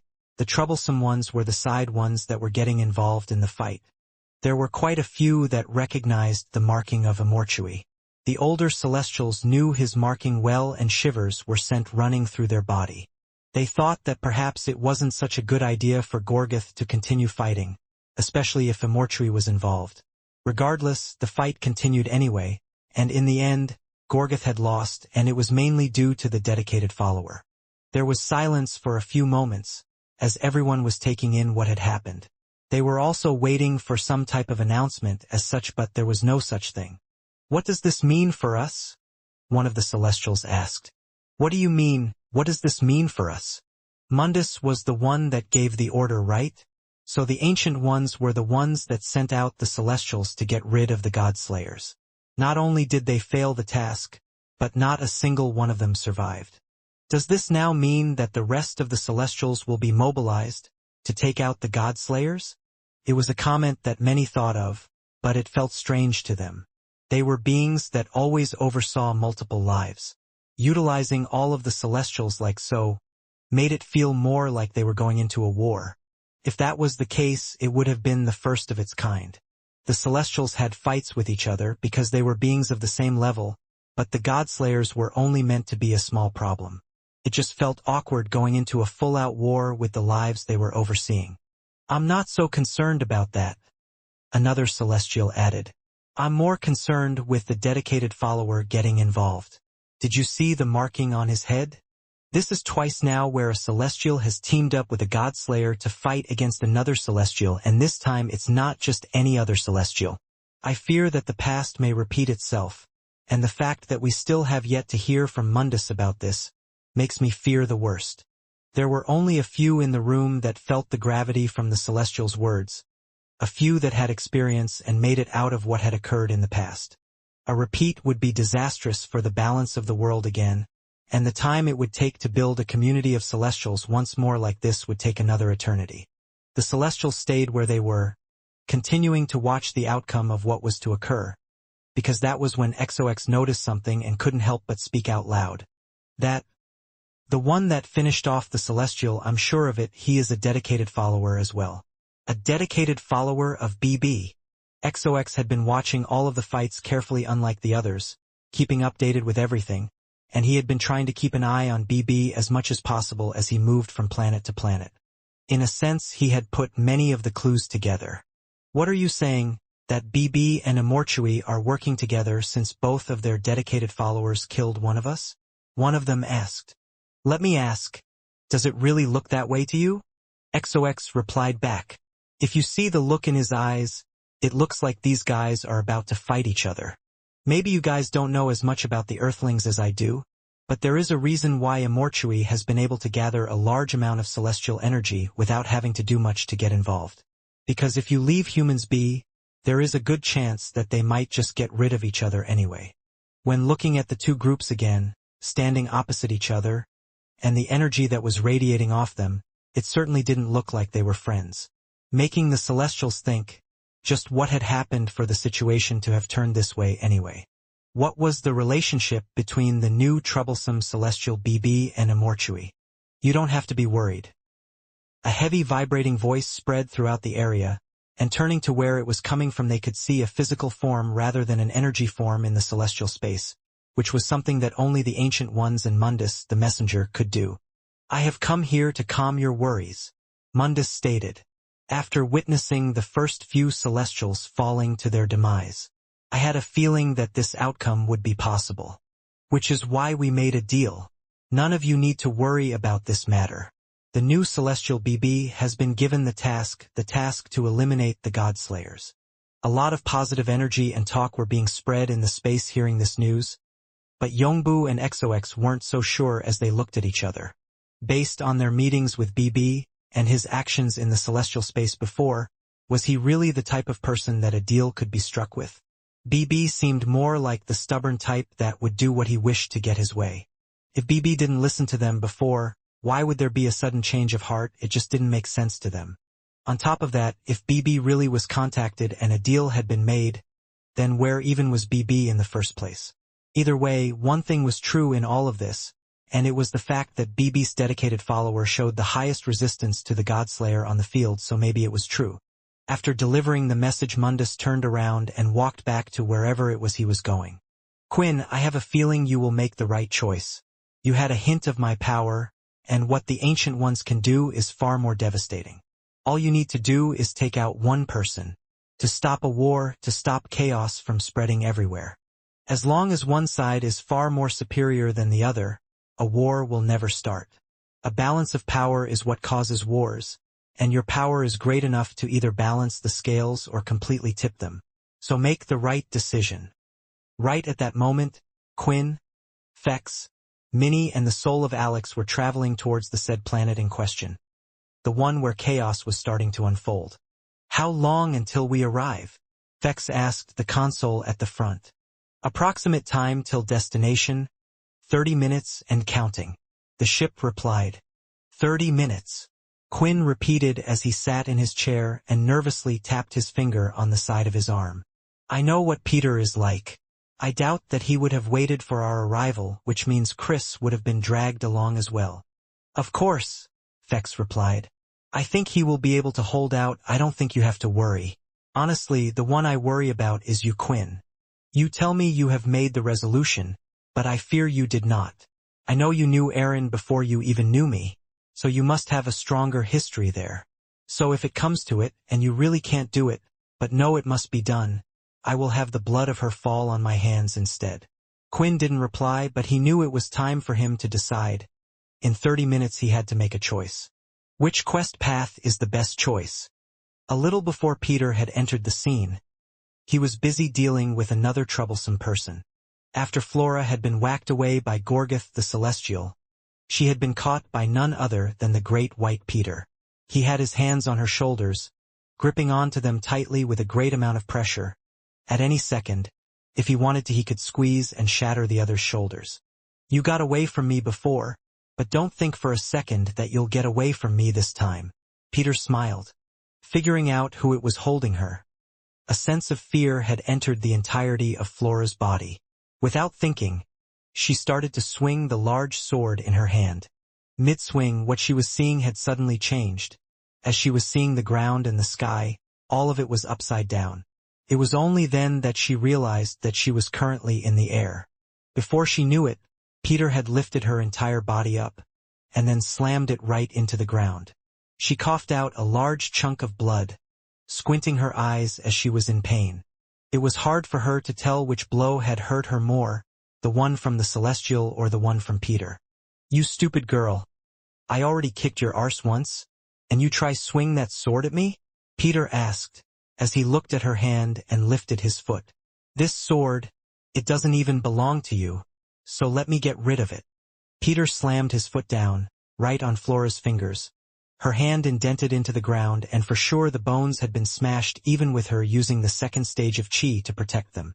Let go of the damned sword. It doesn't even belong to you. Peter shouted as he twisted his foot, causing more pain to run through the damper's body. Eventually, Her fingers no longer worked. They were completely crumpled, twisted, and almost like nothing but dust. Even the skin on them looked to have been rubbed off from Peter. Kicking the sword away, Peter looked back at Flora. You and your friend have caused us a lot of trouble. Unfortunately for you, Quinn won't care if you die, and I'm not letting you get away again. Peter made a fist and powered it up with celestial energy. Now that he had more of it, he was able to just transform part of his body rather than his whole body.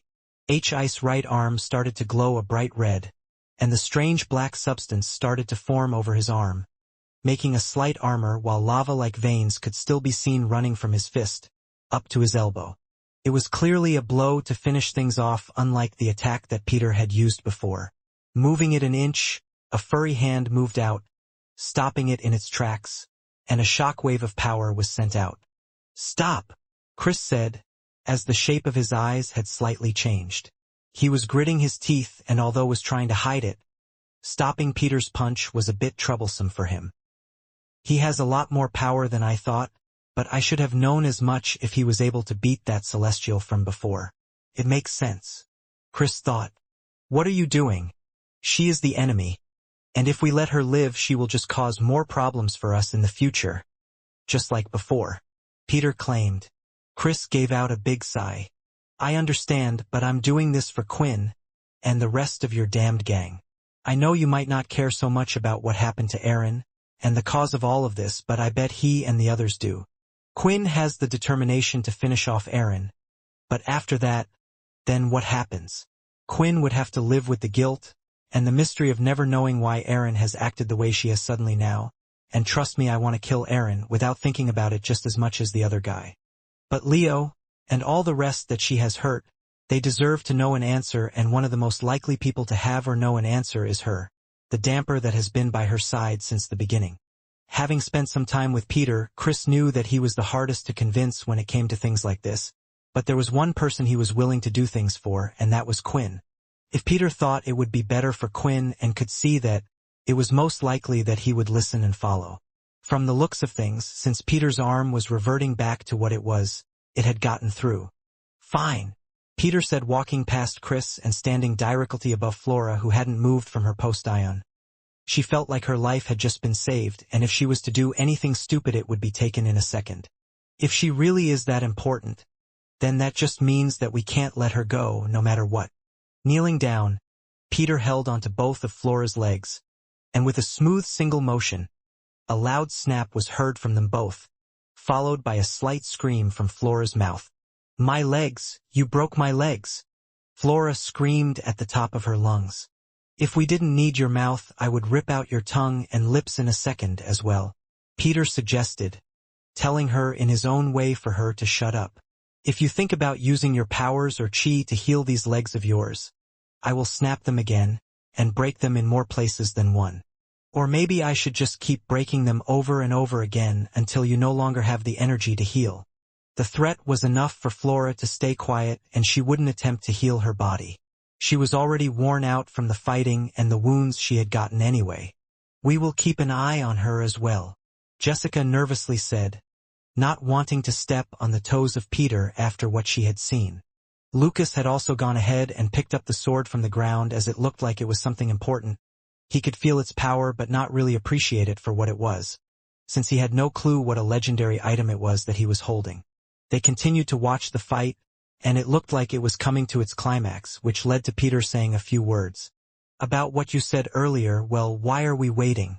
We can just ask the bitch in question why she has gone mad, Peter claimed as he ran off and appeared directly behind Gorgoth.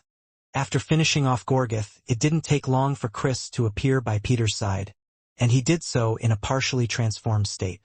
Fur had appeared by the side of his face, making him look like he had a heavy set of sideburns, and fur was partially on his chest and down the side of his arms.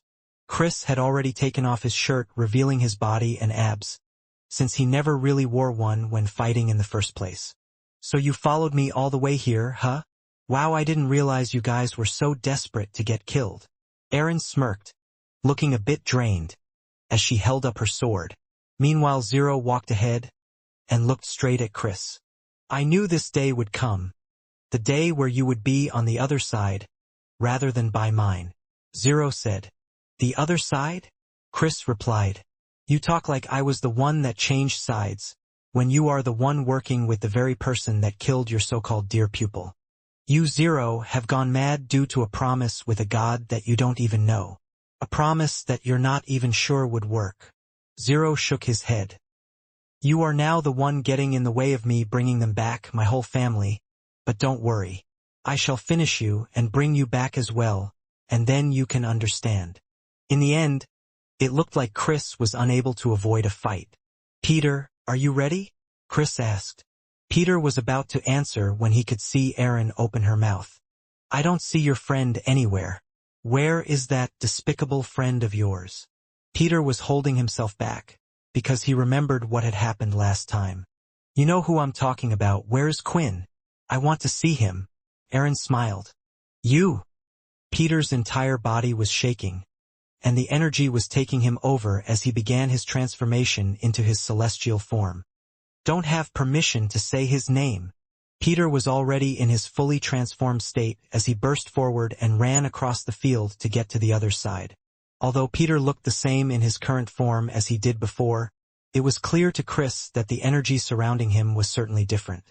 When the two of them had fought against the Celestial before, the last punch that Peter had delivered had a large amount of Celestial points, given by Quinn in the final moments. The only thing was Quinn had never returned those Celestial points, and right now, Peter had well over 100,000 Celestial points, giving him enough energy that would rival actual Celestials. As Peter ran, a radiating red aura was following him, looking almost like a copy of himself just delayed by a fraction of a second. When he got close to the others, Peter leapt in the air and threw a punch on his way down. Erin swung her sword from below with a perfect measure of time. Although Peter was fast, Erin's actions and eyes could keep up with it.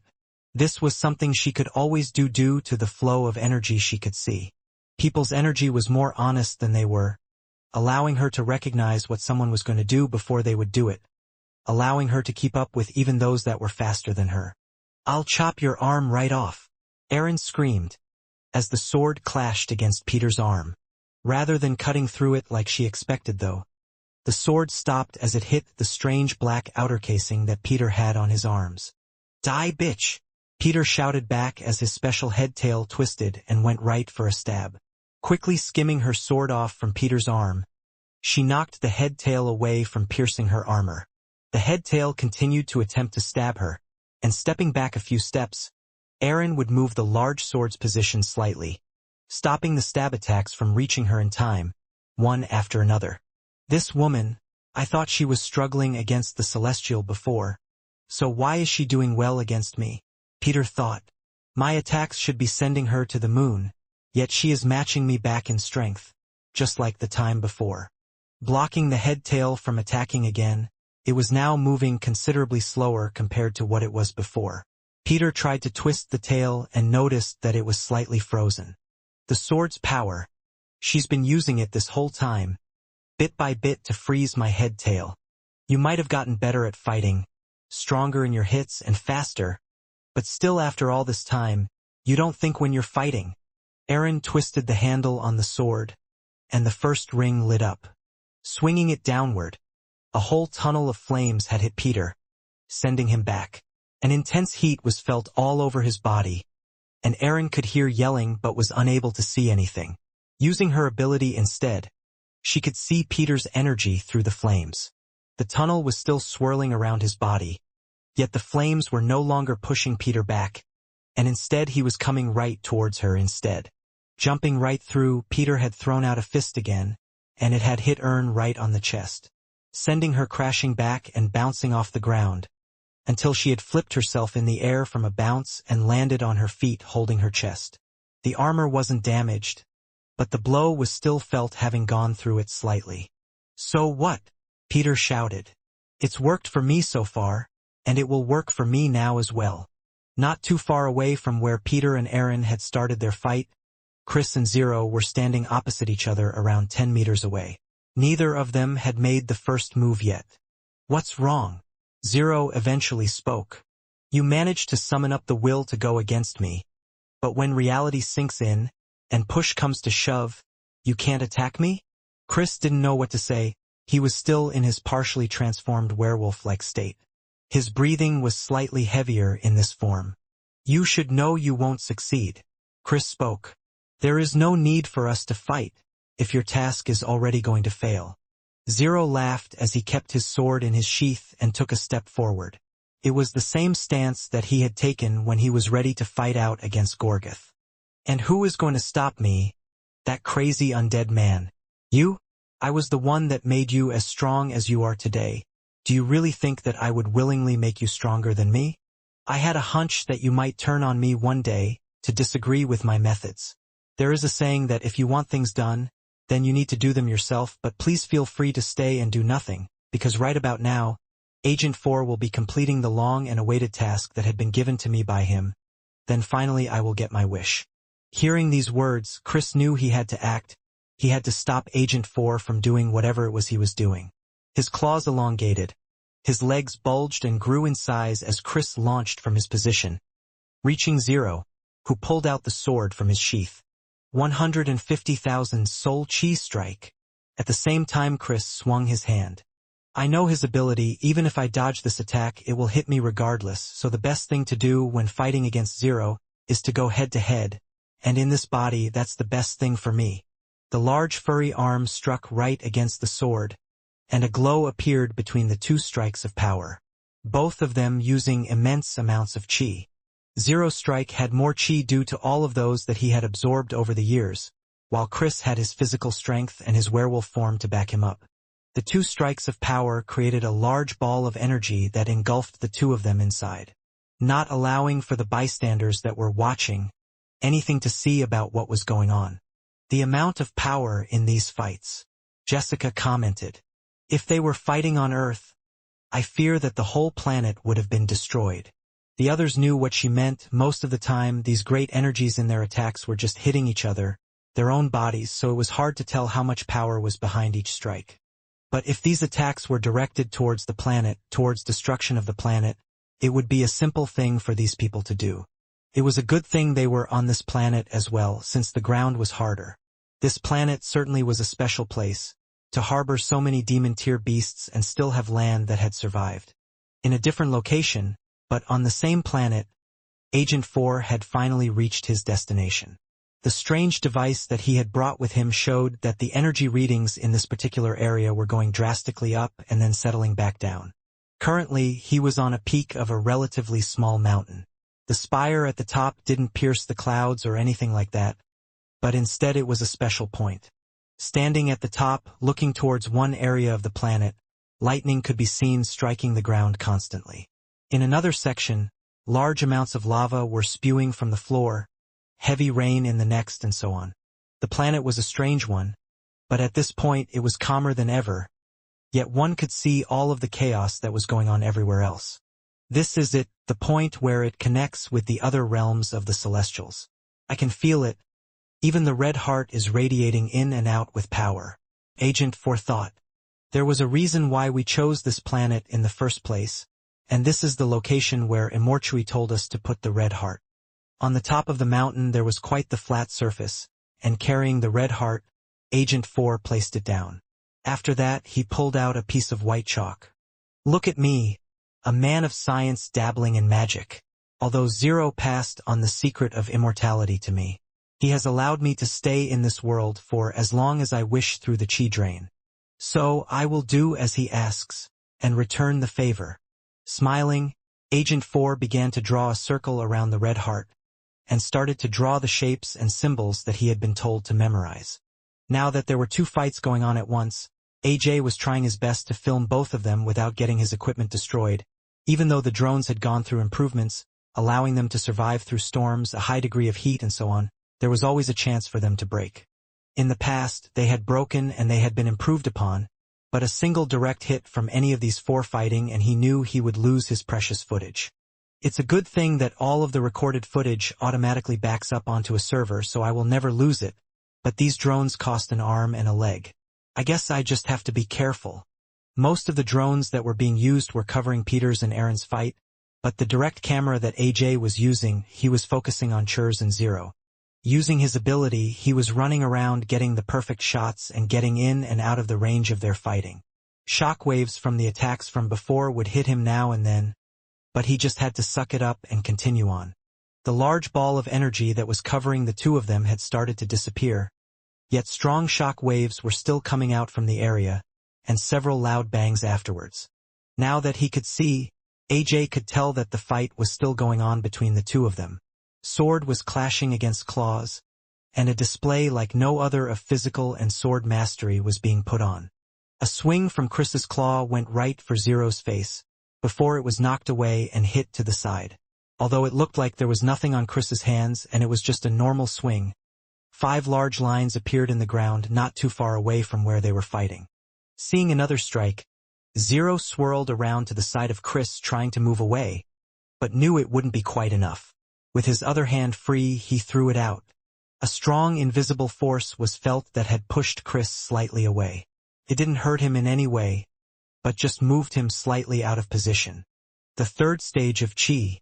Zero is probably the most skilled person in the world, and the one with the most amount of Chi right now.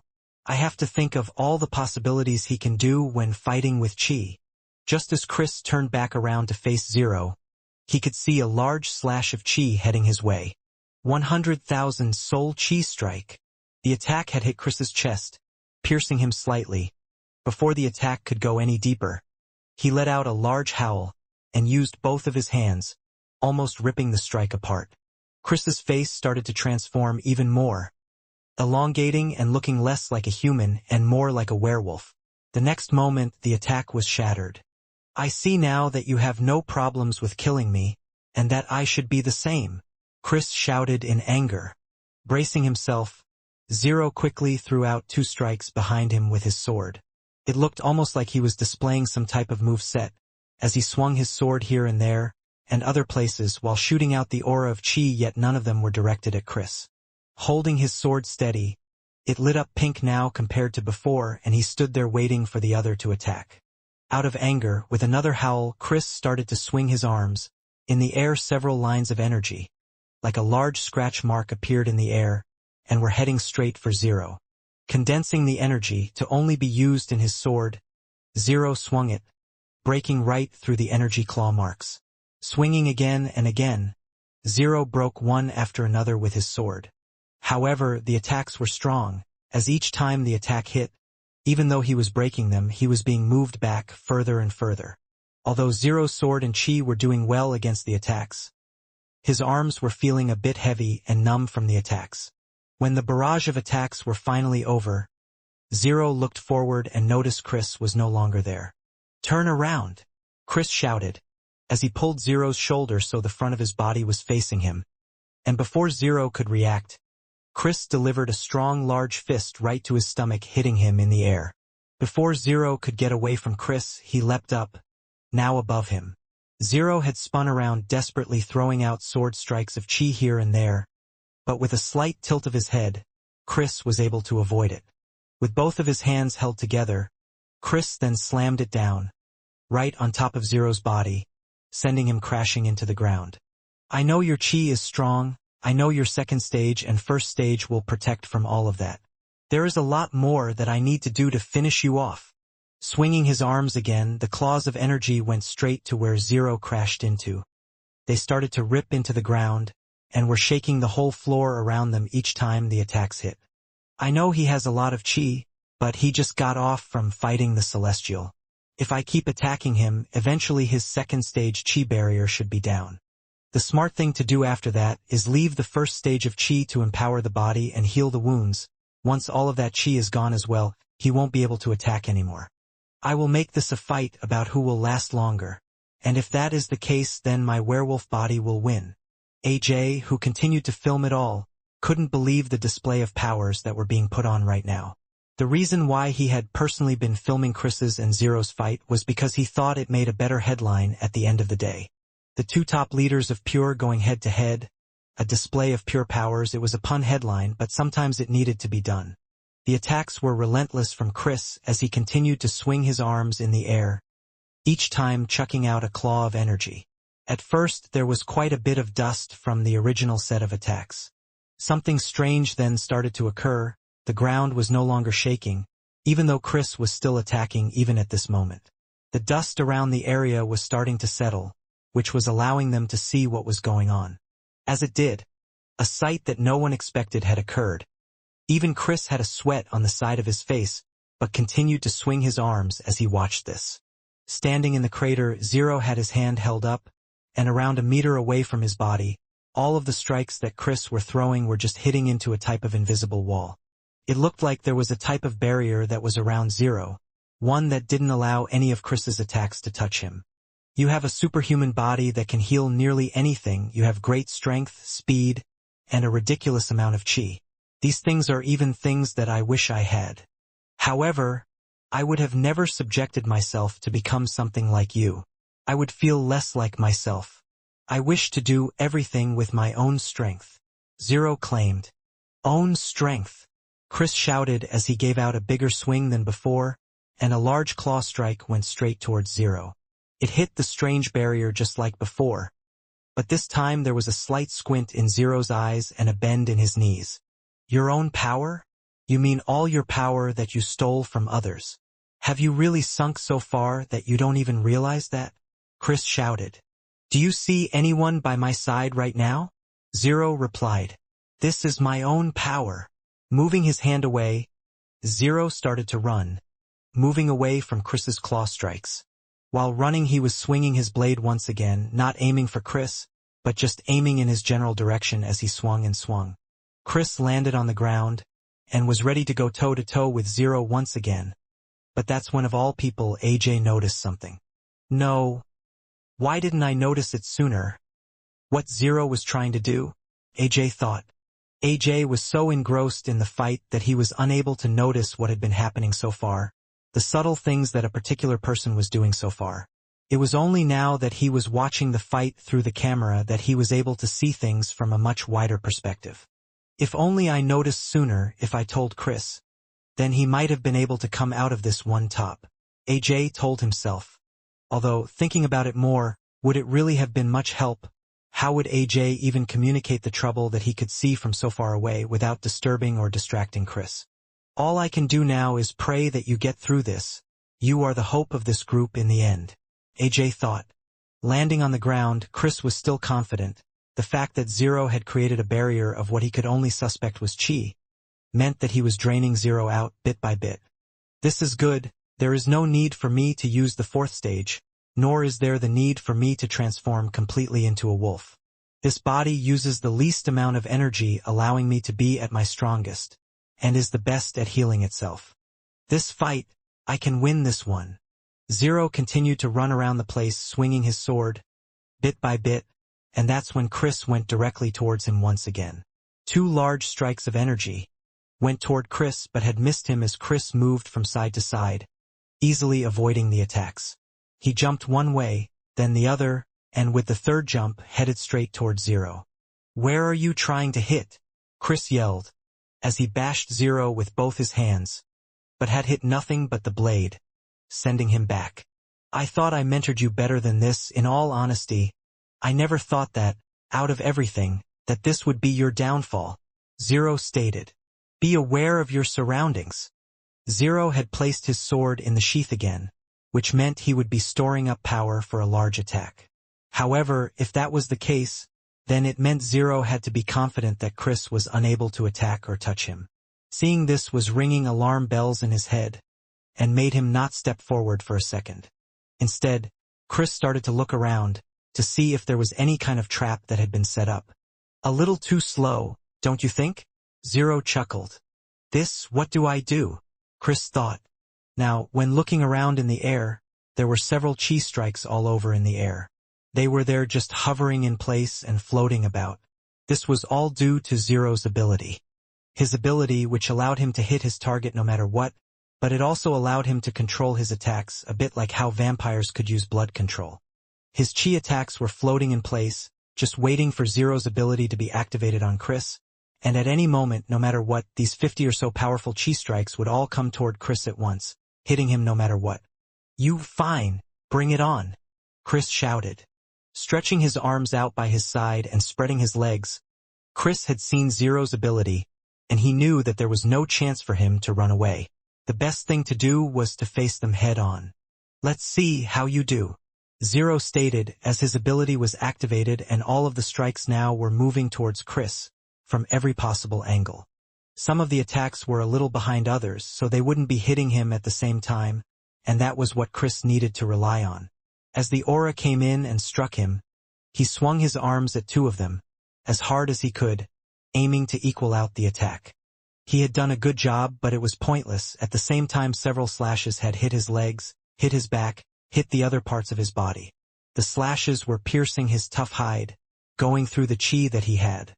I have to fight this," Chris thought, as he looked up into the sky and let out a large howl of energy. "Who?"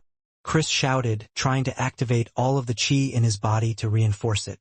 In his werewolf form, it was better to use the first stage of chi to improve his body capabilities rather than the second stage as a barrier. All he could hope for was to minimize the damage of the attacks and increase the healing of his body. However, the slashes of energy continued. There wasn't just one wave, but there seemed to be several more waves of attacks. They were piercing through his skin, pushing him back, his body trying to heal as the slashes of power hit the inside of him. "Arg!" Chris continued to scream. "I can't lose here. I can't die here. Not when I have finally just started to live." Chris began to swing his hand, trying to destroy the chi attacks coming towards him. He was taking a step forward as more slashes were hitting him, still piercing his body, and his blood was dripping on the floor. "Come on, Chris," AJ shouted. "The whole world is counting on you. Take out this damned fake."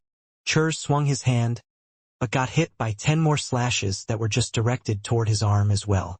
He was sure by now the attacks had to be over, only a few more seconds at least. "Just starting to live?" Zero repeated. "Don't worry, after I am done with you here, I promise I will bring you back, and then you will see the light, and see how right I was." Unleashing his sword out from his sheath, Zero threw out a devastating attack. 160,000 soul chi strike, Zero shouted. The line of aura that came out was larger, more condensed and powerful compared to before. On top of that, straight after, Zero swung his sword a few more times, throwing more of the chi strikes, but with lesser energy, out towards Chris. The attacks were still hitting Chris non-stop, but he could see the large attack coming his way. "I have to focus on stopping this. If I don't stop this one, it will be a real problem. I have to," Chris thought as he readied both of his hands. He concentrated his chi, moving it to his hands, but in doing so, the other attacks were able to pierce his body deeper than they would have done. Regardless, Chris didn't flinch, he didn't run, because any of these types of thoughts would just make things worse. "If I'm going to that damned place, then I will at least take you with me," Chris shouted, throwing both of his fists together, hitting the attack from Zero at the right time. It stopped it in its tracks, breaking the attack, showing that Chris was no weaker in terms of power. However, the following attacks had hit Chris, right on his chest, and following that, with his energy low, he was chucked onto the ground and fell over backwards. The attacks had stopped, but with all of the cuts, covering nearly every inch of Chris's body, it was hard to believe he was still alive. Yet he still got up off the ground with blood dripping from his wounds. "Churs!" Ajay couldn't help but call out, and an overwhelming amount of emotions were coming over him. "You can stop, Chris. You don't have to get up again. You have done enough. You have already fought so hard." "Look at us," Zero said. "There is still not a single wound on my body. I know what your plan was. With your strength you were planning to outlast me. After the last fight, you probably thought I was low on chi. If I just ran out of chi, and you were able to land a few hits on me, the fight would be over, right? Although that was a good train of thought to have. As you can tell, I still have plenty of power." Chris coughed, and a large chunk of thick blood and mucus came out onto the floor. How many more lives did you take behind my back to have this much power?" Chris said. "I can't believe. For so long I worked for a monster like you. I was wrong about you, and I was wrong about trying to outlast you. So it's time to just go all out." A ball of energy looked to be summoning out of Chris's chest. His wounds weren't healing fast anymore, and he was still in his werewolf form, but something strange was starting to happen as the energy from his chest spread out through his entire body.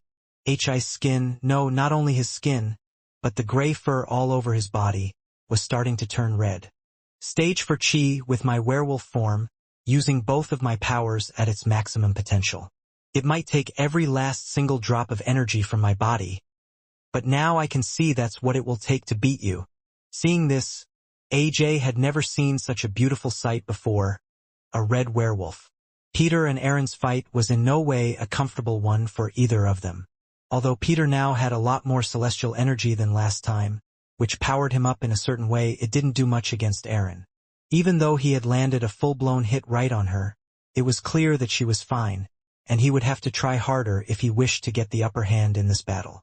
However, if there was one thing that Peter was, it was relentless, as he didn't give her a second to recover and had already resumed raining down his fists upon her, throwing them one after another before she could even react. Your body probably still hasn't even fully healed yet, and yet you are trying to attack me. Keeping the sword in its flame state, Aaron felt the need to do more damage. While the ice sword would perhaps slow down the intensity of Peter's attacks, she knew it wouldn't do much in terms of dealing actual damage to him. Thus, swinging her sword, she tried to hit the skin of Peter's knuckles.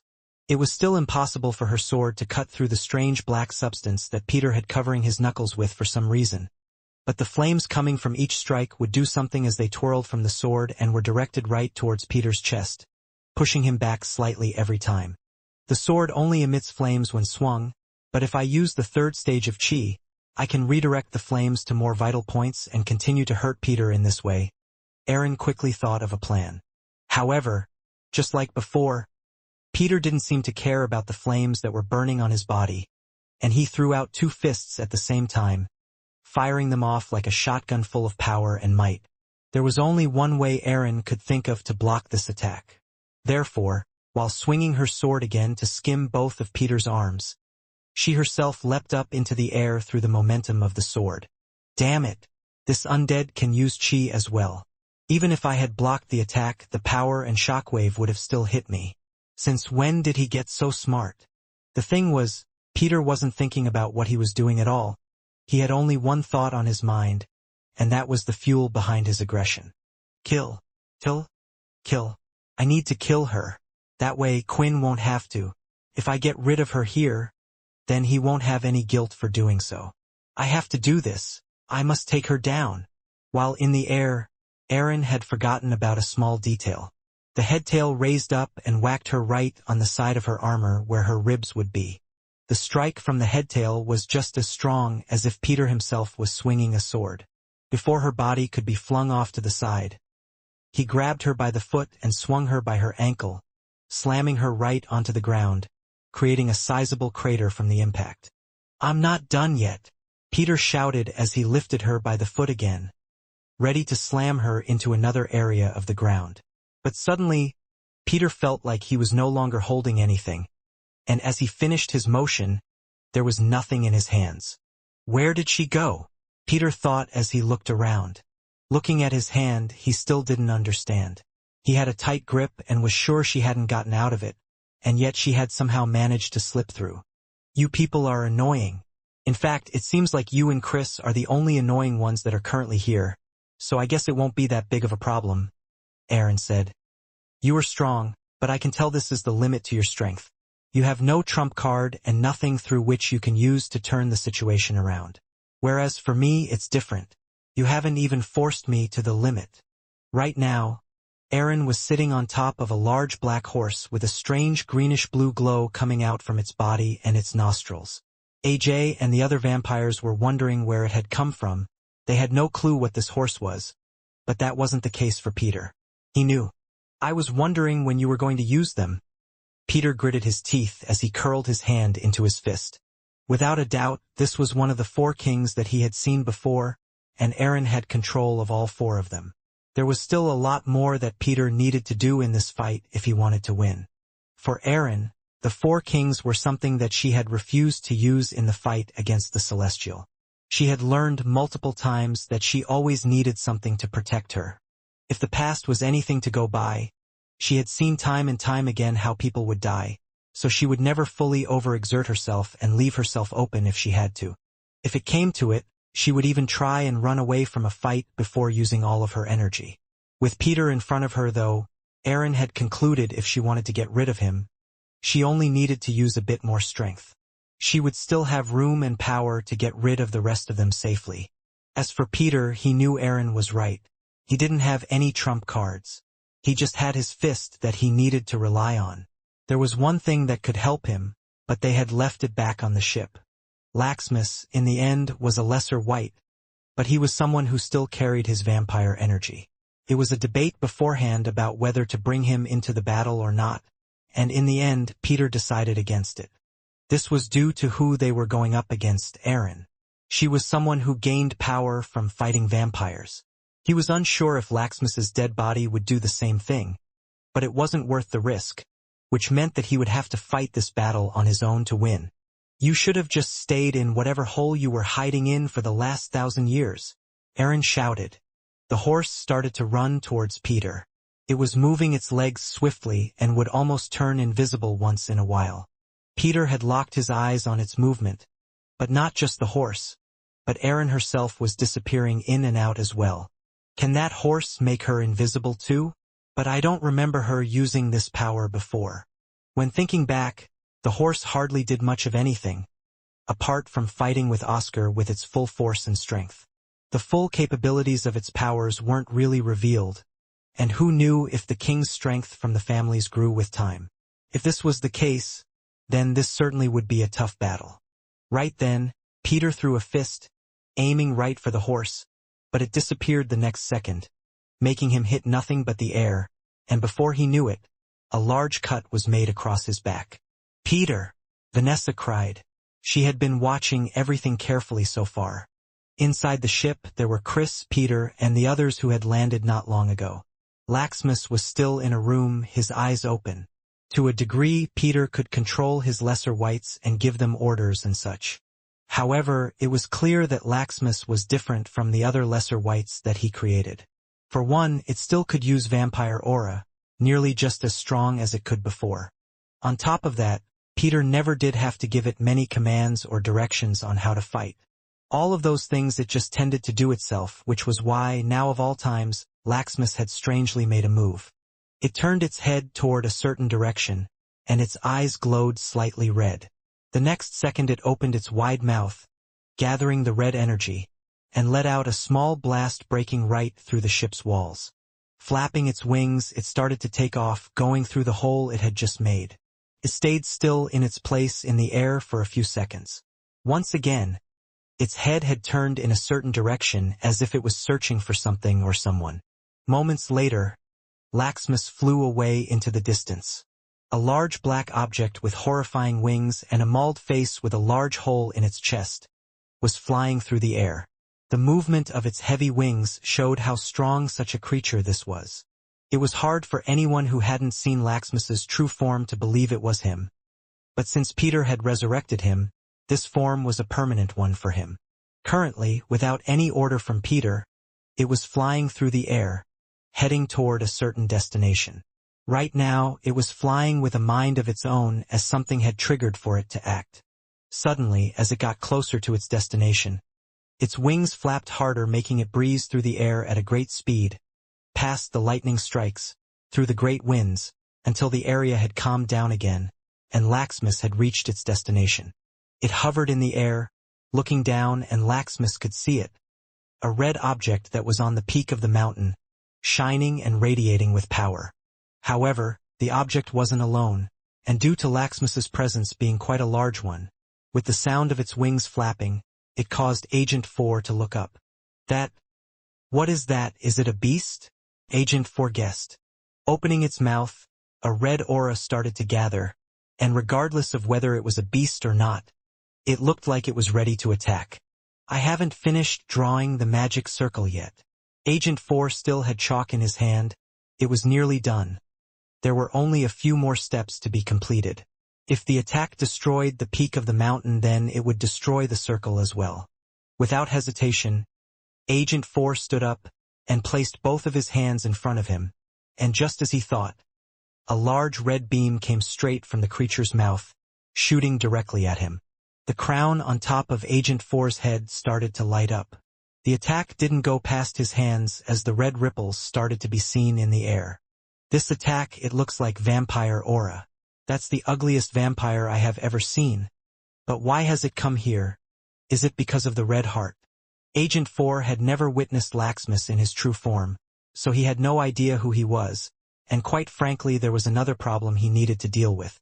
Using the blood armor with the crown was easy, and he had an unlimited amount of usage, but this was mainly due to the red heart. The special blood armor was created for use by kings and high-ranking vampires. Without something to supplement its powers in some way, it was almost impossible for a human to use it. The red beam of energy attack had stopped and Agent 4 placed his hands down back by his side. I guess it's my fault, being portrayed as the scientist of the pure faction. Many must have thought that I was weak.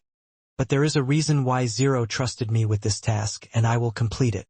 While this was going on, Vanessa had just witnessed a large slash on Peter's back. Blood had splattered in the air, and it looked to be quite the bad wound. Having witnessed both Peter and Chris fight on the Greylash planet, she thought that nothing could best the two. After all, they had defeated the fighting and powerful Celestial that could have easily killed everyone on the planet. Yet here they were, still finding those that they were struggling against. With her familiar, Erin continued onward after striking Peter. She knew his strength and wasn't going to stick around for him to attack back, especially a headstrong person like Peter, who even if he did feel pain would do anything to get a hit in, and she was right. Immediately, Peter swung his arms backward, with a strong force and amount of energy that the rocks in the area had been kicked up and were flying but had hit nothing. I know of your healing capabilities, but that wound isn't such a simple wound. It has my chi infused in it, making it a lot harder to simply just heal, Erin said, still riding on the horse who was moving its hooves, ready to charge in once again. I am not the same as I was before, Peter shouted. Peter had learned a bit about chi he had practiced after Quinn had tried to teach him, but in the end, Peter was too furious to think of the training he had done back then. Instead he was summoning up massive amounts of celestial energy in his body, and it was burning around him like a giant flame. Expanding the energy in such a way he wasn't doing anything specific with it, but the celestial energy had started to expel the chi energy that was in his body that was allowing him to heal. Soon there was no wound on his back at all. Fine. It just means this is going to take a little longer, Erin shouted as the horse was on the move again. Just like before, as the horse moved it started to glide on the surface, moving at an incredibly fast speed, and once in a while it would disappear from sight and then be in a completely different location. Seeing how he had been hit the last time, he was trying to find the horse, so he dug his fingers into the ground, cracking part of it. Then lifting a large chunk of it, he threw it, and ran forward smashing it up with his fists. As he hit the large piece of the ground, smaller pieces were going off everywhere in the direction of the horse. Even if the two of them were invisible, as soon as a piece of land hit the horse, Peter was going to get ready to strike again. He carefully looked, using his eyesight trying to see anything, until right in front of his eyes, Erin and the horse appeared, and the sword had already stabbed right through Peter's chest. He held onto the sword, but felt his entire body lifted into the air. While on the sword as well, the first ring of the demon tier weapon activated and a tornado of flames erupted from the sword. The horse was seen continuing to move, but Peter was no longer on the blade. AJ, watching the thing, was wondering where the body had gone. Worried that it might have been burned into nothing but ashes, until hitting the ground and landing back down was Peter. Is he dead? AJ mumbled and gulped, but there was movement. Peter used both of his hands to get up from the floor. His skin burned, the wound on his chest bleeding slightly. For such a wound, more blood should have been spilling from it, but there was very little. Once again expending his celestial energy in an explosive way, Peter was getting rid of the chi from his body, ready to heal. I'll keep doing this until I find a way to stop your little trick. Let's see who tires out first. Peter smiled. Erin smiled back, welcoming the challenge, and continued forward rather than running straight towards Peter with the horse. She decided to go around in circles this time, disappearing, and when she reappeared the horse was running the opposite direction. Now, the routes and the ways that she could come toward Peter were endless. Peter threw out loaded fists with bursts of energy and chi. It uprooted pieces of the ground, and made it look like a train had crashed through the area. Yet he was unsuccessful again, as Aaron had stabbed him right through the thigh this time. Due to the celestial energy and hard skin Peter had, Aaron realized that she was unable to slash through her opponent, but concentrating her power and chi, to a single point she was able to stab, and stab was what she would do. Peter continued to throw out his fists, his legs even randomly hitting the air, but each time, Aaron would find a way to avoid all that, appearing seemingly out of nowhere and stabbing Peter again and again. While Peter repeated, healing himself again and again, until Peter started to feel a hunger.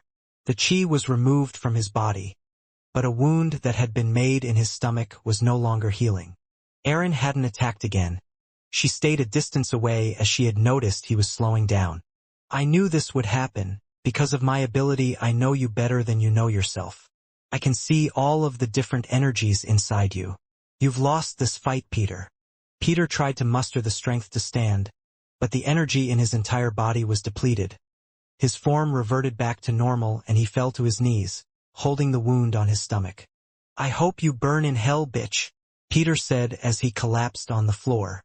At the same time as Peter was having the fight of his life, there was another battle to the death that was going on at the same time. The beautiful camera work from AJ was capturing everything on the mystic red wolf. Chris was large in size, around 9 feet. He was already tall for a human, but in his werewolf form he looked even larger than before. His fur was overflowing, floating in place as it wiggled about in the air. Rather than the light gray color it was before, it was red as if it had been soaked in blood. The eyes of Chris were intense, narrow-like, and glowing a bright red and unlike before. His face was elongated more like that of a wolf's. During the fight he would make sure his face didn't change too much, making it easier for him to speak, but he was done with speaking, he needed everything he could get. So you have decided to use up all the gas in your tank, so you can burn brightly once more. I guess it's the only choice you have, Zero said as he placed his sword in his sheath, charging up another attack. Chris lifted his head up to the sky, both of his hands out by his side, which dangled a little below his waist, as they were longer in this form. The hairs on his body were still floating even though there seemed to be no expended energy outside of his body. It was strange, sometimes when those were summoning the great energy in their body, it would leak out. Effects on the ground beneath their feet, or strange phenomenon would occur such as one's hair standing up on their ends, similar to Chris's hair now. Yet there was no energy leakage coming out from him, and his hair was still floating about as if it was the case. Suddenly, all of the hairs stopped floating randomly in place as if in water, and started it to move upright, as if they were all pointing towards his head. Swinging his head down, and swinging his arms out, Chris opened his mouth and let out the biggest howl of his life. Ah-woo! Just like with the energy in his body, the energy coming out of Chris's mouth was directed straight at a certain individual. The ground was breaking as the howl left Chris's mouth in one direction. Before Zero could even do anything, it slammed right into him. His clothes ruffled due to the sheer power that was being chucked out toward him. This attack is not damaging. My chi barrier isn't being affected. So what's the point of the howl? Zero thought. When Chris had stopped, he pointed both of his clawed hands toward Zero, and 10 of his nails shot out from his hands. Condensed forms of energy as fast as bullets. This attack might be too strong for my chi barrier to stop it, so I will just have to strike it down. Zero thought as he went to pull out his sword, but his hand was stuck. In fact, that was when he noticed it wasn't just his hand. His whole body was frozen still. No matter how hard he tried, he was unable to move his body. It wasn't listening to him at all. Is this because of the howl from earlier? How can this have an effect? Is it some sort of human instinct? Am I scared? It was strange, Zero had never experienced such a thing before, and at the same time, Chris had no idea what was happening because right now he was just fighting based on pure instinct. The nails carried on forward and just as Zero had expected, pierced through his second chi barrier, breaking through the skin and entering his body. I can't move my body, but I can move my chi. These nails, they are aiming right for my chest and heart. If they continue, I will die. I have to focus on the first stage of chi, and the third stage from within and push these out. All of this was having to be done in milliseconds, otherwise the nails already inside Zero's body would reach his heart. Focusing and swirling the chi around, finding the points where his body had been pierced, Zero successfully used his chi to push the nails out of his body. Still not being able to move, all of the nails rushed out in a random direction, hitting the ground, going to the sky and more. If I can still use my chi, then I should be able to use it to command myself. Use the chi command to get rid of whatever is happening to me right now. And that was exactly what Zero did, allowing him to move in place, taking his sword out of his sheath. Only Haven taken it out a little. The sword was glowing a slight pink, but there was nothing Zero could do because Chris was already directly in front of him. Lifting both of his hands, the claws clashed against the blade of Zero and his whole body was lifted in the sky, causing him to reach the clouds above. Jumping from his position, Chris continued to chase after Zero. He reached him quickly and with one of his hands swung it as hard as he could, aiming directly for the sword. As it hit, the sword was flung out of Zero's hands, breaking the bones in his fingers as the sword fell to the floor. Then, without holding back, it was time for Chris to go on his rampage. Swinging his arms, his nails dug through Zero's skin and clothing, as if there was no chi protecting him at all. Deep cuts were made on his body, one after the other. The only thing Zero could attempt to do was move his arms in the way of his vitals and focus his chi there. But each time he did this, Chris would simply grab the arm and move it away. In terms of strength, even with the powered-up chi, there was no chance for Zero to outpower him. I can't die here. Not when I was so close. Not when I was so close to getting them back. Thinking these thoughts, Zero was left with no choice to do the one thing he never wanted to do. The mark on his forehead started to glow brightly. When Chris swung his clawed hand again, and it hit Zero's body, a clang was heard. He was no longer hitting flesh. The entirety of Zero's body started to be covered in a strange black substance. Just like that undead friend of yours with his marking, I can change my form. As I said before to you, I hate using borrowed power. I guess in the end you were right. I am a hypocrite. Zero shouted. The fight between Peter and Aaron had come to an end, with Peter laying on the ground. But just then a large light of energy had appeared in the sky, and a giant shockwave was felt. AJ moved his camera to the sky to see. Due to the energy, the clouds had disappeared and the black clear sky could be seen. Zooming in closely, there were two objects falling out of the sky. Then with a slam, a large spiral of pink energy, like a ring, had been shot out, and one of the objects was slammed into the ground. A wave of dust came out, hitting AJ and blocking the view of the camera. Zooming into the scene, that's when Chris, no longer in his werewolf form, could be seen lying there, while Zero landed not too far after him, the strange black substance going back into his forehead, with cuts all over his chest and landing on his 2 feet. AJ wasn't the only one that could see this. The 2 vampires that were with him could as well. Does this mean both of them lost? They're not moving right? Vanessa said in a panic. She was still holding onto the special sword. But more so she was worried about what would now happen to them. I think I can hear Chris breathing. So at least he is still alive. Lucas answered. But I think that both of them are unable to fight. That's for sure. Although both of them probably had expended a lot of energy fighting the 2. There wasn't a bone in Lucas's body that thought he could defeat these 2, even in a weakened state. Looking at the sight and still filming everything, AJ could only do one thing. On his system he had hit the live button and titled the story, The Final Moments of AJ, and the Great Unknown Heroes That Tried to Save Us. I don't know what will happen from here, but the world will see everything the 2 of you do, AJ shouted. When AJ had pressed the button to go live, there was a little more to it than that.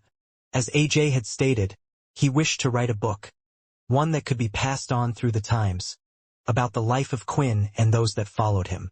AJ didn't want the world, the whole universe, to go on not knowing what these people were doing for the humans, the vampires, and all of those that originated from Earth.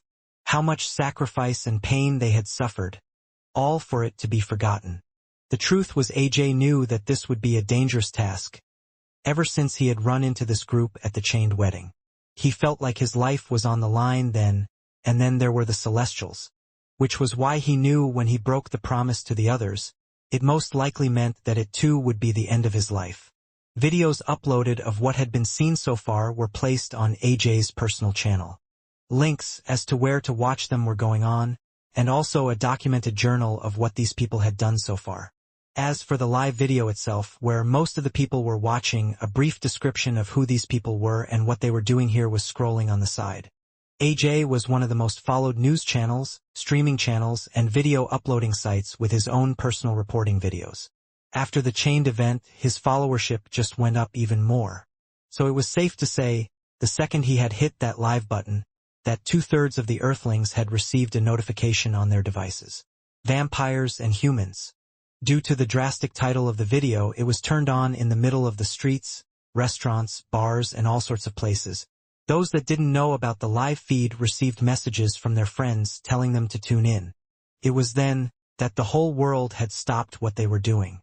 Stopped eating, drinking, and walking the streets to have a look at what had just happened. None of you know about the secret heroes who have been fighting behind the scenes your entire life. AJ commented as he filmed a close-up of Chris on the floor, and then soon to Peter. At the same time, an edited clip of their battle was being shown on the same live feed in the corner of the screens. The people I have in front of me are the damper queen known as Erin and the leader of Pure Zero. I don't have much time to explain, but I hope my uploaded videos can give you context. Zero, a heartless man who has killed 100,000s of people just so he can get stronger, and the damper who kills her own friends without a second thought, and now both of them are working together to try and summon a celestial into our world.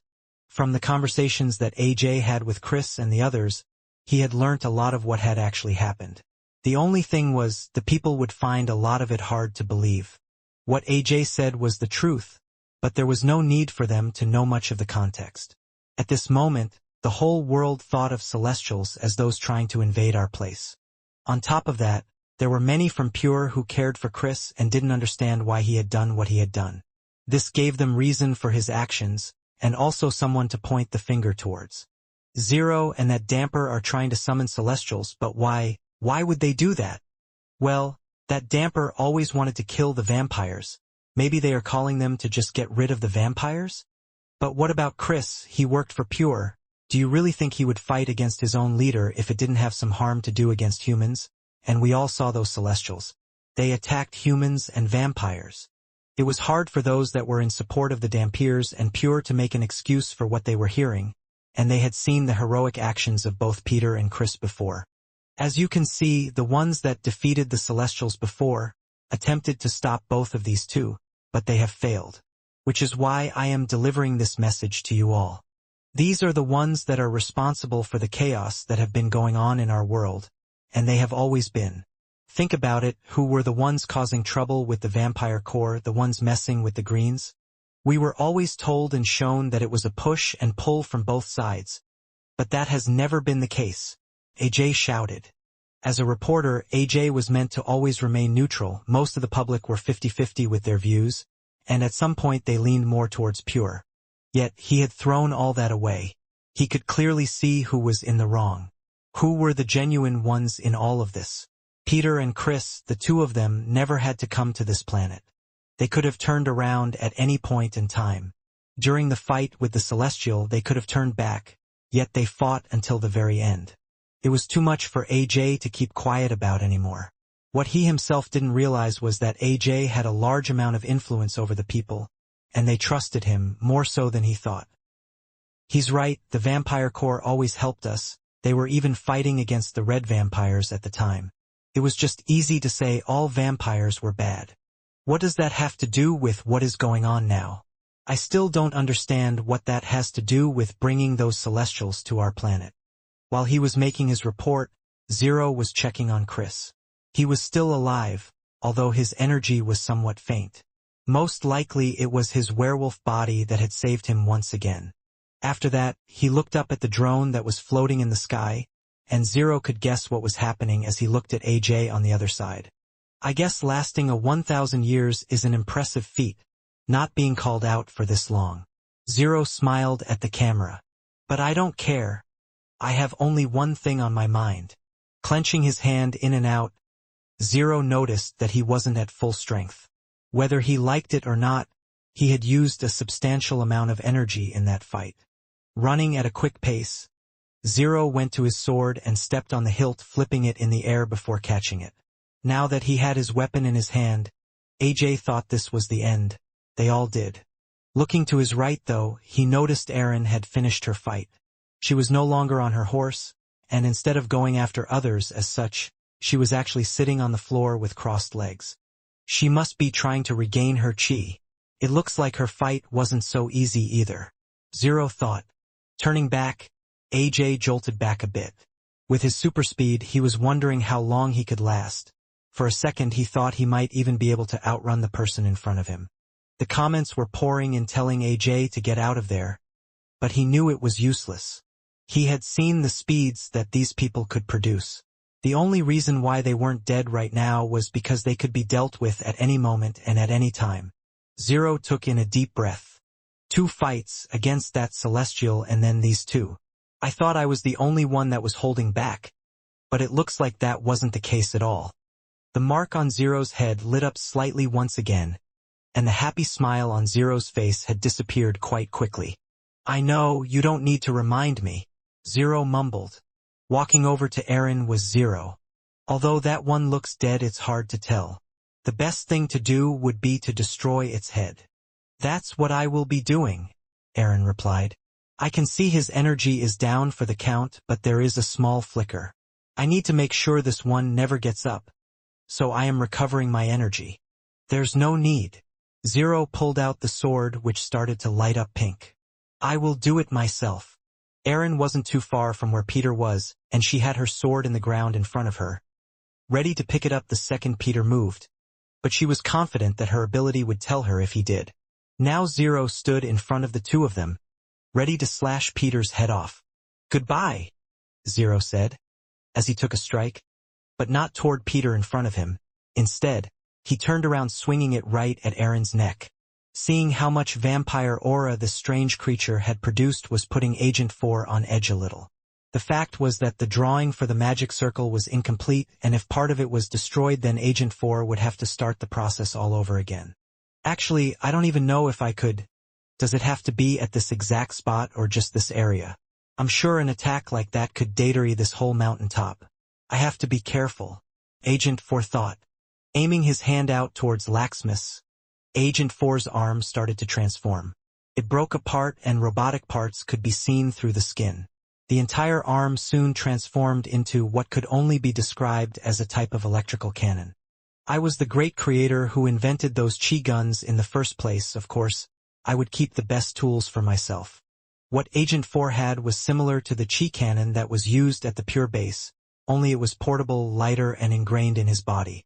Lighting up, a blast was emitted straight from Agent 4's hand. It came out in a yellow ball-like form, but not just one blast, but several had been shot out at great speed towards Laxmus, who covered himself with his wings as he was hit by each one in the air. Time for me to make a move, Agent 4 thought as he slid down the side of the mountain and leapt off to another ledge. When the smoke from his attacks had disappeared, Laxmus could be seen fine and in one piece. Not a scratch on him, but these blasts are made from condensed demon tier crystal energy and chi. How can it have next to no effect at all? Who is this vampire? Agent 4 thought. Several more shots were fired out towards Laxmus, but this time he stretched out his black hand, which started to be encased in red aura. Then with a flick, he hit one of the energy blasts, which was flung away and exploded in the sky. Now both of Laxmus's hands were covered in the vampire aura, and swinging them out he knocked each of the blasts from Agent 4 away, and started to flap his wings once more. Instead of going for Agent 4 like he thought, Laxmus dived straight toward the red heart. So that's what you were after this whole time? Agent 4 jumped and his feet started to transform into a similar shape to what his arm was now, and jets of energy came out from the bottom of his legs. Getting close to where the red heart was, Laxmus reached out with his hand ready to grab the crystal, when a person stood in his way, his skin bright red, and the jets from his legs, burning the rocks underneath him. Laxmus's hand slammed into the wall, pulsating the red aura once again while the crown on Agent 4's heads started to light up, and blood dripped from his arm and shoulder. On top of that, all of his skin was now a dark red-like color as the fourth stage of Qi had been activated. Although I have exchanged most of my useless human body parts for more useful mechanical body parts, I am still human. Blood is what runs through my veins, Agent 4 exclaimed, as an unexpected battle for his life was now on the line. Letting his hands down, his right hand had transformed into the blaster once more, and Laxmus's body continued straight ahead. Bursting forward with the jets from his legs, Agent 4 collided straight into Laxmus's body, using one of his hands to hold his shoulder tight and still. The burst of power from using stage 4 Qi was strong, and in terms of Qi, Agent 4 was nothing to laugh at.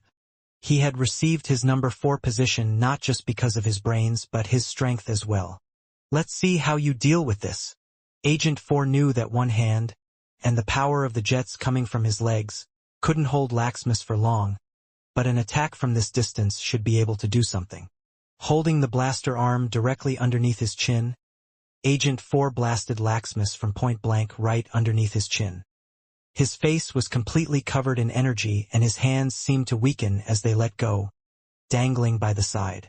After that, Agent 4 boosted the speed of his legs with the jets as he kicked Laxmus right in the head, sending him crashing into the mountain below.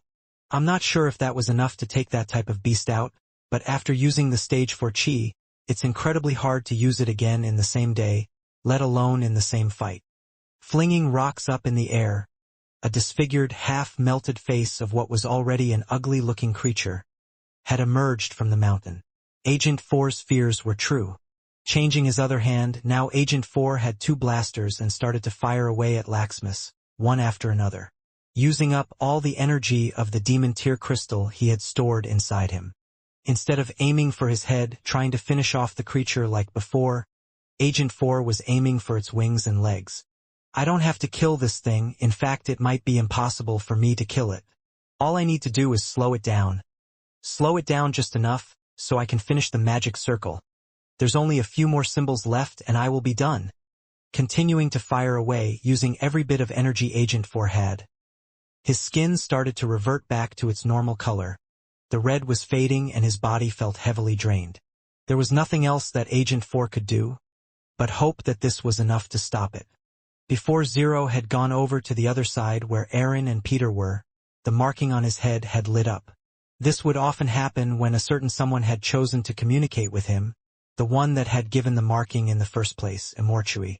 One of the abilities that Immortality had was the ability to communicate with his dedicated followers, and when doing so the marking would light up.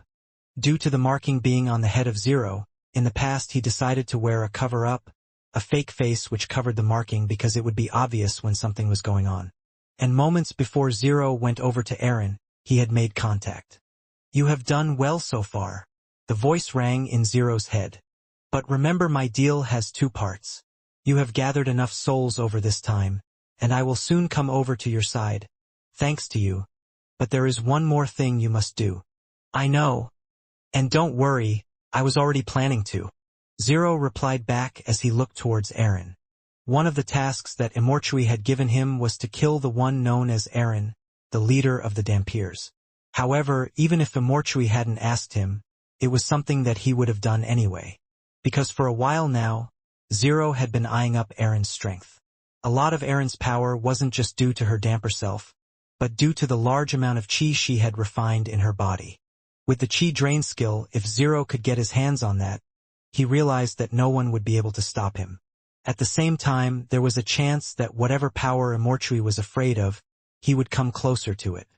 You always have to be careful with these things, after all. There could be a chance that Immortality will back out of his part of the deal. While walking over to Aaron, it made Zero think back to when he had first met Immortality. After all, Immortality was a being that was not of this world. He was stuck in another realm. Although the vampires had made contact, that was due to Richard Eno opening up a portal to the other side a long time ago. Which was why the meeting between Zero and Immortality, the way he had become a dedicated follower, was a unique one. Seeing what had happened to him, experiencing what had happened, was why Zero was sure of it. Immortality was able to bring back those that he cared about. I will complete the task without fail. Zero inwardly screamed in his head, as he thought back to that day. A long time ago, during the First Dalki War, disaster had struck, changing Zero's life forever. Living peacefully at the top of the temple, Zero had continued the traditions of his family, teaching all those that came to him the power of Qi. This was where one of his students had been abandoned by his parents. Leo had been abandoned, and just like with all his pupils, Zero had brought him into part of his family, adopting him, and he too had taught him Qi. Looking back, he was unaware that this would be the turning point in his peaceful life. With the Dalki War starting, Zero wished to remain hidden in the mountains away from it all. However, a grave mistake from one of his dearest students had changed everything, showing the world his powers, and allowing for the world to discover them. That was the point where those that were part of the temple had been forced to join the war. They had been placed on what was called an orange portal planet to gather crystals from the beasts. Their life was rebuilt on the planet, but all of that was short-lived, when the Dalki had come to attack. There was no help from the government or from the military, and in the end, everyone had perished apart from Leo and Zero himself. At this point in time, the peace treaty had just been announced, having been signed with the Dalki. As for where Zero was, he had returned back to the temple, the original temple that was up in the mountains. On the way to the temple, there was a bridge. It looked old and worn. Walking, Zero dragged his feet. A treaty. A fucking treaty. Force us into a war, and then sign with the ones that killed them. Zero shouted, dragging his feet across the bridge. As he finally made it to the other side, and pushed the doors open so hard that they slammed to the side, nearly breaking. Yet there was no one to complain, no one to say anything, because the place was completely void of people. Luke, Charlie, Sarah, Mantis, happy. Zero shouted, and with each name his voice was getting quieter and weaker, eventually falling to his knees. Tears ran down his face and onto the ground, and with his two hands he started to slam them down. What did I expect? That if I came back here, that they would just come back to life? They're all gone, and not a single one of them will be coming back. For a second, Leo had flashed into his mind, but he quickly disregarded that person. He wanted to forget everything about him. Standing up, Zero continued to walk the halls of the temple, the rooms where he would see their smiles. After images of them being so young, then growing so old and learning Qi, the large smiles on their faces, all of it was coming into his head. For a second, Zero was having a peaceful moment, smiling through his tears, but soon after, the images of the very people he was thinking about flashed in his head again, but they weren't happy memories. It was of their bloody bodies, their lifeless eyes, limbs with large cuts, and some of them, so badly hurt that one couldn't even recognize them. My children, all of them were killed, murdered, and what for? For this treaty. Why does everyone get to live in peace now? Why does everyone else get to enjoy the time ahead, while their lives were cut short? And then there's me. Who is still here doing what? Wasting oxygen on Earth. If they're not here, then I might as well. In the hall of the temple, Zero picked up a small blade and placed it at the side of his stomach, ready to pierce himself and slide it across, spilling his guts and killing himself. However, as his hand was on the handle, he couldn't move it. At that moment, everyone, he could see them all in the hall, smiling toward him, and reaching out, holding onto the blade, stopping him. Why won't you let me be with you? What do you want from me? Zero shouted once again, and remained in the same position until the sky went black. In that position, several thoughts did come to his mind, and he had finally come to a conclusion. He couldn't leave this world because there would still be regrets, things that he needed to do. Picking up his sword, and wiping his face away, Zero's face had changed. The deep wrinkles on his head could be seen, and the focus in his eyes were different. I know what I have to do. The treaty had only just been signed, and a lot of structures on Earth were still destroyed, many buildings and such, causing the military and the people to have temporary accommodations in tents and more. At the same time, although there were those with abilities that could help, Their abilities hadn't developed much and there weren't so many that it was widespread to everybody. The headquarters of the military was currently being built, and the military base at the moment was nothing but a large group of tents because of this. They were to help the builders, scientists, and more with rebuilding the city. The military felt like it was part of their job to do this for the people after they had helped them through the war. Everyone had played their part to survive. The place was well known to the public, as many would come and line up for daily supplies. The day before, it had rained, causing the ground to become incredibly muddy. Most were wearing boots to combat this. The army was giving out supplies as there were several queues at the stalls set up to give supplies. However, one person stood out, as they walked through the mud in sandals, ripped clothing and with a sword by his hilt. "Get to the back of the line and queue up like everybody else," one of the soldiers shouted. Lifting his head, Zero's eyes were still the same as before, focused as if he wasn't looking at the person in front of him but at someone else. "I want to see the leader, I want to see the Supreme Commander. The person who had decided to send me and my family to that damn planet. Bring him out now," Zero shouted. It was starting to gather the attention of those around, but they had seen this sight before. It wasn't the first time someone had blamed the military for the many deaths. They looked at Zero with pity and sorrow, especially seeing him in his current state. "The Supreme Commander will not just come out to meet someone like you. There is a procedure. You can make your complaint, and if there is a need for him to see you, he will," the soldier explained. Not listening, Zero continued to walk forward, and as he did he was mumbling, "Bring him out. Bring him out. Stand back," the soldier said, pointing his gun right at Zero. "I will shoot." Taking a step forward, Zero pulled the sword out of his sheath and slashed the gun, causing half of it to fall into the ground. The next step he kicked the man's leg, popping out the knee and grabbing his head as he fell to the ground, now placing his sword by his neck. "Bring out the Supreme Commander out now, otherwise, a lot more than him will lose a life, and trust me, I have already lost everything that matters to me. So there is no threat you can make that will make me stop." The soldiers looked at each other, and with no choice they ran inside. A few moments later, a large muscular man who looked nearly as big as the Dalki had walked out. "What is this? You are not the Supreme Commander. Do you soldiers not even care about the lives of your own?" Zero asked. The large man lifted both hands to show that he was no threat. "The Supreme Commander is currently not present, but I have been sent in his place. I am second in charge around here while he is away." Looking at the man closely, Zero started to recognize him, someone who had appeared on the TV a few times, as one of the heroes of war, Oscar. "Please let go of the man, and I promise you, we won't harm you and will listen to what you have to say. I am here for you," Oscar stated. Hearing this, Zero was inclined to believe him, so he let the man go, who scurried and ran off to the other side. "Thank you for doing that. Now please tell me what you want, and your name?" Oscar asked. "My name," Zero replied. "I guess I was once known as Saber Hunt, but a name is meaningless for me. I am worthless and there is no one that needs me anymore in this world. I am Zero."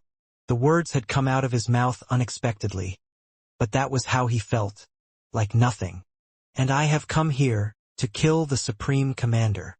The words that had come out of Saber's mouth, or more correctly Zero's mouth, made Oscar shake his head.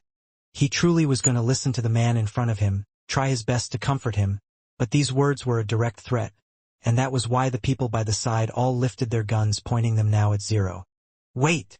Oscar lifted his hand. "Put down your guns. There are many that come here, angry, sad and in pain. We shouldn't just disregard it." Looking at the sliced-up gun and how the person was able to take one of the men hostage, Oscar guessed that this man was a talented fighter. Most likely someone who had taken part in the war and had survived just like him. Sure, there were many people who threatened to kill the Supreme Commander, but not many that had the strength to, and this person most likely had the strength. "Why the grudge? Why do you want to kill the commander?" Oscar asked. He forced my family to fight. He was the one that made the order, and never sent any help when we were under attack. We helped the world, But where was the world when we needed help? Zero picked up his sword and directly pointed it at Oscar.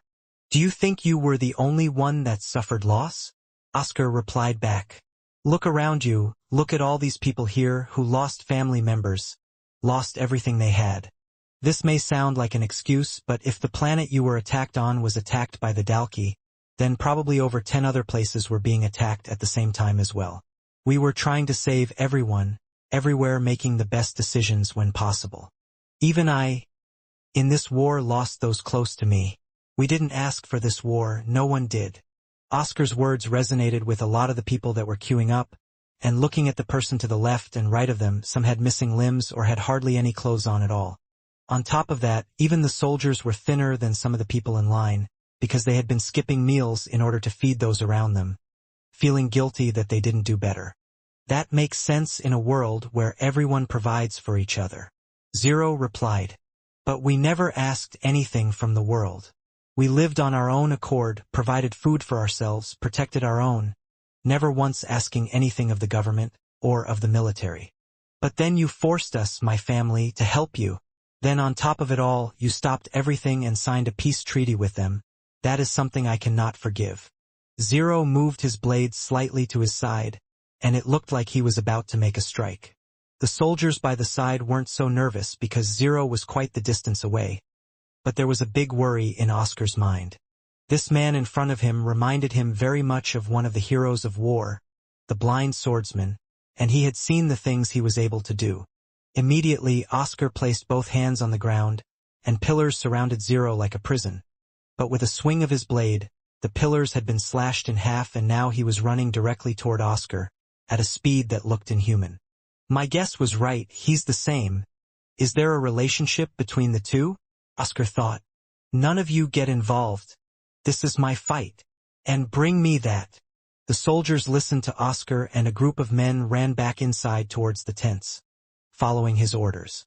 Lifting his hand, Oscar had made a wall of mud, and then out from that wall, solid bricks of earth were being shot out towards Zero. Seeing these, he started to hit them away, slicing them in the best motion possible, but one of the bricks had hit his thigh, hurting him quite a bit, but Zero continued onward, reinforcing his body with the first stage of chi. Rather than striking at the bricks, he decided to run around the side instead. But like a turret, Oscar was moving the mound of mud, continuing to fire bricks out, and once in a while, they would hit Zero, hurting him but not slowing him down. These bricks are coming out at a fast and heavy speed. Just getting hit by one usually sends a person falling to the floor. This person is strong, Oscar thought. At the same time, Zero was struggling for a number of reasons, one of them being the fact that he had never gone against an ability user before. During the war, he had fought just beasts and Dalki.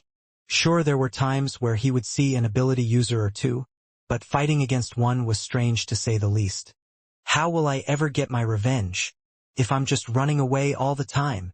Instead of running around the side, Zero went straight forward, moving his hand and slicing the bricks and allowing those to hit him in non-vital areas where he was reinforcing his body. Eventually reaching the mound of dirt, Zero slashed it twice, cutting up an X shape.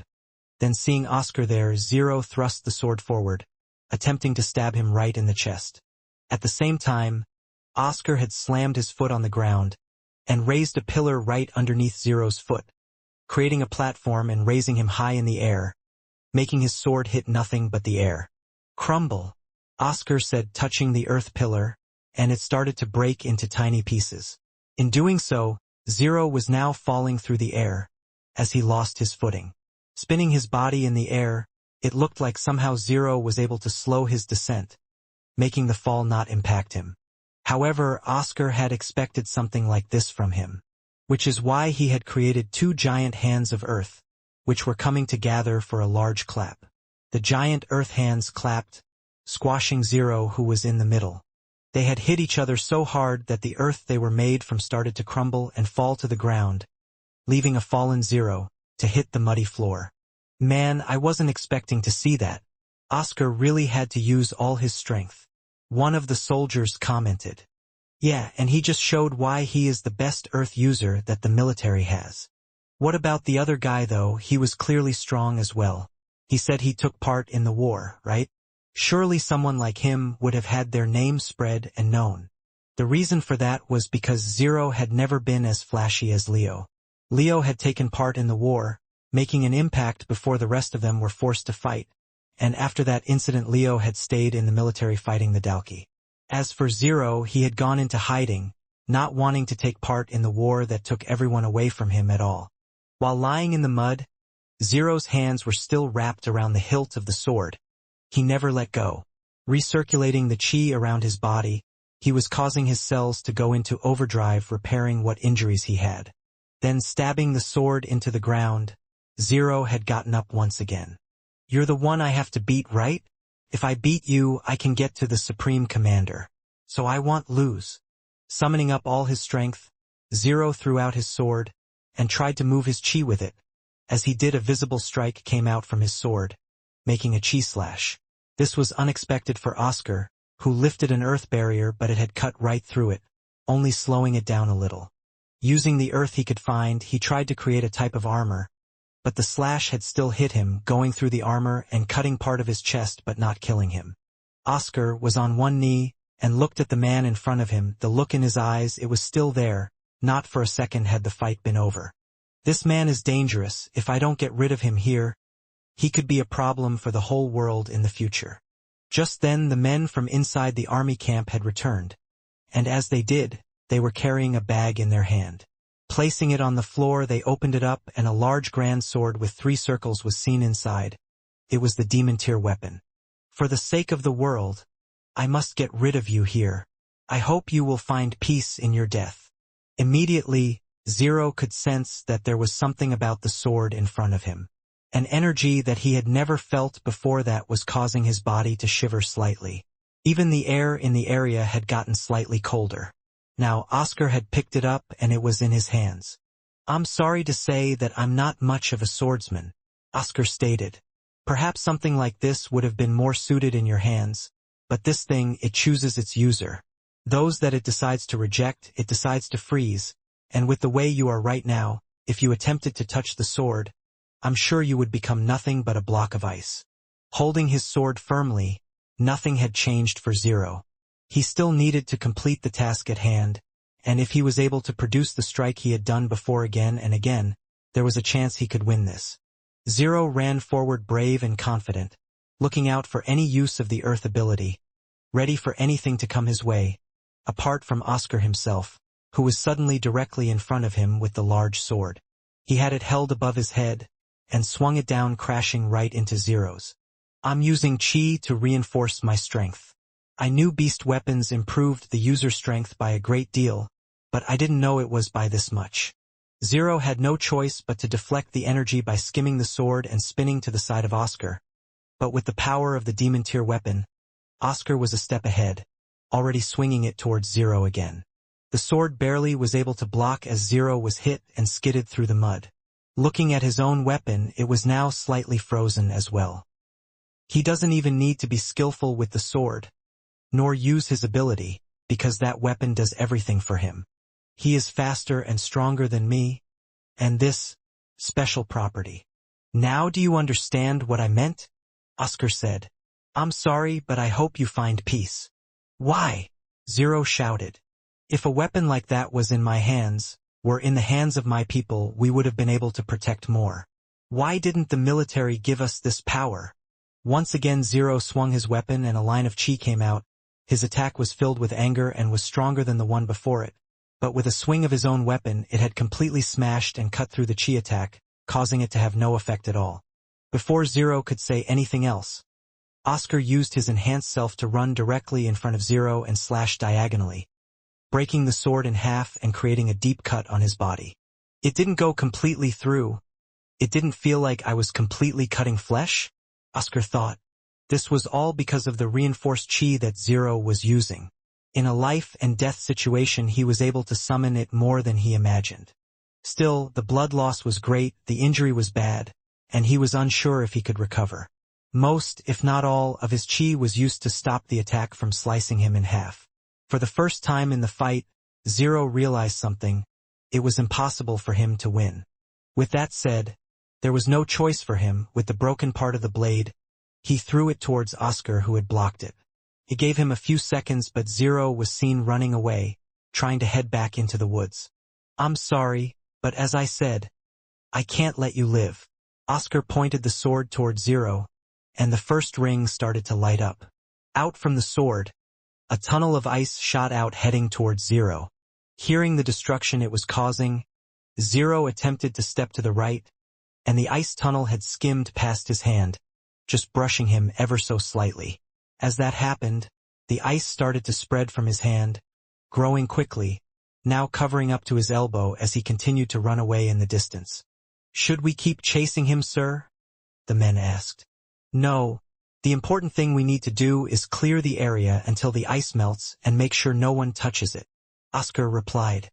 "Besides, once someone has touched the ice, it will grow and bind their entire body." Zero continued to run through the woods, but he was noticing that the ice was slowly covering his entire body. He was feeling faint and weak, as his wound hadn't healed up either. In the end, it had covered his entire arm, and eventually Zero had collapsed to the ground, even before the ice had covered all of himself.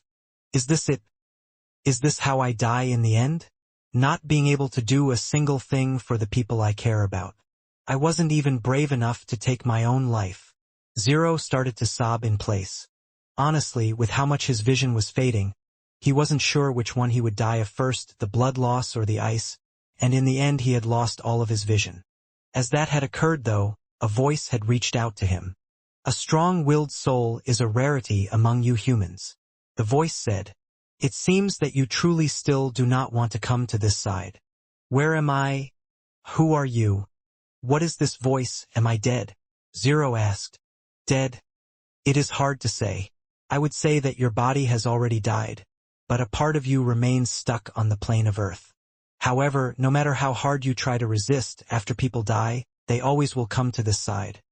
And come to me. Tell me, why do you resist so much?" "Why? I want to see them," Zero replied. "I want to see their faces again. I want to be with them. I'm their father, their teacher. I should have never died before them." "You wish to see people who are already dead.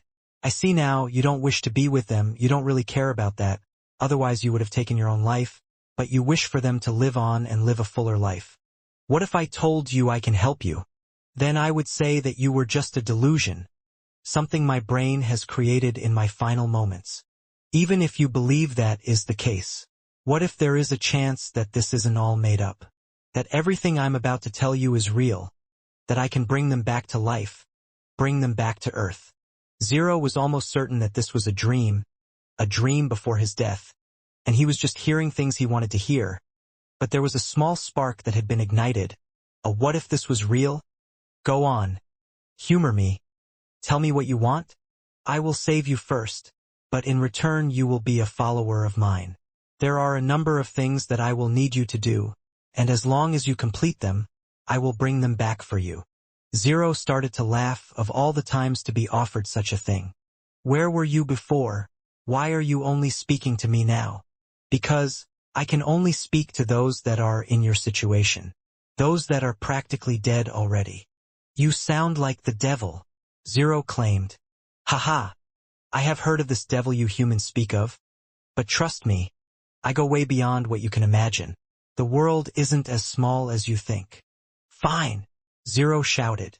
"I don't care what you are, but I will do as you ask of me, and no matter what it takes, or how long it takes, I will bring them back. You better keep your part of the deal. I never lie." These were the last words that Zero heard, and opening his eyes, his vision had come back, and a rush of strange energy was felt inside him. A burning sensation could be felt on his forehead. Looking at his arm, the ice started to crack, breaking completely and falling to the ground. The wound on his chest was healing up. Not only that, but something he hadn't noticed until now. His heart was starting to beat. My body, it was really dead. That means I came back from the dead. That wasn't a dream, a delusion. If that's the case, then it means the deal I made was real. I can really bring them back." Standing up on his 2 feet, that was when the real Zero was born. For some reason, the past had resurfaced in Zero's mind. Maybe it was because he was close to achieving his goal. Maybe it was because he could see that dreaded weapon in the ground. The one that had nearly taken his life. Either way, those days were soon to be behind him, as he had one last thing to do. There were no more requests, this was it. Pretending to swing the sword towards Peter, Zero then swung it behind him, as he aimed right for Erin's neck. He knew about her ability because he knew a lot about Leo as well. She was able to sense any kind of energy fluctuation, allowing her to predict when an attack was coming before it did. Which was why, with this strike, the only thing Zero used was the first stage of chi to enhance the strength of his muscles, and only that. He condensed his chi down, focusing on not making it move a tiny bit, and swung the sword. A fast, swift movement with no hesitation. A move that was detached from Zero's mind. That was the type of sword strike he had made. It was perfect. The move was done so well that Erin hadn't even noticed the sword coming toward her. As it inched closer and closer to her neck, Zero had to make sure to contain his excitement, because Erin had her demon tier armor that allowed her to phase through any type of attack. As long as she wasn't startled or it was too sudden, she wouldn't activate it. When the sword was brushing up against her skin, it stopped. Why has the blade stopped? Zero didn't understand. He could see no reason why his sword would be stopped. He couldn't sense any chi from Erin, but a moment later, purple sparks started to appear. With no choice, Zero had to put chi into his blade to push through whatever it was stopping his sword. The purple sparks grew larger, still not allowing his sword to move an inch. I didn't expect any less from you. Erin smiled.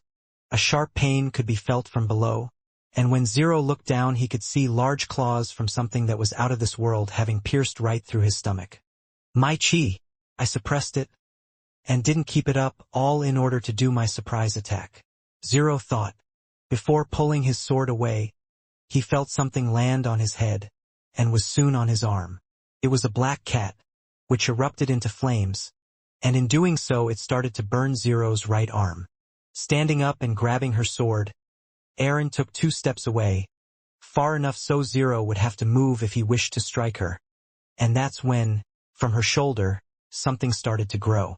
It was a black and purple dark-skinned turtle that started to grow in size. The black cat was on her shoulder, and the bone claw with blood on its claws was standing next to her as well. When agreeing to work with you, I thought this might happen, Erin said, which is why I had already summoned the kings, to protect me if any dire situation were to occur. The familiar kings had acted on behalf of Erin, protecting her life. The turtle Genbu had shrunk so small, staying on her shoulder. It had blocked the sword strike from Zero with its hard shell.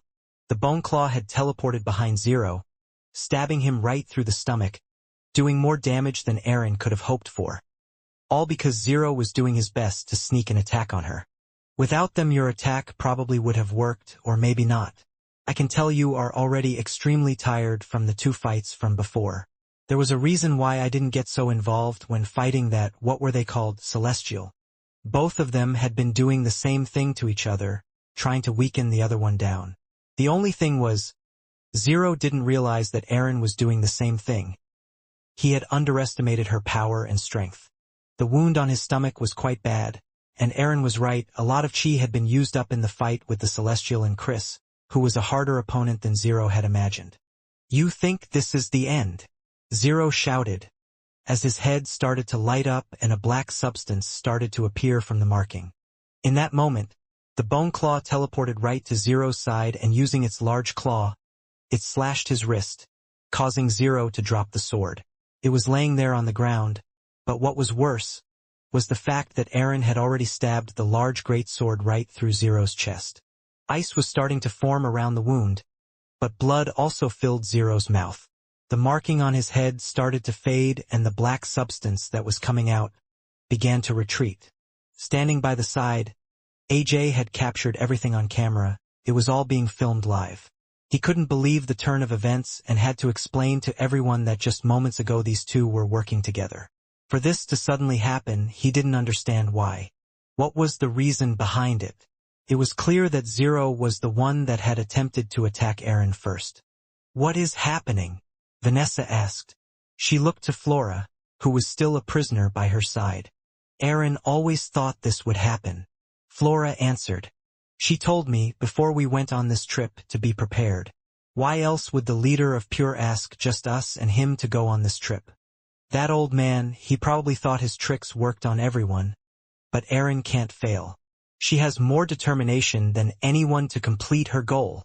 To rid the world of all vampires. Lucas quietly said. Honestly, I don't know who I would rather have lived in this situation. Zero had felt this feeling once before, his body feeling weak, his vision fading, and the wound around his chest was cold. Looking down, he could see the same dreaded weapon as before. The one that had nearly taken his life before was taking his life once again. I know I can't go on anymore. Everyone, I failed you again. I just wanted to see all of your faces. One last time. I just wanted to do anything possible to spend an extra second with you. And now, I failed. What does that mean? All of the lives I had taken, all of their faces, all of the people's lives I ruined, were all for nothing in the end. I became a monster, and all for nothing. Leo, I'm sorry for blaming you. I'm sorry I was unable to step in back then. And most of all, I'm sorry I couldn't kill this bitch that took your life. I might see you, but in truth I don't deserve to see you. I don't deserve to see any of you after what I have done. But maybe that is just the sin that I know I have to live with. Turning his head slightly to the side, his vision nearly completely gone. Zero could faintly see Chris. Live the rest of your life how you want. Following what you believe. Don't become like me. With one hand firmly on the sword, Erin then used her other hand and placed it right on top of Zero's head. I don't want to kill fellow humans, but I will get rid of anyone that tries to stop me, and I want to let you know you are going to help me. Suddenly, Zero was feeling something from deep within his stomach get pulled out from him. His skin was started to shrivel up. Everything was flowing and moving out from the top of his head and was being passed on to Aaron. Zero knew straight away what this was. It was the chi drain skill, the skill that he used on many people before. A skill that drained the life chi out of someone, adding his inherent power to hers. With this, not only was Aaron getting all of the chi that Zero had, but all of the hundreds of thousands of lives that he had taken. With this, without a doubt, Aaron would now be more of an unstoppable monster than before. Letting go of Zero's head, he fell to the floor, a shriveled-up corpse, unrecognizable compared to what he was. This is where your story ends, Zero. The energies in the celestial world were quite literally all over the place. Those watching from the space all had conflicted views at what they had just seen. Those that knew the one killed was a follower of Immortality thought that he might try and act out against this god-slayer. The problem was, how would Immortality do such a thing in the first place, since he was restricted from crossing over? Others feared something else, that the god-slayers from Earth were becoming a bigger problem. That they might be utilized to fight against them, and there was a chance that they would have to start a reincarnation cycle. A lot of Celestials enjoyed controlling the lives on their planets. Some were even doing so in a happy way. However, they would have to listen to whatever the request was in the end. What do you think? Yongbu asked. It was strange that a dedicated follower and Godslayer were working in the first place, so I predicted this might have happened. But for the Godslayer to win and obtain the other's power, isn't this a really big deal? The one Yongbu was asking was the trustworthy or untrustworthy at this rate. XOX. He had been getting a lot of predictions wrong lately, and this was even causing his ball to spin. Why do you keep asking me for my opinion? XOX complained. I mean, I have many theories, I just don't speak them all. So I am right some of the time. Yongbu was looking around to see if there was anyone else to talk to. When he leaned in. I'm not so comfortable talking about the Godslayers from Earth. Yongbu whispered. Because he had helped out one of them. It was a fact that if got out, he might get killed by his very own fellow Celestials. Fine. My guess is we still have nothing to worry about yet. XOX answered. I think, unless we see Mundus act, which he hasn't done yet, then we have nothing to worry about. He has things sorted. The truth was, Mundus was watching everything carefully, debating what to do, but because he was so focused on the fight that was going on, much like the other Celestials, they had all missed something large happening on the planet. Agent 4 had used up all of his energy and chi shooting towards the strange creature that had suddenly come out of nowhere at him. He thought his task was an easy one after reaching the mountain and not getting attacked by beasts on the way, but it proved incredibly difficult. The demon tear crystal's energy ran out as well. I have a demigod tear crystal as a reserve, so I can still use that. Agent 4 thought as he flew over with his legs jets to where the red crystal currently was. With the special chalk in his hands, Agent 4 was ready and started working away, writing the last few of the symbols. He was being as quick as possible, when suddenly he could feel the mountain shaking slightly. No, I knew it probably wasn't enough. But what am I meant to do? Do I just run away and leave the crystal? That is what it's after, right? So I will be fine, but if Zero ever found out, then he would have my head rolling off this mountain quicker than I could think. Right about now, he should be going through with the plan and absorbing that damper queen's energy, and then he will be unmatched in this world. Even if he was to go up against that damned hero Quinn. Blasting through the rocks and up into the air was Laxmus, but there was some success to what Agent 4 had done. There were a few holes in his wings making it difficult for him to continue hovering in the air. In fact, Laxmus had quickly fallen back onto the ground as he could no longer use his wings properly. That will slow him down, but I know that thing won't give up. It's like a damn unstoppable zombie. With the piece of chalk, Agent 4 was making sure he didn't do any of the steps wrong. Otherwise, it would all be for naught, yet he was rushing at the same time. Two things that didn't tend to go well together, not in his line of work anyway. The sound of footsteps was getting louder as Agent 4 continued the very last steps. Just don't look up. Just focus on what you need to do, Agent 4 said to himself. When Laxmus reached the top of the mountain, seeing Agent 4 and the red crystal, it opened up its mouth and started to gather the energy to fire off a beam. It got larger and larger. That's it, done, Agent 4 said, lifting his head up and seeing Laxmus about to blast him to death. Impertui desanta, Agent 4 said, hoping that these words would do something with the circle complete, otherwise he was done for. The red beam of energy left Laxmus's mouth. As the stream of energy continued, the magic circle started to light up in a red glow. Then from the lines that were drawn, a great energy burst up from them. Laxmus's attack had hit this energy, but it was doing nothing, and when the attack ended, the mountain, the crystal, everything remained intact. It worked. These markings and drawings worked. I can't believe this. Just how is this possible? Agent 4 thought as he looked at what was happening. The red crystal that was in the center was starting to shake, left and right, until it was lifted off the ground. In doing so, it stopped moving left and right until it was roughly 2 meters off the ground. Then from the red heart, a strong beam of energy shot right in the center of the ground. The light that was being emitted from the crystal was getting larger and larger, until the energy reached the edges of the magic circle. The power that was coming from the red heart was so intense that Agent 4 could even feel his armor reacting, and same with the crown. Without him knowing about it, both of these pieces were breaking down into small little red particles. When he finally noticed, it was too late. Half of the crown had already been absorbed by whatever energy was going into the mountain. This armor is useless without the crown, and it looks like the armor is done for as well. The beast that was attacking Agent 4 until moments ago also didn't seem to be moving closer to the energy, as if it knew that it would consume him as well. Right now, Agent 4 didn't know if it was best for him to run away or not, but he was fascinated because right now, he wanted to see whatever it was that was going to come out of that magic circle. At this point in time, the energy had been recognized by one that was watching the fight go on. Sitting in his chair till this moment, Mundus stood up. He started to move his hand, and with it the vision he was seeing on the planet started to move as well. That's when he came across the red heart and could see what it was doing. An opening. Is this what Immortality planned this whole time? Is that what the dedicated follower was doing? Creating an opening between the two planes. It's too late to stop this, but why would he do this? Is he trying to kill every life on Earth? He needs life to be born and to be taken at the same time. Opening a direct path between the two will get rid of all life unless... Immortality. Did you not learn your lesson from the last time? Do you really wish to start another war?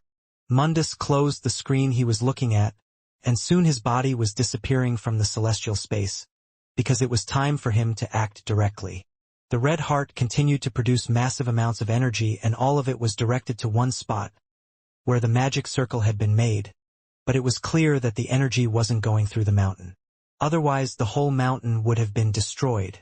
This amount of energy, Agent 4 wouldn't have been surprised if it managed to hit the planet's core, destroying the whole place, but instead it was going somewhere else. That's when there was a slight change. The red crystal itself started to break down, now turning into nothing, and sparks started to appear from the outer circle. The red barrier that came from the light of the magic circle had disappeared, but the energy beaming from the crystal was still present. Seeing this, Laxmus started to move in, because there was no longer anything blocking his way like before. Should I stop him? Whatever is going on, whatever is happening, it doesn't look like it's done yet. Agent 4 chuckled at the thought, because there was no way he could stop that monster now. When getting closer and reaching a hand out though, coming out from the circle was a large tentacle that had several circle marks running on it. The next second, the circle marks opened, revealing eyes. There were hundreds of eyes on the tentacle alone. They moved about looking at everything around it, and suddenly stretched out from the circle, and wrapped right around Laxmus's arm. Using his great strength, Laxmus tried to pull away, but it was still able to drag him. Seeing how this wasn't working, it started to flap its wings, and finally Laxmus was winning in the tug of war, as he was pulled back partly. However, two more strange tentacles came from the magic circle and grabbed onto Laxmus. It was able to pull him in again, closer to the circle. Seeing no other option, Laxmus opened its mouth and the red beam attack started to gather. Looking down, it unleashed the red beam, burning the entire circle with the vampire energy. Moving his head, he managed to burn off the other tentacles that were attached to him as well, and he was finally free, or at least he thought he was. Moments later, the tentacles that had been burnt and partly cut off were regrowing, and strangely even more eyes had appeared on these parts. Then, more tentacles started to grow from the tentacles, branching out like some strange tree and monster. Each one of them latched onto Laxmus, covering every part of his body, wrapping around him completely. I think I've made my decision. It's best to get out of here for now, Agent 4 thought. Looking down at the person in front of her, Erin couldn't believe it. How much energy she was feeling going through her entire body. This old man, he stopped relying on his skill, improving his own powers, and just relied on absorbing others, but I can see why he did so. Erin thought as she closed her eyes, feeling every bit of chi in her body. It was beyond amazing. While using her ability, she sensed that there was another powerful chi energy that was on the field.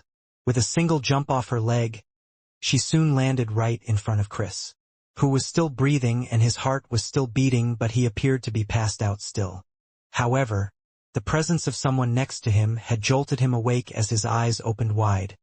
And of all people, he didn't expect to see her in front of him. What happened? Chris faintly asked. I did what you couldn't, Erin replied. That old master of yours is now gone. Due to his groggy state, it was taking a while for Chris to process what Erin was trying to say. But he soon realized that if Erin was here, then it meant his companion Peter had also lost his fight. Turning his head to try and see if he was okay, there was another sight that Chris saw instead. A shriveled-up corpse that somewhat resembled his old master. He didn't know why, but tears and a strange pain could be felt in his chest as he saw this. I can't believe you still have feelings for such a person still. Didn't you already resolve to kill him? I guess it just wasn't strong enough, Erin said as she got closer, but Chris was unable to move his body. Other than his head, nothing else seemed to be listening to him, and now that Erin had grabbed onto it, he was unable to move that as well. Wait, don't tell me. Is she going to do the same to Chris as she did to that Zero guy? Vanessa shouted. I think you're right, we have to do something, Lucas said, still holding the blade. With the sword, he thought he might be able to stop her, but his legs weren't moving. Although the thing that stabbed Zero was no longer on the field, it seemed like it could appear as it wished. In the end, all of them were far too afraid to act, and they all thought it was pointless. As expected, Aaron had started to use the chi drain skill on Chris as well. Just like before, energy was being transferred from him to her through her hand. Not only that, Chris was one that had a large amount of chi, bigger than most, and as she was draining his life away, she felt almost like a god. I don't need to fight against vampires anymore to get a boost. The amount of power that I have received from these two is enough to take on anyone. Aaron smiled as she let go. Although the same thing had been done to Chris, his body was intact, he looked weak, his muscles smaller than they were before, but he was still breathing. I have taken almost all of your energy, you may never fight again, but you will live. Be thankful that you're not a vampire, and I wasn't the one you fought. Aaron stated as she looked around again. That's when she noticed that there was a third chi source, not as large as Chris's or Zero's, but still large enough to make her power grow even more. Jumping up again, she landed directly where Peter was. He was lying on the floor on his front. Just like Chris, he could move his head and looked at Aaron. Your life will not be spared. You are a spawn of the vampires, so there is a high chance that you will act just like them. Aaron placed her hand on the back of Peter's head, and then lifted him off the ground. He was unable to move, his energy also having gone, and his hunger at a point beyond what he had felt before. Still, in this situation, Peter smiled. Look at you, Peter said. I can't believe we went through so much trouble trying to protect you from Jack Truedream. We should have just let you die back then. With all the strength Peter could muster up, he spat out a bit of blood that was in his mouth, landing right on Aaron's cheek. Activating the chi drain skill once again, the energy could be felt moving from Peter into Aaron. Unexpectedly, for someone who didn't know how to use chi very well, he had quite a large amount. Yes, yes, yes. Looking at Aaron, AJ was clutching onto his camera so hard it nearly broke. But it was a good thing he hadn't done it. Out of nowhere, something could be seen in the back of the camera, and it all happened in an instant. Aaron felt a powerful force grab her right by the neck, and the next moment she was slammed into the ground. A large eruption had occurred, shaking the entire planet. Everyone was nearly thrown off their feet, and a volcano of red aura had erupted where the two were. For Aaron, that wasn't the extent of it. As she was being dragged through the ground, her back, arms, and everything being pushed through so hard that rocks from the ground were breaking off. A sudden reaction was occurring in Aaron, as her eyes started to glow an intense yellow, and she could see who was the one holding onto her throat. Get your filthy hands off him! His eyes glowing an intense red. His whole body covered in a red aura, bearing his large fangs, Quinn shouted. A little while ago, Fex, Minnie, and Quinn were on the same ship heading to the location where Chris and Peter had reported finding both Aaron and Zero. They weren't far away now, and the ship was traveling at full speed. For some reason, as they got closer, time felt like it was moving slower, and in doing so it was just making Quinn more restless. Because of this, Quinn was already wearing the celestial red Fong armor, ready to fight at any second. Quinn, I know you are worried, but there is nothing that we can do right now, Fex said, trying to calm him down. Besides, you said it yourself, Peter is incredibly strong and Chris is one of the toughest people you fought. Quinn continued to tap his foot away. Peter already lost to Aaron once, he said, so I have no doubt in my mind that he will attempt to fight her again. If that happens, then Chris will get involved as well, because that's the type of guy he is. There was good reason as to why Quinn was extremely worried. For one, Bliss said that Aaron's growth was one that would be able to outmatch his own. A person that would become so strong that they could deal with the one that created the vampires. Then there was the Celestial Mundus as well. From their short meeting, Quinn could tell he was a powerful god. One that he wouldn't want to step on the toes of either. The fact that he even requested for Quinn to take out Aaron meant that these powerful people thought that she was a problem. The ship had finally entered the planet's atmosphere, and the planet looked to be going out of control. Lava was spewing from some areas of the planet, while tornadoes were spinning wildly, destroying the rocks and ground around it. The planet seemed to be in pain from whatever was going on. Fex, fly it northeast, Quinn ordered. I can feel an energy, but it's really weak. Worried and concerned, Quinn's fangs were already bearing out, and he was grinding his teeth with worry, which was why, the second that Quinn could see people in the distance, he didn't hesitate. Minnie, stay with your Uncle Fex, he will look after you. Quinn slammed his hand on a button of the ship a little too hard, smashing it to pieces, lifting up the glass. Then, using the ship as leverage, he pushed off it, causing it to move backward as he flew off into the distance. While going through the air and getting closer, Quinn could see it. He could see Aaron holding Peter by the head. His whole body was pulsating with his heartbeat as it got faster and faster. Ripples of blood aura could be seen in the air as he traveled. Quinn was unable to contain his anger. I won't let you kill anyone else, no matter what. Using blood control with the blood aura pulsating around his body, Quinn was able to superspeed himself right to where Aaron was and grabbed her by the neck before she could do anything else. He then slammed her into the ground, and like a meteorite hitting the ground, the two of them were skidding across the floor, causing damage to the ground. Get your filthy hands off him, Quinn shouted. Erin's eyes started to glow with power, as she felt a presence like she had never felt before. Her natural instincts as a damper were kicking in, giving her an immense rush of power.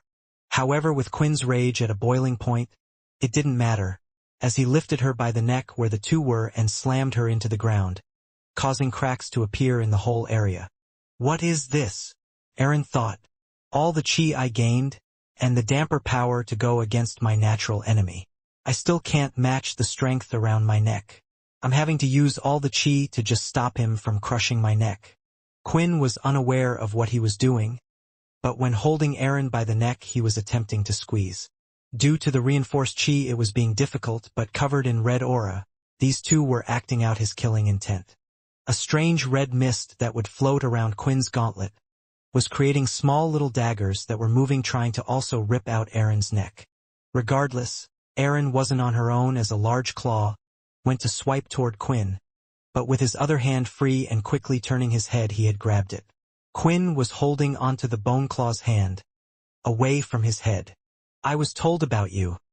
So you found someone better, but you made the wrong choice. Using the blood aura that was around Quinn's body, he had shaped it quickly into weapons, and sent them straight towards the bone claw, who started to teleport away, making the blood swords hit nothing but the ground. They continued to appear and move to where the bone claw was chasing him. As Quinn was distracted, the black cat appeared, summoning a spiral of flames towards his face. That's when a shadow had appeared, covering the entire flames, extinguishing them and turning them to nothing. The shadows had also soon turned into a hand that had grabbed one of the four kings, holding it in place. The cat struggled, unable to break free from the shadow hand's grasp. This was a new and improved version of the shadow that Quinn had learnt to use. He could strengthen his shadow, giving it a more physical form, by adding his second stage chi to surround it. It was something that was incredibly hard to learn, but with his own celestial space where he could slow down time, Quinn was able to learn a number of things, and now right above the cat's head was a sword, ready to fall down on it.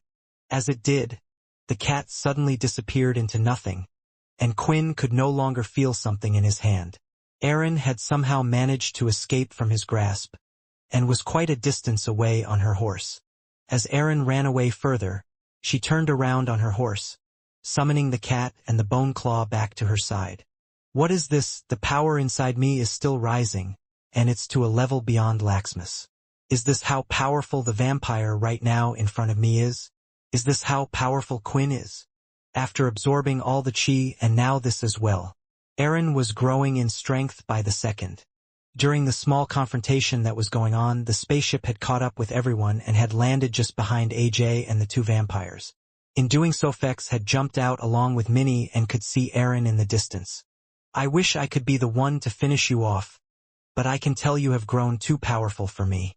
I will just have to rely on my blood brother to do the job, and for that he needs no distractions. Who are you guys? Vanessa asked. No time to explain, Fex said as he summoned his red string from his fingers.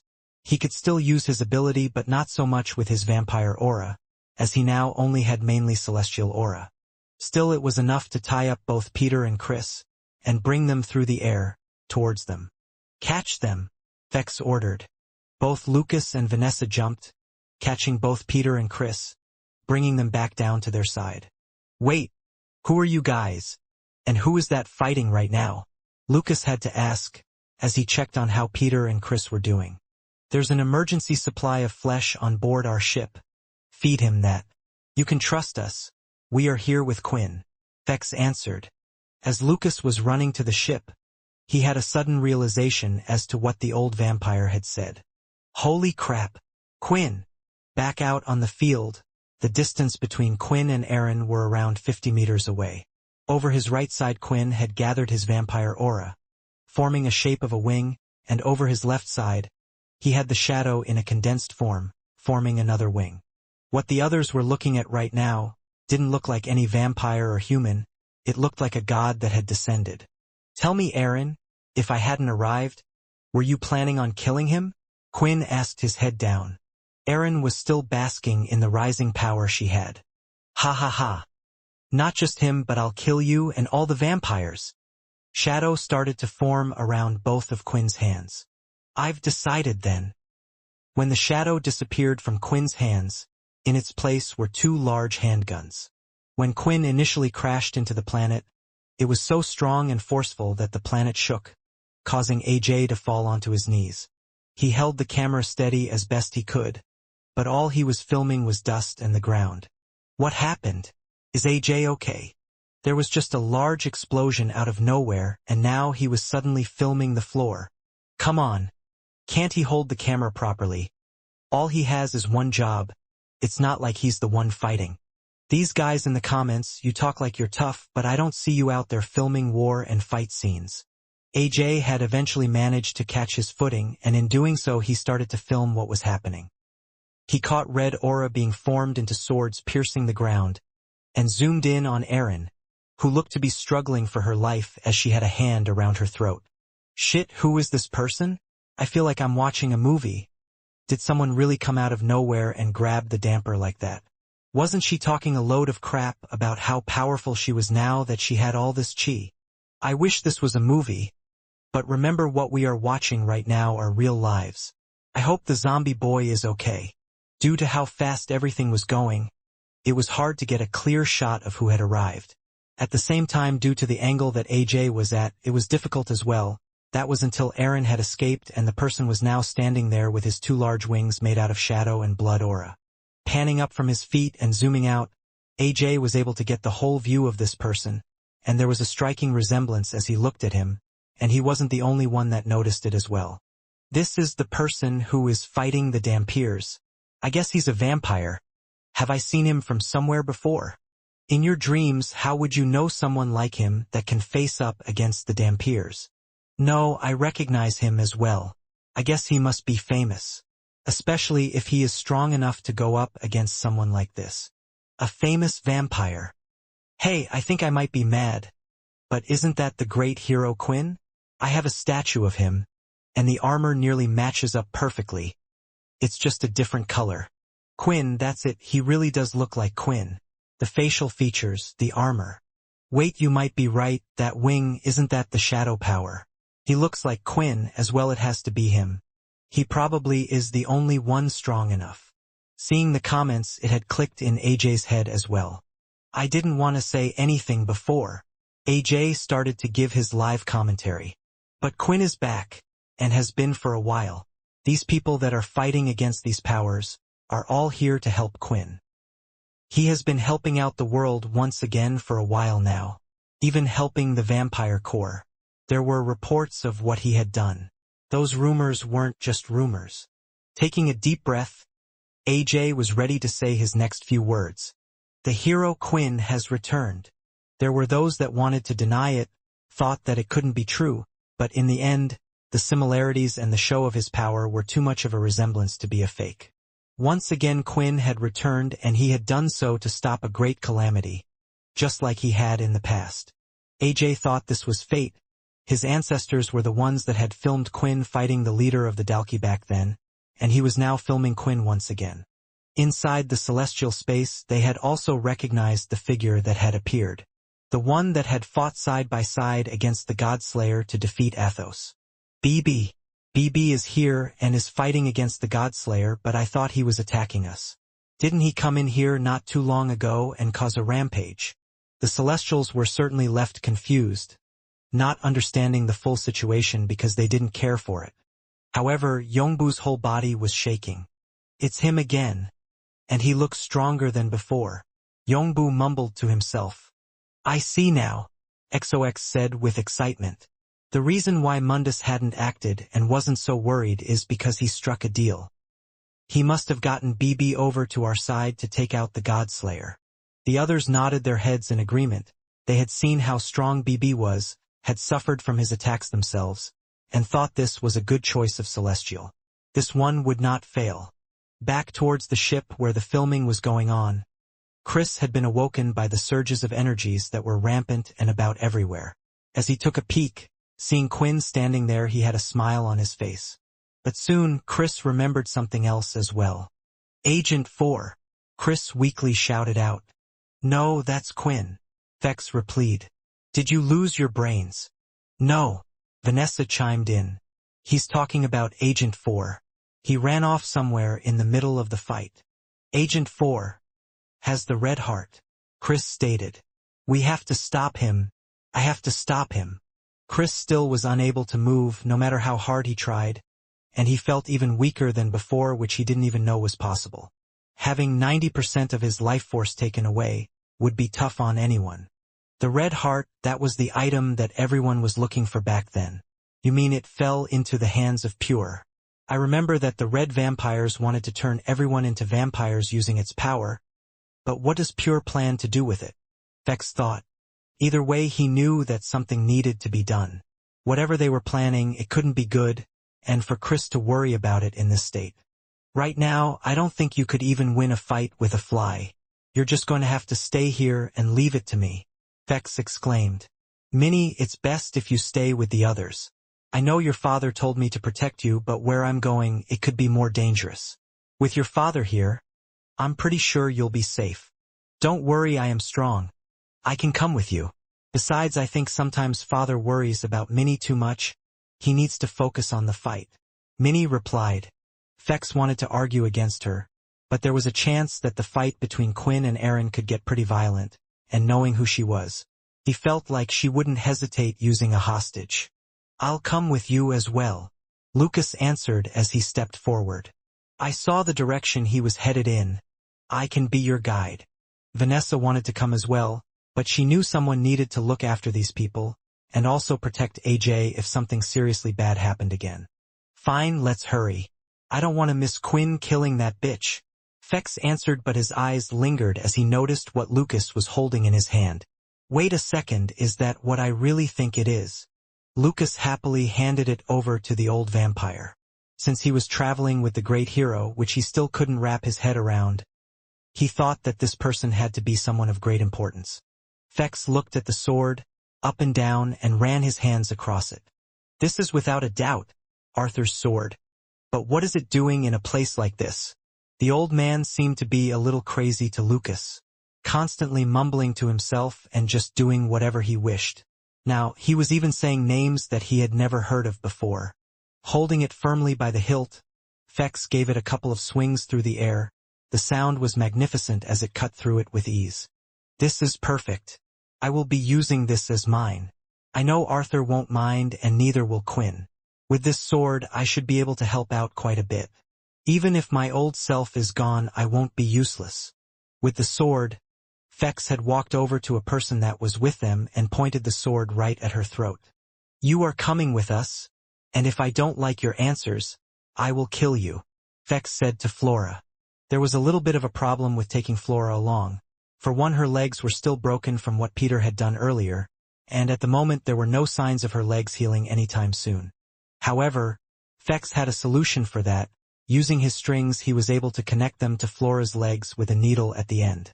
All of this was muscle memory for Fex, as he was a master at using others as a puppet to fight for him. Using the strings, Fex ran along. Flora, Minnie and Lucas were all off as a group and took a wide step around where Quinn and Aaron were to do battle. However, as Lucas ran out in front toward the location where Agent 4 had gone, he couldn't help but turn his head towards Quinn and Aaron. What is going on? Why aren't the two fighting? Both of them have just been standing there for a while, Lucas asked. Seeing them just stand opposite each other made Lucas stay on top of his toes. as he felt like the shockwaves from these two fighting would sweep them away at any moment. It was why they were taking the long way around the fighting area, rather than cutting through in the first place. What you are looking at right now is a high-level fight between two incredibly powerful beings, Fex explained, as he continued to run along with the others. Right now, they are probably waiting for the other to react so they can react to it. Moves are perhaps being played out in both of their heads. The thing is, these two haven't fought before. They don't know each other's strength or skill sets. As Fex was saying this, Lucas imagined that even Erin didn't know the extent of her strength after absorbing the chi of the others. With these types of things, one of two things tend to happen. The fight ends extremely quickly, or it's drawn out until they use up all their energy, with one managing to trump the other.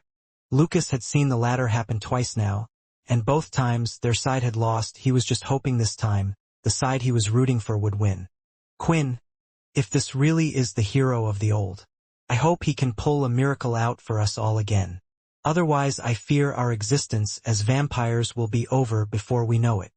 Lucas said quietly to himself. My dad is stronger than anyone, and will beat up anyone. No one has to worry about anything, Minnie said smiling. Seeing Minnie keeping up their pace, for a young vampire Lucas thought it was pretty amazing, but he soon smiled to himself. What did he expect from the little girl who called the hero Quinn her father? At the location where the others were heading to, things weren't completely calm there, as two creatures were fighting it off against each other. Several tentacles had latched onto Laxmus, wrapping around each part of his body, and they were overpowering him as it was attempting to drag him into the strange magic circle. For Agent 4, he had thought about running away, but when he made a few steps, he could see that the strange eyes that were on the tentacles turned toward him. Whatever creature was coming out of the thing, it was now aware of him, and its eyes told Agent 4 to not try to escape, otherwise it would attempt to come after him. Due to his weak current state from the fight, Agent 4 decided to go into hiding instead, taking cover by one of the large rocks that was on the same level as the peak of the mountain. Several red beams were seen coming out from Laxmus's mouth, destroying the tentacles. But the same thing would happen again and again, as the tentacles regrew. Taking a peek around the corner and looking at the magic circle, now Agent 4 could see more of the strange beast's body, or a more correct word would be the demon's body. A hand was seen as it pulled itself out of the magic circle. The hand itself looked similar to that of a human's hand, apart from the fact that the fingers were slightly longer and had less fat on them. This looked more like the hand of a skeleton, but coming out from the fingers itself there were small long parts wiggling off it. It looked similar to the tentacles, only smaller all over its hand, like worms. The top of its head could be seen, and there were no eyes in sight, at least not that Agent 4 could see. To him it looked more like an opening of a flower, with a strange red part in the center while the rest of the skin was a strange darker gray. Finally, it had managed to push itself completely out of the portal, revealing animal-like legs that only had two toes split wide like a dinosaur of old. But once again, the large and small tentacles all around it could be seen. The large tentacles that were attached to Laxmus seemed to be coming off from mainly the creature's back. It was just as big as Laxmus as well, but looked far more horrendous. I thought the first one to attack me was menacing, but this is something from children's nightmares, Agent 4 said to himself. What is happening though? Zero stated that doing this would open a portal for his master to come through. Is that his master? It doesn't seem to have enough intelligence to be Zero's master, and on top of that, the circle, despite what has come out, it looks like the circle is still open. Agent 4's guess was correct, as he soon could see something else start to rip through the magic circle, as he could see thousands of razor-sharp teeth come out. It feels like it's a portal to another world, a world with demonic creatures. Did Zero's master trick him? Agent 4 thought. The strange creature picked up Laxmus, and with the tentacles and started to slam him into the ground, breaking the rocks everywhere. Laxmus had opened his mouth again, producing a vampire aura blast out of it. This time, after it ripped through the tentacles, it was going for the strange plant-like head. When the attack came close, the plant head started to open up, spreading wide. The attack hit and caused the demon to move back an inch or so, but that was it. The attack looked like it was being gobbled up, and when the attack eventually stopped, there looked to be no damage on the demon's head at all. Instead, all ends of its head, the leaf-like parts started to vibrate, and the eyes that were on the tentacles all started to open up.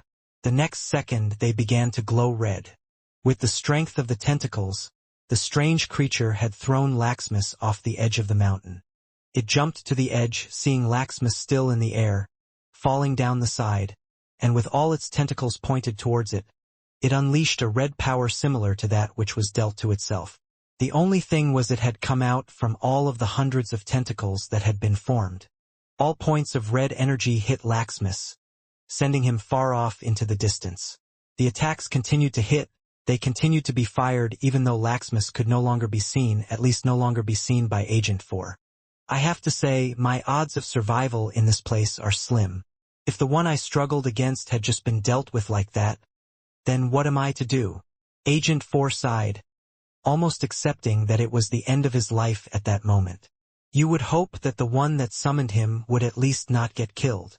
In the distance, on the way to the mountain, Fex and the group could see the beams of energy through the air.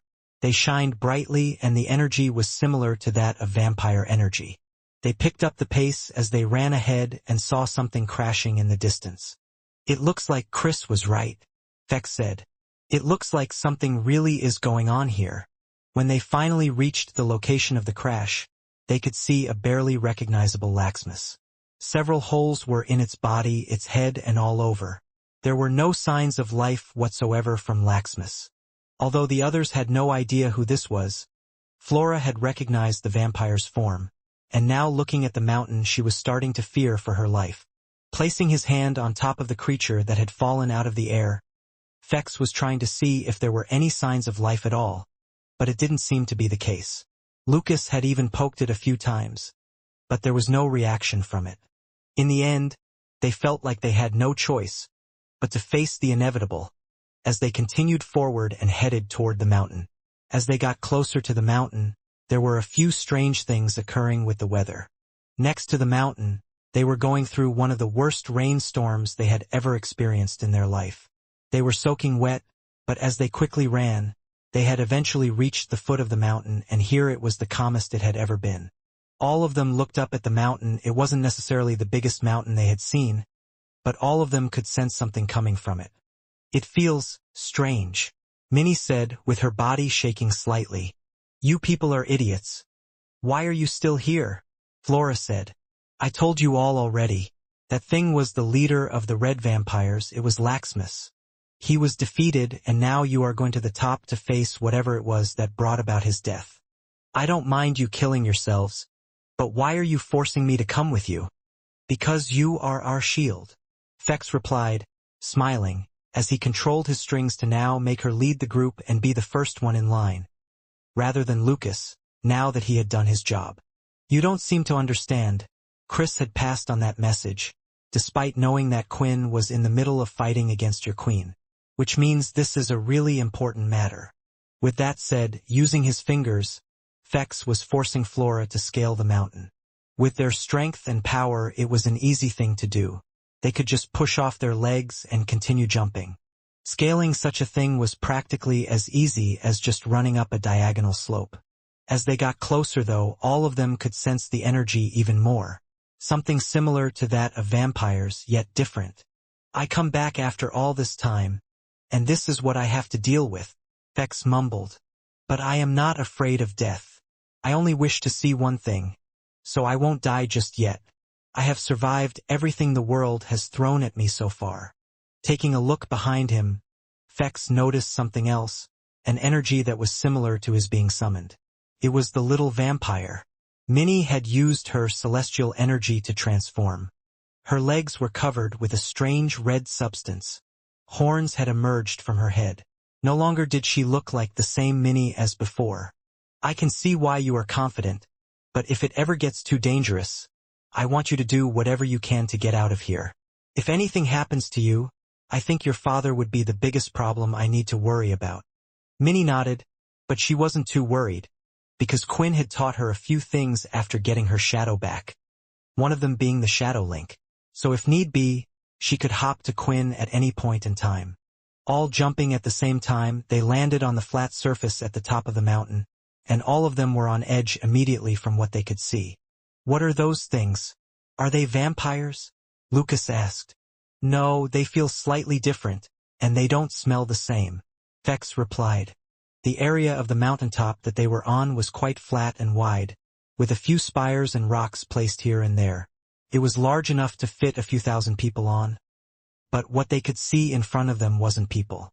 The first creature had a flower-like head with tentacles all over its body. But the most frightening thing was the eyes.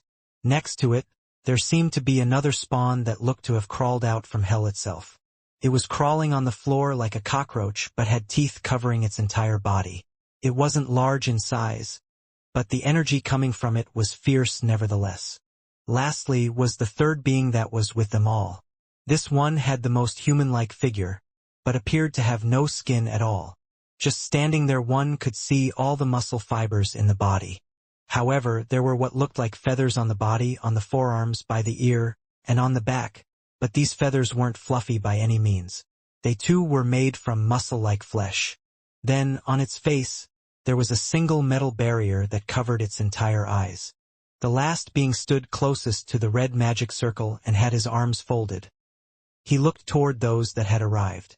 "Immortality has given me the order to stand guard of this magic circle until the rest of the army comes through," the man said. "So, you little spawns will have to get rid of these intruders. I will not leave my post no matter what." After finishing his sentence, the others could see that something else was starting to appear from the magic circle. The red heart could be seen floating, part of it having been disintegrated, but not all of it. "We have to get that red heart. Otherwise, our job will get a lot harder," Fex stated. After saying those words, the strange creature moved its tentacles right out toward the others, and it was mainly aiming for Lucas. Seeing this, Fex's instincts kicked in as he moved his puppet and made Flora jump in front of him. The tentacles latched onto Flora, twisting around her arms and legs and wrapping around and twirling up her inner thigh. "No!" Flora shouted. "If you want to live, then you need to dash," before Fex could finish his sentence. His strings had been cut as the strange bug-like creature with the razor-type teeth had leapt and cut the strings that Fex had in her. There was no longer anything he could do as the tentacles pulled Flora towards it.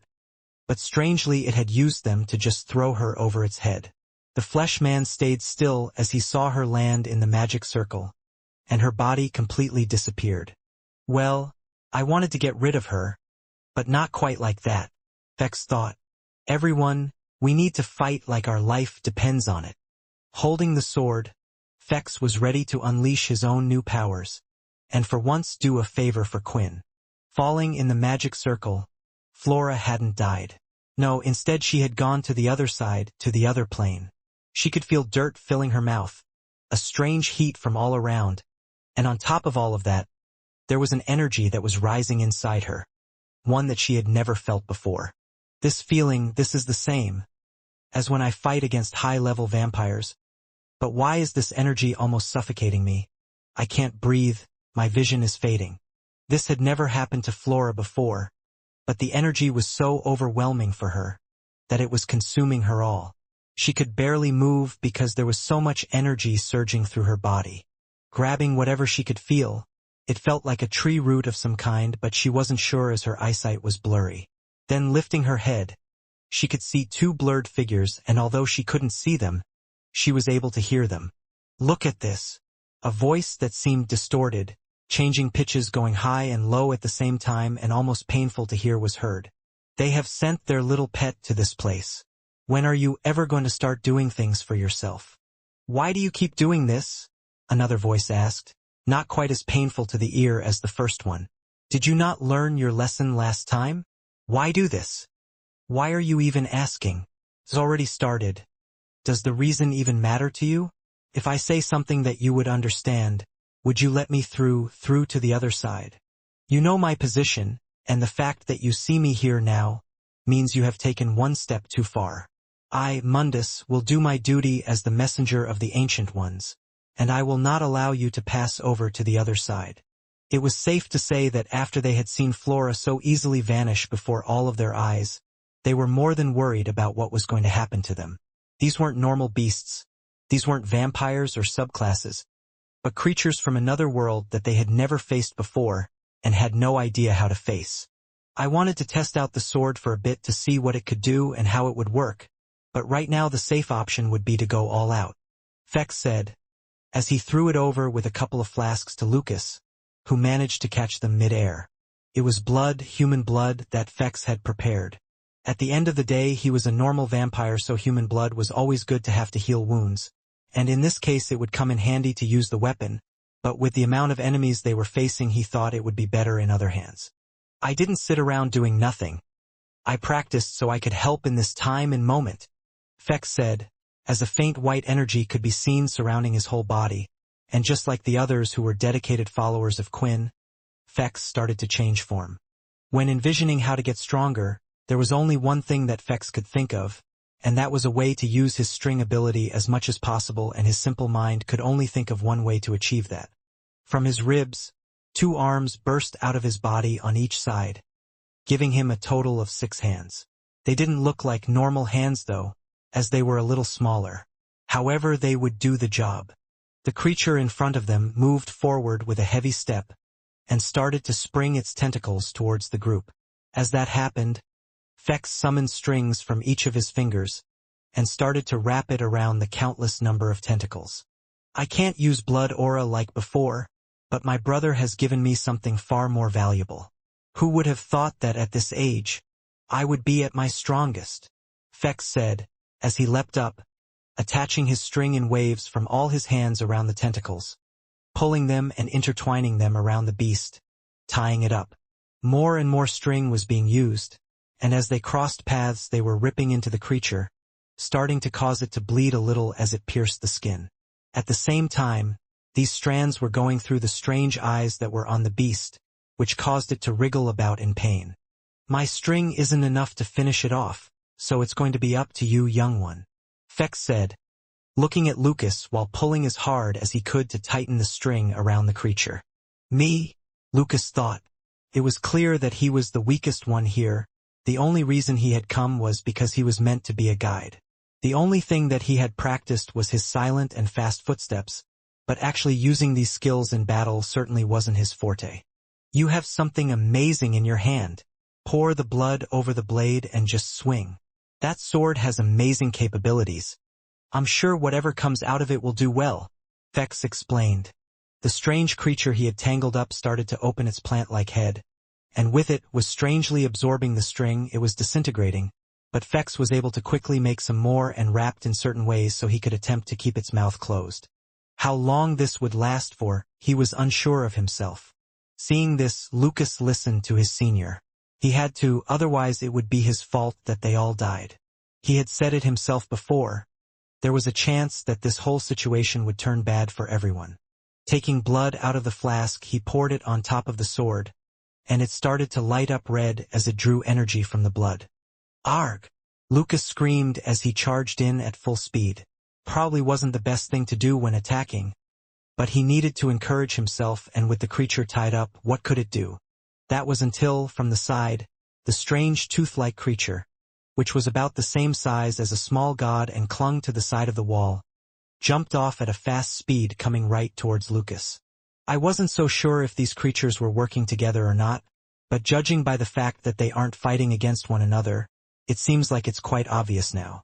That thing was able to cut through my strings before as well, but honestly I know I sound confident, but I don't know if I can take on more than one at a time. Even with this new energy running through me, it's taking everything I have to hold this guy, and I still need Lucas to finish him off. Lucas was so focused on the task in front of him, to stab the being that was tied up, that he was unaware of what was coming to his side. Opening up, it spread its mouth wide and showed thousands of teeth ready to latch onto the vampire and kill him in one swoop. Until, from the side, a large red fist came through, hitting the toothed creature to the side. It bashed against the floor, and a small little red thing could be seen skidding across the floor. I'll take care of this one, Minnie shouted, as she sprinted, and picked up the toothed creature, throwing it up against a rock, and as she charged in fast after it, she started to swipe her hands wildly, one after the other. One wasn't sure if the creature was dead or not, but one thing was clear, it didn't get a chance to attack. Fex wasn't even sure if he would be able to put up with an attack against such a thing. I guess Minnie wasn't lying when she said she was strong, and she is incredibly fast, faster than me. With that done, it was all up to Lucas now, as he went for a swing with his sword to hit the beast. As it did, it sliced through the creature, cutting part of it off but had done nothing else. "Just keep swinging," Fex shouted. Suddenly, as Lucas swung again, he didn't know why, but his strike was faster unexpectedly. He hit again, cutting another area of the creature, and his swings were becoming faster and faster, and then after 4 hits, a large explosion had occurred. Lucas was hit back by the explosion as well, and Lucas was seen letting go of the weapon, letting it fall onto the ground. "Don't worry, I can take over from here," Fex said, as he let go of one piece of string and reattached it to the weapon. Then swinging it from above, as hard and fast as he could, a large explosion went off, right on top of the creature's head. Agent 4 had been watching everything so far that had occurred, and he couldn't believe his eyes. How is this possible? That creature gave that other thing so much trouble. These guys don't seem to be much stronger than that thing, Agent 4 thought. What Agent 4 failed to notice, the flesh man that was standing by the magic circle had noticed. 2 of them, they are using celestial energy. That is why they are able to hurt us more so than others. This certainly could be troublesome. Immortality has yet to arrive as well. These 2 are most likely dedicated followers. Does all of this mean that the Celestials have already noticed and know Immortality's plan? If that is the case, then it means that I might have to get involved after all. The flesh man unfolded his arms. I will be ready to defend this with my life. Standing in place, Quinn's energy was flickering, both his shadow wing and blood wing as well. While standing there, he was looking at Aaron. In his mind he knew what he was doing, trying to find an excuse to forgive her. But how could he? This person was the most likely the one to have taken out Owen, taken out Leo, and if he hadn't stopped it, then there was a good chance that she would have taken out Peter just then. As he thought about this, his blood energy was flickering, powering his wing like a strong flame. "Why so angry?" Aaron finally said. "If anyone has a right to be angry, it's me. Do you really think now that you have a gun in your hand it's going to make a difference?" Aaron laughed. Quinn raised his hand, pointing just one of the guns directly towards Aaron. He was first to make a move out of the 2 of them. "Did you really think I didn't notice what you were doing?" Aaron lifted her demon tear sword and held it firmly in her hand, because right now she was surrounded by blood swords. Quinn hadn't just been standing there doing nothing, and using his blood aura he had summoned the 1,000 blood swords which were all pointed towards her. As she held the sword tightly, they all came towards her at once. "This trick is getting old," Aaron said, as she swung the sword and unleashed a large amount of chi that she was harboring inside her. What she noticed was it was impossible for her just to unleash chi, since she also had a large amount of damper energy inside as well. When swinging her sword, a large line of aura was unleashed, and as it hit the blood swords, it made almost all of them disappear in an instant. "This is it, this is the power I needed to get rid of all the vampires, and most of all to get rid of you. The king of vampires!" Aaron shouted. While she swung her sword, Quinn carefully aimed his gun towards her and pulled at the trigger. "I haven't used that title in a long time," Quinn said. With her ability, Aaron was able to sense the bullet coming at her at a fast speed. Not all of the blood swords had been dealt with from one swing either. "So this was your plan? While I deal with the blood swords, you attack me with... Is that just chi?" The bullet was an invisible bullet, but due to Aaron's ability she could sense that this was just pure chi. But she didn't worry because there was someone trustworthy. "Genbu, protect me," Aaron ordered, as she swung the sword again, getting rid of the other blood swords coming at her. Genbu started to grow in size to that of a normal-sized human, and turned his back towards Quinn and the bullet. "I remember you," Genbu thought. "You were the one who broke my shell with your chi power, but it won't be the same this time. Each time I shed my shell and grow a new one it gets stronger." It has been over 1,000 years since you last saw me, so don't think that the same will happen again this time. Tensing, the purple sparks appeared from Genbu's back, as he was going to use everything to block the bullet. As it hit the shell though, it cracked through the surface and went right through Genbu. He could feel the chi energy go through him and was right in front of his eyes. It broke through my shell, and so effortlessly. Just what is that? Aaron! Genbu shouted. Genbu felt something now pressed against the back of his head. Don't get involved in this fight, and stay in your world. A large blast of red power ignited as Quinn had used the blood bullet and Genbu's body was now disappearing. Everything happened so fast, but Aaron could tell the bullet was still coming toward her. If this bullet is made out of chi, then I'll just fight chi with chi, Aaron thought, as she threw out her hand, and threw out a large wave of third stage chi. Clashed with the bullet, but the same thing had happened as before. The condensed form of chi ripped through all of it and continued going forward, ready to hit Aaron. The last thing she could do was light up the armor on her body. At the right time, it allowed for her body to phase through the bullet and for it to continue going off into the distance. When Aaron came back, she could feel her heartbeat, thumping louder than it did before. What was that bullet? What are those guns? After gaining the chi of the others, shouldn't my chi outmatch his? But it managed to rip through it all. Seeing the results, Quinn couldn't help but inwardly smile. You made some amazing weapons right here, Alex. I know I did. Alex replied back. She will never understand the level at which those guns are able to condense the chi you are using, how you get so much power into one point. Condensing chi to such a level and to such a small point would be impossible to do in such a quick way without my tools. Thank you, Alex. With this, I'm pretty sure I can get my revenge, Quinn stated. This was another thing that Quinn had learnt with the bullets as well. Depending on how he wanted to use each bullet, he could have a condensed bullet with a lot of range, or more of a burst shot like he had done on Genbu, spreading out the power. A vampire using chi?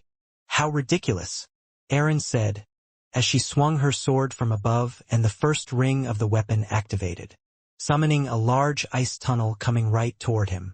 Quinn didn't move. He could have easily dodged the ice tunnel with his speed, but he wanted to see something else as well, and as the ice tunnel approached with his shadow wing, he swung it, hitting the ice tunnel and stopping it in its tracks. As it stopped, the ice didn't spread onto the shadow wing and Quinn didn't lose any MC points either. Using the second stage of chi like this over his shadow allowed it to have a more physical form, stopping it from directly being touched, so he didn't lose MC points but kept the properties of the shadow as well. Quickly putting one of the guns away, Quinn placed his hand where the ice tunnel had stopped. He started to build up the aura in his hand and it was forming a small tornado of red aura. Aaron, I'm wanting you to know, I'm not the same person as back then, Quinn shouted as he threw out his hand, and a tornado of blood crashed into the ice tunnel, breaking it into pieces as it continued forward, heading straight back toward Aaron. She soon quickly summoned her horse and moved away before the blood tornado touched her. But a few bangs were heard and bullets had hit all four of the horse's legs, causing it to fall to the ground and send Aaron tumbling down. After that, another bullet was heard hitting the horse in the head, and it started to disappear into particles. I'm not playing games, Quinn said, holding both guns up pointed at Aaron. Holding both guns in his hands, Quinn started to pull the triggers as Aaron was on the floor. Since he was using his chi to power his shadow in certain ways, he decided to fire out red blood bullets instead. With his title, it allowed him to recover blood aura anyway, so it was no problem for him.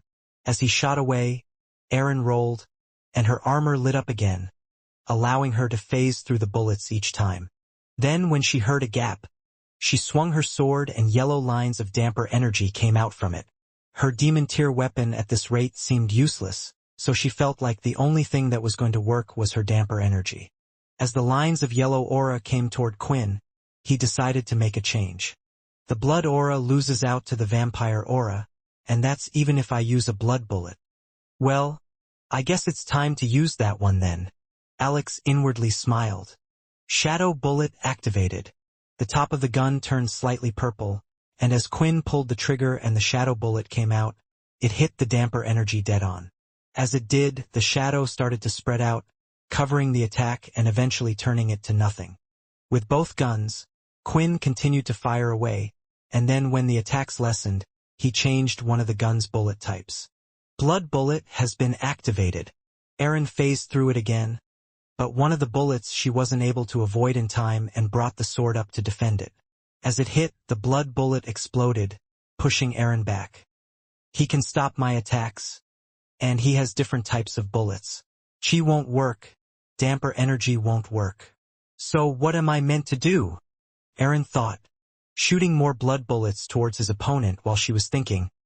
Erin skillfully moved her sword ever so slightly, blocking every single one. The good thing was, with her ability she could tell just before Quinn was about to fire, because she could see the energy being absorbed into the gun from Quinn. Blocking the bullets won't work with this one, Quinn said, as the gun color had changed slightly once again. When the bullet went out, just like before, it had hit the sword, but it didn't explode or burst into energy hitting her. Instead, the blood had splattered and was stuck on the sword itself. Blood forest bullet. While testing out the bullets, there was more than the description warranted. They were more powerful than Quinn could imagine. The blood started to move as Quinn controlled it, and just like Quinn's blood forest skill, it spread out into tiny branches aiming right for Erin's body. It was ready to pierce her skin, until her eyes began glowing yellow. That's enough, Erin screamed. A huge wave of chi went out, breaking the rocks around her, and causing the leftover blood to disappear completely. Her energy had been unleashed like an explosion all around, destroying the ground underneath. Yet, when she looked up, she was unable to see Quinn. The next moment, Quinn appeared from a shadow. Everything you do won't work, Erin. I am nothing like what you have faced before. You and me, we are not on the same level, Quinn stated. Shut up, Erin shouted. As she stormed forward, a wave of yellow damper energy was behind her. What's the point of those bullets, if you can't even hit me with them? I can't fight him from far away with those weapons, so I will just have to fight him in close quarter combat then. Quinn fired out the regular vampire aura bullets towards Erin, and rather than phasing through them or using her chi, it looked like the overwhelming damper energy that she was releasing from her body would just disintegrate them before they even reached her. Hey, I don't want to really say anything while you're fighting, but it seems like her energy outmatches yours, Alex stated. Are you getting a little nervous? Quinn replied. You're right, her damper self allowed her to rise in energy, and since she is plenty strong already, her energy is now at a level that surpasses even mine. So, isn't that a bad thing? Alex replied. I might not be stronger in terms of energy compared to her. After all, this is the person that Bliss said is able to hurt Immortality, but as I said before, we are not at the same level. Pointing the gun outward, Quinn shot a bullet in the air. Then, when Erin was upon him and swung her sword, Quinn shot another bullet below him, creating a shadow. His body sank through, avoiding the attack. Then he appeared directly behind her as well. Shadow overload has been activated. Shadows covered Quinn's entire body as he used the skill, giving him a shadow body. Because of this, Quinn was able to appear directly behind her through the bullet he had shot out earlier, and the shadow was able to protect him from the waves of damper energy that was coming out from behind. Right behind Erin, Quinn shot out the chi bullets, piercing through her armor. It went through her side and chest. She had moved slightly, avoiding her vitals, but was still hurt. Turning around and bearing through the pain, Erin swung out the sword, and Quinn swung the gun out mid-swing, and the pure red aura wing that Quinn had went over to his arm, crawling about and had covered the weapon. As the two red and yellow auras clashed, the entire area looked to have erupted. Watching from the side, Vanessa had to put up blood shields to try and stop it from hitting the others, but the wave from the attack had smashed them and sent Peter, Chris, and all of the others flying away. When the explosion of energy dwindled down, Quinn's gun hand was pressed up against the sword, both of them intact. Not only had Quinn used the red aura from his wing to support the power in his gun as he used it as a blunt weapon, but the shadow wing creeped out, suppressing parts of the damper aura, weakening her attack. That must be a pretty special gun you have, to not have split in half, Erin said, grinding her teeth, summoning more power. It was made by a very special person, who also had to sacrifice his life so I could beat you. Quinn answered. Hey, I'm not dead. You said you could help me. Alex shouted. Aaron pulled the sword back and swung it again, but this time Quinn shot it with shadow bullets, and with the other gun in hand, fired a large bloodshot that was like a shotgun blast, hitting her away and sending her to the ground. As Quinn walked, he put the guns away and back into his shadow. You really think you would fare much better in close combat? That's my specialty as well. Aaron, I want answers from you. And if I don't get answers, you're useless to me. Nitro Accelerate has been activated. Quinn could sense a large amount of chi coming off from Aaron. After seeing what she was about to do to Peter as well, he had an idea of what had occurred, and his time to fight her was now. Just because one had a large amount of chi didn't mean they were invincible or the strongest. It just meant they could use large amounts of it as much as they wanted. A good example was Quinn's MC cells. Even if he had an unlimited amount of MC cells, it just meant he could use his shadow and certain skills that would take up a lot of MC cells without a lot of worry, not that his shadow would get stronger. Of course though, the more you had of something, the better ways there were to use such power, and one would even be able to create bigger moves and condense more chi to create powerful strikes and power up their body. But in this case, Aaron hadn't had the time to do any of that, and consumed by power, she was relying far too much on it. Nitro Accelerate activated. Aaron swung her sword towards Quinn, and it had managed to hit nothing but the air. Before she knew it, she felt a hand on the back of the head, and she was slammed right into the ground. I see. I still can't crush your skull since you have a lot of chi protecting you, but let's get rid of that, Quinn said, as he lifted her off the ground. Activating his soul weapon, Quinn had changed its form and had two swords in his hand. Throwing her up into the air, Quinn jumped off the ground and started to slash at her with both of the weapons. He was slashing and hitting the outside of her, as hard as he could, but the second stage of chi was reinforcing her, protecting her from receiving any serious wounds. Slash after slash was made, hitting her, and Quinn held both swords, swinging both of them together. A large line of red aura in the shape of an X pushed Aaron right into the ground once again, and the cuts continued deep into the ground. Damn it, he's too fast, I can't even keep up. The only reason why I'm alive right now is because of the chi I absorbed. If I hadn't absorbed the others, I would have died. Aaron thought as she thought of what to do next. Looking up, she could see that Quinn had changed the dual swords now into a giant blood spear and hurled it right toward her. Rather than letting this hurt her or use her damper energy to fight back at it, she decided to phase through the attack with her armor. The spear crashed into the ground, going in deep and making a large crater underneath. When Aaron appeared again, she found her body being ripped into by two types of blades. It was the original form of the soul weapon, the chain blades. She was pulled from the ground up to where Quinn was in the sky, and when she was close, Quinn threw out a punch full of energy and blood aura that was swirling all around him. As it hit Aaron, for a second it broke through her chi barrier and she could feel pain as she was sent back down into the ground, crashing into it. Aaron, using the chi, was healing her broken nose, and at the same time was panicking inside. What do I do? How am I meant to do this? Dad, Mom, you damn bone claw. Aren't you meant to help me? Why aren't you listening to me? Why aren't you helping me right now? For some reason, during the fight, usually the bone claw would come out and help her during a tough situation, but it wasn't doing any such thing right now. Her familiars weren't listening to her at all. Out of frustration, Aaron got up and swung her sword, releasing a large yellow strike once again. It looked like it would slice a planet in half, and it even reached the skies. The attack was so big. With Quinn's Nitro Accelerate activated, though, he was able to get right behind her, and had his hand covered in shadow touching her. The shadow was stuck on Aaron and started to spread all around. This was the same skill that Quinn had used on Chris. Moments later, Aaron had lost all of her senses. She could see nothing and the fear was getting worse for her. However, Quinn allowed one sense to go through. Answer me, why did you kill Leo? He was your teacher, Quinn stated. The voice sounded like one that was directly in her mind, so she was unable to tell where it was coming from, but she still swung her sword wildly, trying to hit something. He was a vampire, of course I would kill him. Then what about Owen? He wasn't a vampire, Quinn replied. He was working with them. A human working with the vampires. How could they? Then answer me, why do you hate vampires so much? Is it in your nature? Why would you do this, when you are half like them? Quinn asked. Erin didn't answer and instead just continued to swing her sword wildly. On the outside this was causing huge problems, as her attacks went far and wide, destroying mountains, structures, and more in the distance.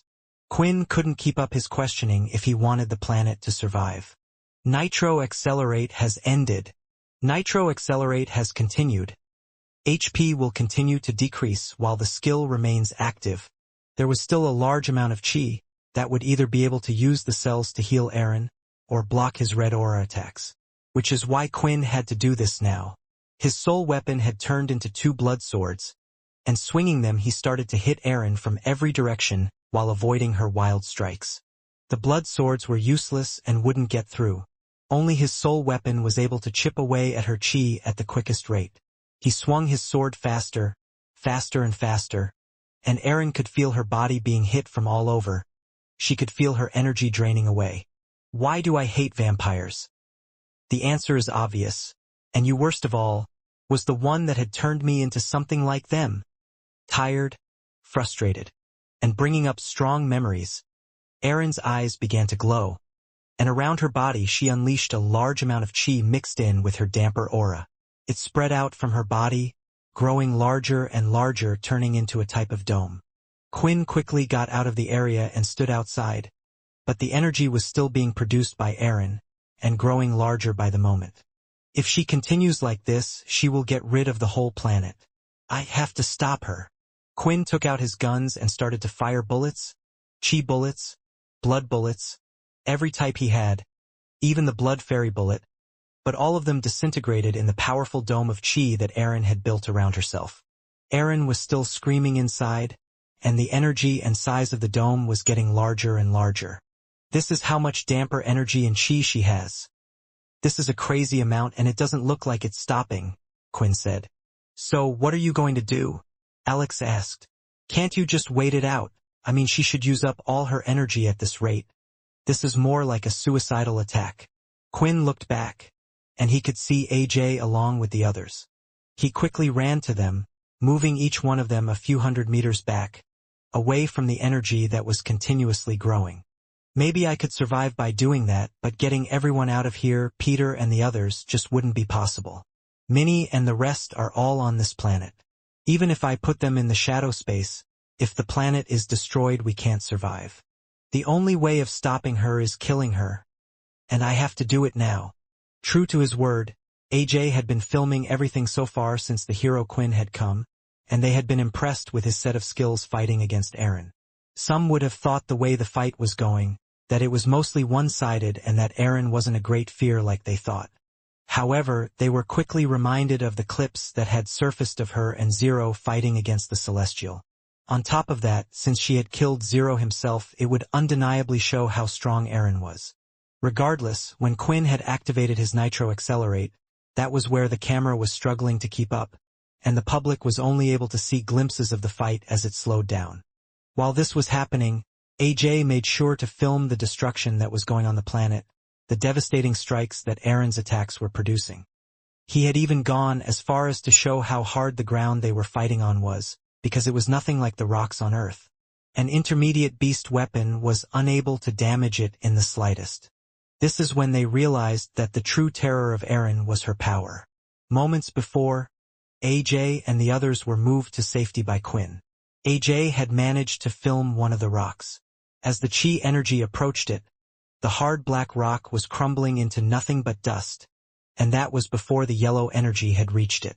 All the viewers had seen it as well and were wondering what was going to happen next. It's like a mini sun, one of the viewers commented. Anything that it touches, it's destroying and it's getting larger by the second. The question is, how large is it going to get?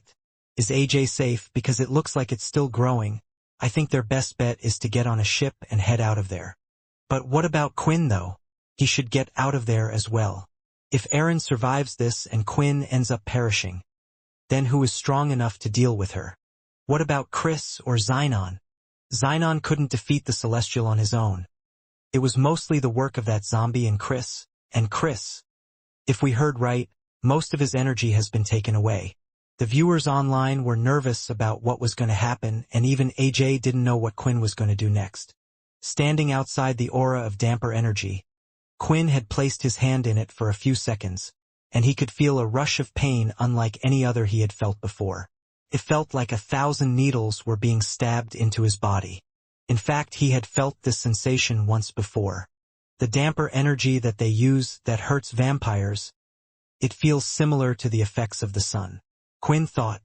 It was something that he didn't need to worry about for a long time, and when looking at his hand, his suspicions were confirmed.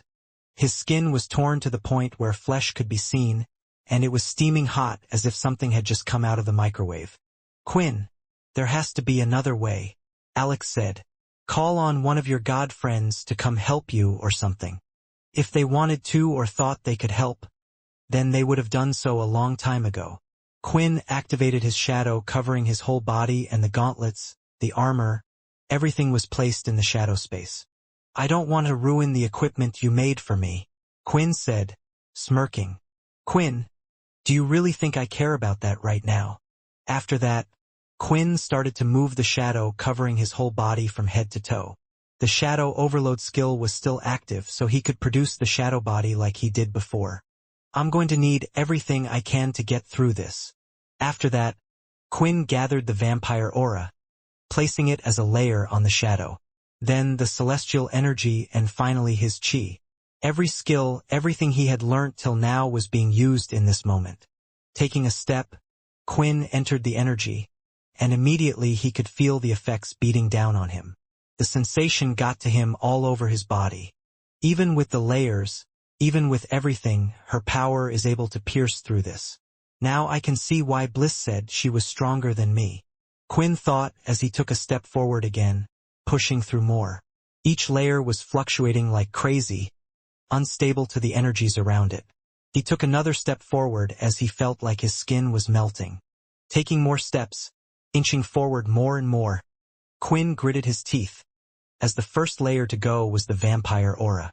Immediately sensing this, Quinn fell to his knees. I've only lost one layer, and it hurts 10 times more. My vampire aura, I used it all to suppress this power. I can use a little bit here and there, but it will be a while until it comes back. Trying to move his knee, his whole leg was shaking. Looking around him, nothing could be seen yet. It was as if he was just in a bright white light. I have to do this, for Owen, for Leo, for Samantha, for Fex. There are so many people you have hurt, including Layla. The fact that you have done all of this has even hurt me. Quinn persisted through the pain as he continued to walk, and surprisingly the next layer to go was his celestial energy. Perhaps he had given too much of it away, and used it on items, and now he was wishing he hadn't. His legs buckled for a second, but Quinn caught himself as he continued walking forward. If he fell now, he feared that he would never be able to get up again. The shadow layer with the chi was staying strong, and just up ahead he could finally see Erin. She was screaming with her arms spread, unleashing the power around her. The shadow that Quinn had used on her wasn't even present anymore, but, based on her eyes, it looked like she had completely lost it. Around 10 more steps to get to her, and that was when all of Quinn's chi had been depleted. Now all that was left was the shadow. It was the best protection against this energy. It was the first power he had got after becoming a vampire. As he was 5 steps away though, and reaching out to Erin, the shadow all over his body started to disappear, and now he had nothing. The energy was burning him, his skin was disappearing. 30/100 HP. 25/100 HP. Blood bank activated. Quinn's body started to heal as quickly as it was burning up, making it stay at one point, but there was one thing that pushed him forward. Erin, I thought you were my friend. For my friends I would have done anything. Just like now I am risking my life to save them. I would have done the same for you, Quinn said as he placed his hands on Erin's shoulders. I'm sorry I couldn't help you with whatever you were going through, and I'm sorry I was the one that turned you into this. Goodbye. So much of Erin's energy was being expended out, that nothing was directly protecting her body. One could say that the whole dome was a shield to even get to Erin's body in the first place.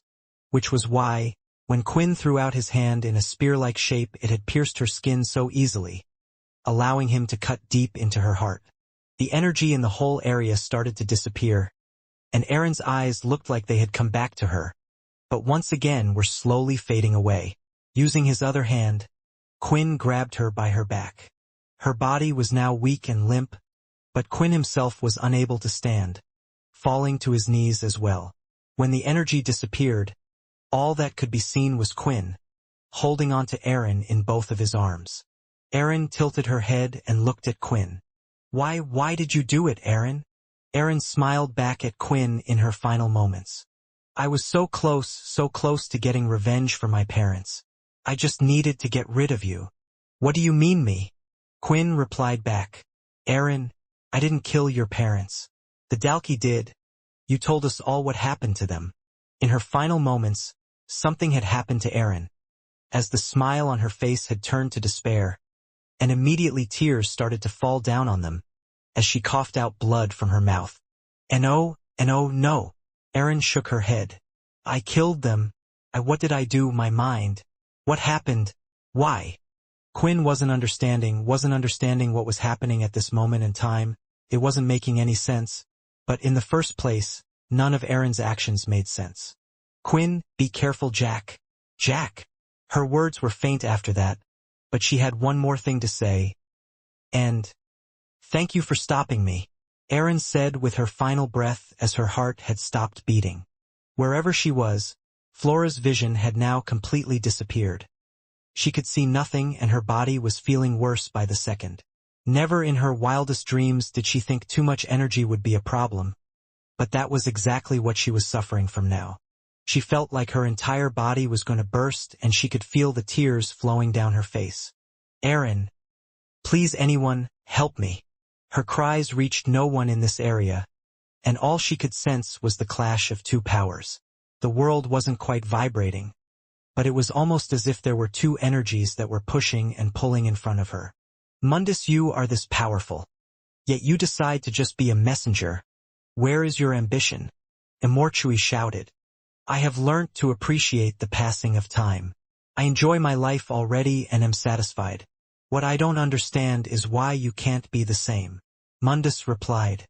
The two energies were getting larger, and as they did, Flora could feel her body burning up, and she wasn't sure if she was imagining it or not, but it felt like her muscles started to expand and her whole body was building up, getting larger by the second.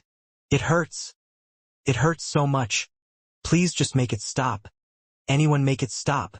Flora screamed in her head, until pop. Her body exploded from the energy, her blood fell on the ground, and her organs were in multiple parts spread out on the ground.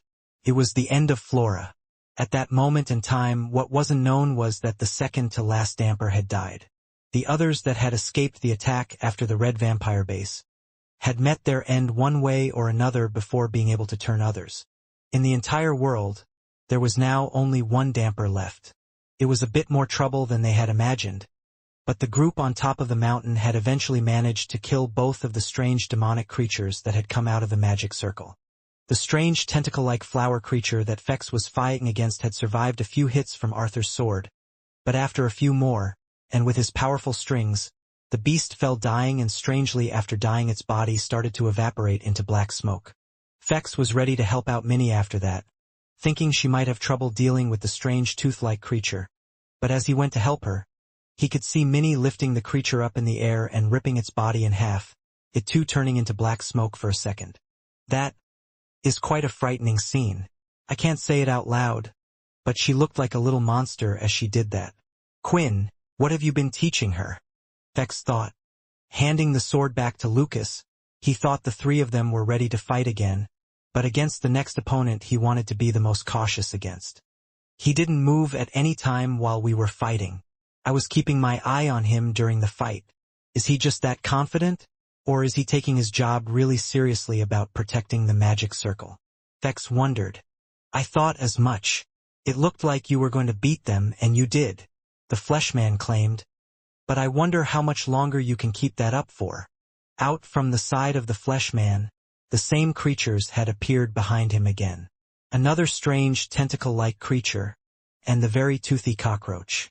More correctly, the two creatures had come from the magic circle, with another one with 1/10 of its body already out. Is that a portal or something? Lucas asked.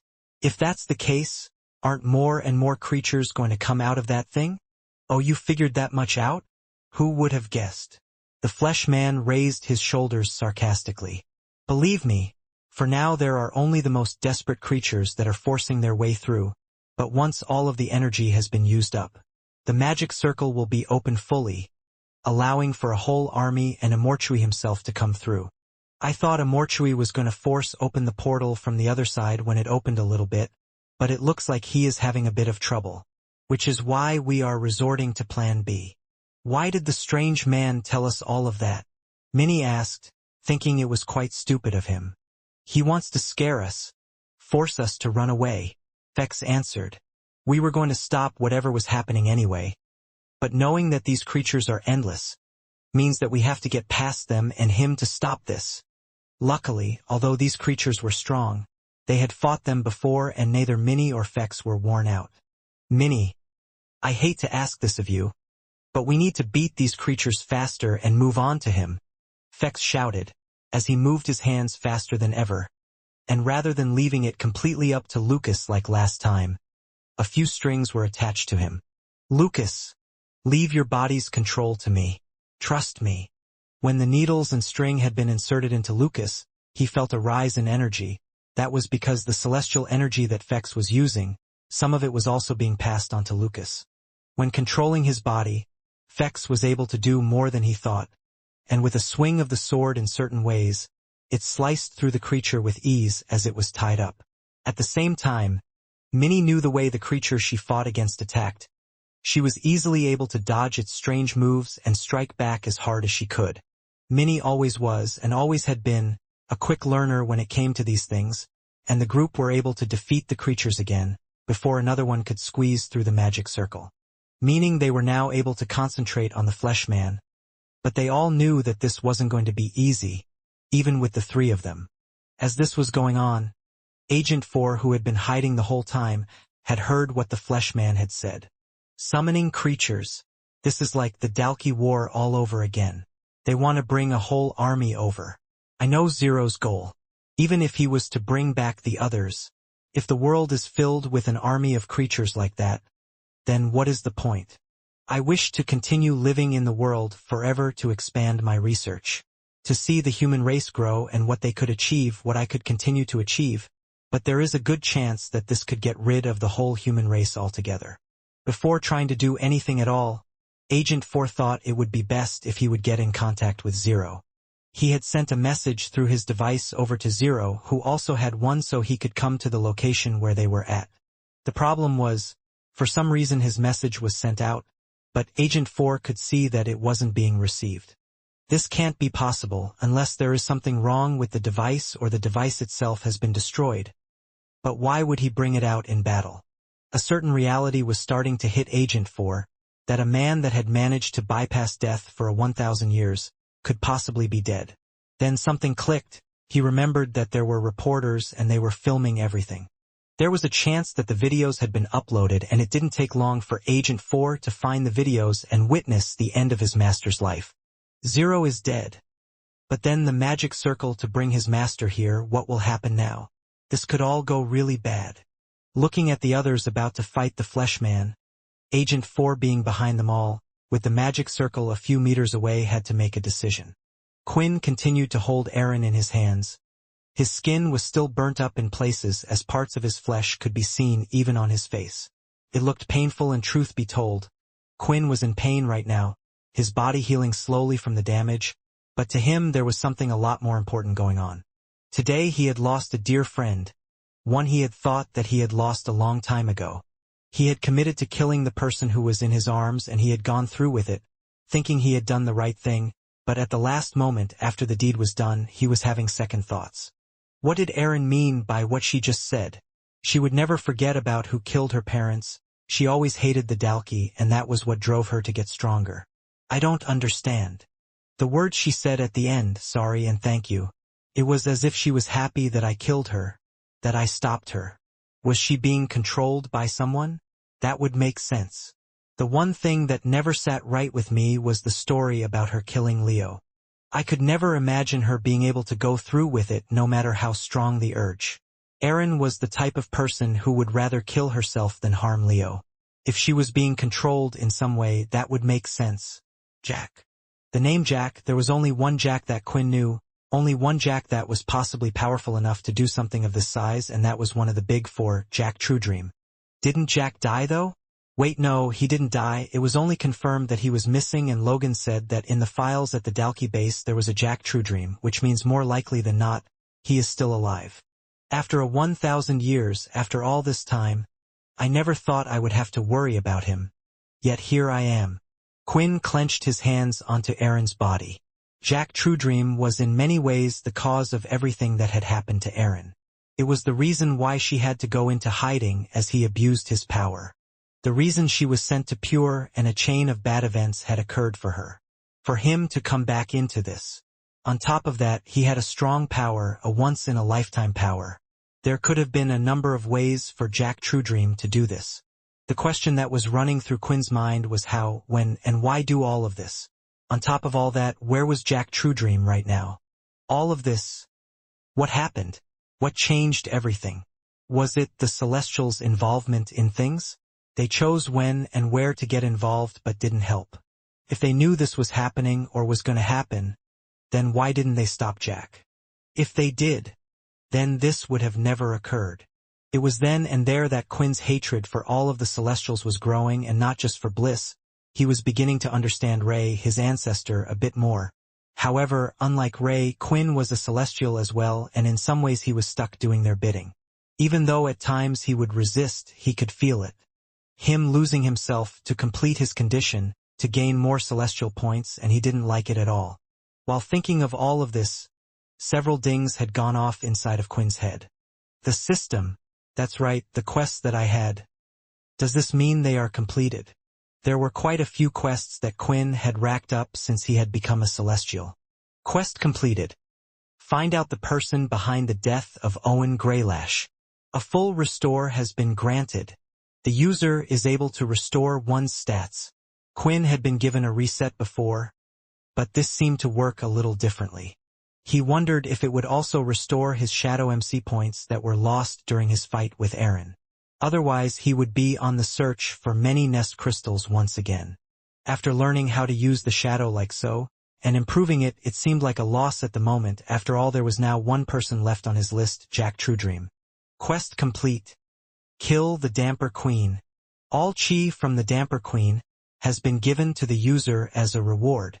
Once before Quinn had received something similar, and that was when he had defeated Agent 2. Suddenly he could feel all of the energy enter him, and it was far more than he had expected, as a tingling sensation was felt all over his body. This chi. It's too large, it's overpowering everything else in my body. I guess this is what she absorbed from Zero and Chris. What helped was a perfect balance between the two, which made my attack stronger. If I can give Chris back his chi, then maybe it will be enough to balance things out. If only the vampire settlement was still intact, I could have gotten more blood crystals to try raise my blood power as well. Perhaps Muka might know a thing or two. For now though, it would be fine. It just meant that Quinn couldn't mix the chi with his blood attack to perform a combined power attack. But he could still use it on his Shadow and use it on its own. Erin Healy has been killed. The quest path of the Celestials has been chosen, and the universe rewards you. 400,000 Celestial points have been awarded. 1, 0, 20, 0, 0 total Celestial points. 512, 256/1, 0, 20, 0, 0 Celestial points. This reward, it was a big one. I guess the universe really needed my help on that one. Perhaps Quinn would have been happier before, but since everything he had been through, he wasn't happy at all. With the deal done, the Celestials should no longer get involved in Earth's affairs, but would this mean they would use him again, perhaps ask him to take on other troublesome godslayers from other galaxies? At first Quinn would probably deny their request, but as he gains a liking and urge for Celestial points, would he eventually accept? You have become a level 5 Celestial. New skills have been unlocked in the Celestial space. I'm not sure how helpful that is, since I never want to go back there. It was then that Aaron's body started to fade into small little golden lights. Quinn didn't know what was happening, but he had seen this occur before, with the original vampires. Their whole bodies would disappear by the second.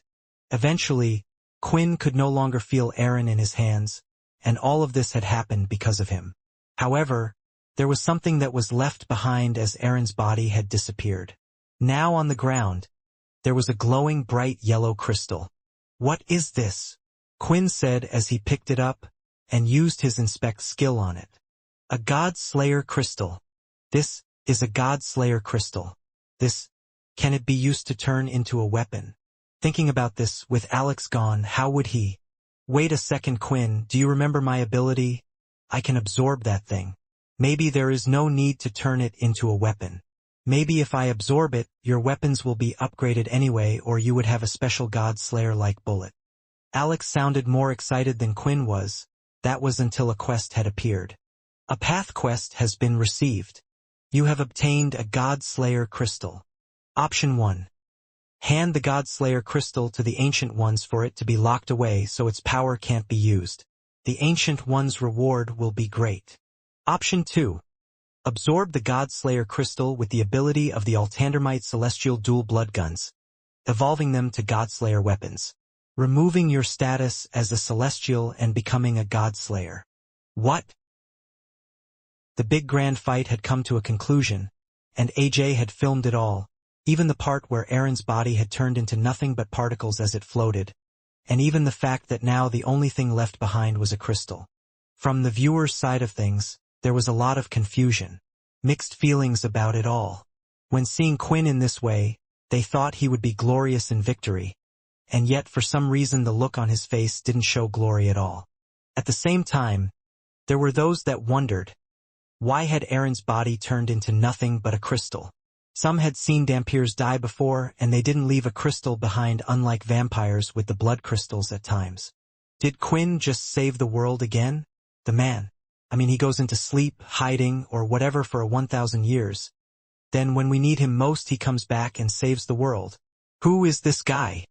Calm down. And besides, he killed the Damper Queen. The only thing he saved this time were vampires, and I'm not the biggest fan of them. Get this person out of chat. Can we have someone ban him? How can we have blatant stuff like this going on, when the one that saved the whole world was a vampire and has possibly saved us from chaos again? Chaos? But Aaron had already killed Zero. Wasn't he the one planning to do some weird stuff with those Celestials? Anyway, this is the end, right? There should be no more problems, and no invasion from the Celestials or anything like that. Perhaps the world was safe now. AJ was unsure himself about much of what was going on. But if he was to judge from the look on Quinn's face, the journey wasn't at the end for him. There was still a lot he needed to know and find out. Still on the ground on his knees, Quinn was left confused as he stared at the God Slayer crystal. It was the first real one he had seen, and the only thing left that was a memory of Aaron. However, what was racking his head was the new path quest option that he had just received. Become a God Slayer? But didn't Bliss say that I was already a type of God Slayer, at least that my shadow power was one of a God Slayer? So why would absorbing the God Slayer crystal change things? Is it because I have gone along with the Celestials' wishes? So they no longer view me as a God Slayer? I'm sorry. I can't help much with this, Quinn. Alex said. I don't really know much of what is going on other than what you told me. But you said you have a system, right? Can the system really do things like that? Quinn was thinking about it. According to the text, absorbing the crystal would mean it would remove his status as a Celestial, which meant one of two things. The Celestials would view him as a God Slayer more so than a Celestial. Perhaps he would be banned from the Celestial space once again for going against them. The problem is, what if it wasn't just a status thing? What if it truly made Quinn no longer a Celestial? As Alex had said, it had done things such as penalties before. Due to the system also having the power of equivalent exchange in it, Quinn could see how his current status as a Celestial could be exchanged for one as a God Slayer. If that was to happen, Quinn wouldn't just become a God Slayer, but perhaps gain a few things from the system that would put him on the same level as he was now. Since it was a quest that he was going to complete, he couldn't see the system penalizing him for choosing one or the other. That was when the real problems came, though. If my theory is correct, and the system is asking me to pick one or the other, then what happens to everything? What happens to all the celestial items I made? What about those that I gave celestial power to as well, such as Fex? Would they all lose it? On top of that, my deal with Mundus has just been made. As long as he sticks with it, the Celestials shouldn't bother Earth anymore. I can focus on dealing with whatever Jack Truedream has planned, and becoming a Godslayer would make me an outright enemy of the gods. When thinking about it, although Quinn was genuinely curious as to what being a Godslayer would entail and what type of bullet it would make or improvement it would do to the guns, there was just too much downside just for the sake of being curious. I'm strong as it is with the celestial powers. Although Aaron wasn't weak either, for Jack Truedream to be able to get so close to her, he has to have some power. It's a shame. I really was looking forward to taking in that crystal and absorbing it. Actually, just wait a second before you make a decision. Can't we just keep the crystal for now? And maybe not hand it over to those ancient ones or whatever they're called? Alex asked. Think about it, you don't have to complete the quest either way right now, right? I know you probably want what the reward is, but for now let's just keep it until we need it. Then if you need the reward or whatever, go head over to the ancient ones. It wasn't a horrible suggestion and Quinn thought it was nice in a way to keep a memento of Aaron in the first place. Maybe he could let Layla say her goodbyes to Aaron before he did anything with the crystal. Still, there were other things that Quinn could take from this. For one, there was the demon tier weapon. Although the armor seemed to have evaporated in her attack, the sword was still there. Holding on to it, Quinn soon placed it in his shadow space. With that said and done, Quinn finally stood on his legs, which were wobbly. His body really hadn't healed from all the damage that had occurred. He could use the full restore, but with time it would be a waste, so he decided to keep it for now. Slowly, Quinn walked over to where the others were, his legs giving way at times. It was a strange sight for AJ to see, and for the viewers as well, as they saw someone so powerful, someone who could move faster than the camera could pick up, now hardly able to walk at all. Eventually reaching them, AJ stopped holding the camera up and allowed just the glasses he would wear to do the filming out of respect. Quinn, do you need a hand? AJ said, as he was about to give him his shoulder. It's okay, Quinn said as he went down to Peter, who thankfully he could see that his eyes were moving and so were Chris's. You look like shit, Peter said and chuckled. Thanks, Quinn said. Vanessa, who was there, was finding it hard to believe. She really wasn't sure if this was reality or not, because the great Quinn was now with her at this point in time and moment. Heading over to where Chris was, Quinn then placed his hand on him as he sat down. Right now there was two things that Quinn was doing. One of them was trying to heal his own body with chi. For some reason the damper energy was still rampant in his body, making it harder than it usually would have been. As for the second thing, it was to give back what was rightly Chris's. His body looked weak, and there was a time when Quinn remembered that Chris had cared for him in the past. Although both of them were on different sides at times, it was time for him to return the favor, especially now they were on the same side. It didn't take long, as Chris' body seemed hungry for it, as it willingly took the energy from Quinn. It also took a lot of burden off Quinn for having so much energy in his body. He could imagine a time if he was just a vampire Nobel, such an amount would have destroyed his body. Once everything was done, and Chris looked a lot more healthy, Quinn could let out a sigh of relief. There still is a lot of chi energy though, so I gave Chris a little more, but even then. Wait. Where is Minnie and Fex? I see their ship, but they're not here? Quinn asked. Chris coughed a couple of times, as he moved his head. They went to stop Agent 4. He has the red heart. Suddenly, Quinn's eyes widened, as he realized that the root of their problems wasn't just Aaron and Zero. I need to get to them, Quinn said, standing up. I know where they went to. I can guide you, Vanessa stated. No need. There's another, faster way I can get there, Quinn replied. On top of the mountain, Fex was circling around the flesh man, moving by the side, and could see his body move with it. At the same time, he had Lucas on his strings and, although feeling powerful with Fex powering him up, it was safe to say that he was still a little nervous. I can feel you shaking through the strings. Just relax and trust me. You have a young, flexible body compared to mine. This should be easy for you. Fex said words of encouragement. However, they didn't do much to calm Lucas's nerves, but instead he thought back to his training, when he and Vanessa used to sneak around all over the place. In order to move silently, one needed to be calm as well. I can feel him relaxing now. We have to strike that strange flesh man, and together with everything we have, otherwise we will have to deal with an endless amount of creatures crawling through that hole. Fex thought, as he could already see the claw of something reach out. This time, it wasn't a strange flower tentacle monster, or a giant cockroach with hundreds of teeth. It was something different altogether. Who knew how many creatures were on the other side? But judging by the fact that this man had said an army, it worried Fex a great deal, and there were chances that there could be even stronger things getting ready to come out. Looking to his right, he nodded towards Minnie, and that was the signal. Fex moved his fingers slightly, and just like he had said, Lucas was moving all on his own. It was strange in a way. The movement of Fex using him like this was faster than he could move his own body, and suddenly he found himself in the air, in front of the flesh man with the sword in his hand ready to strike.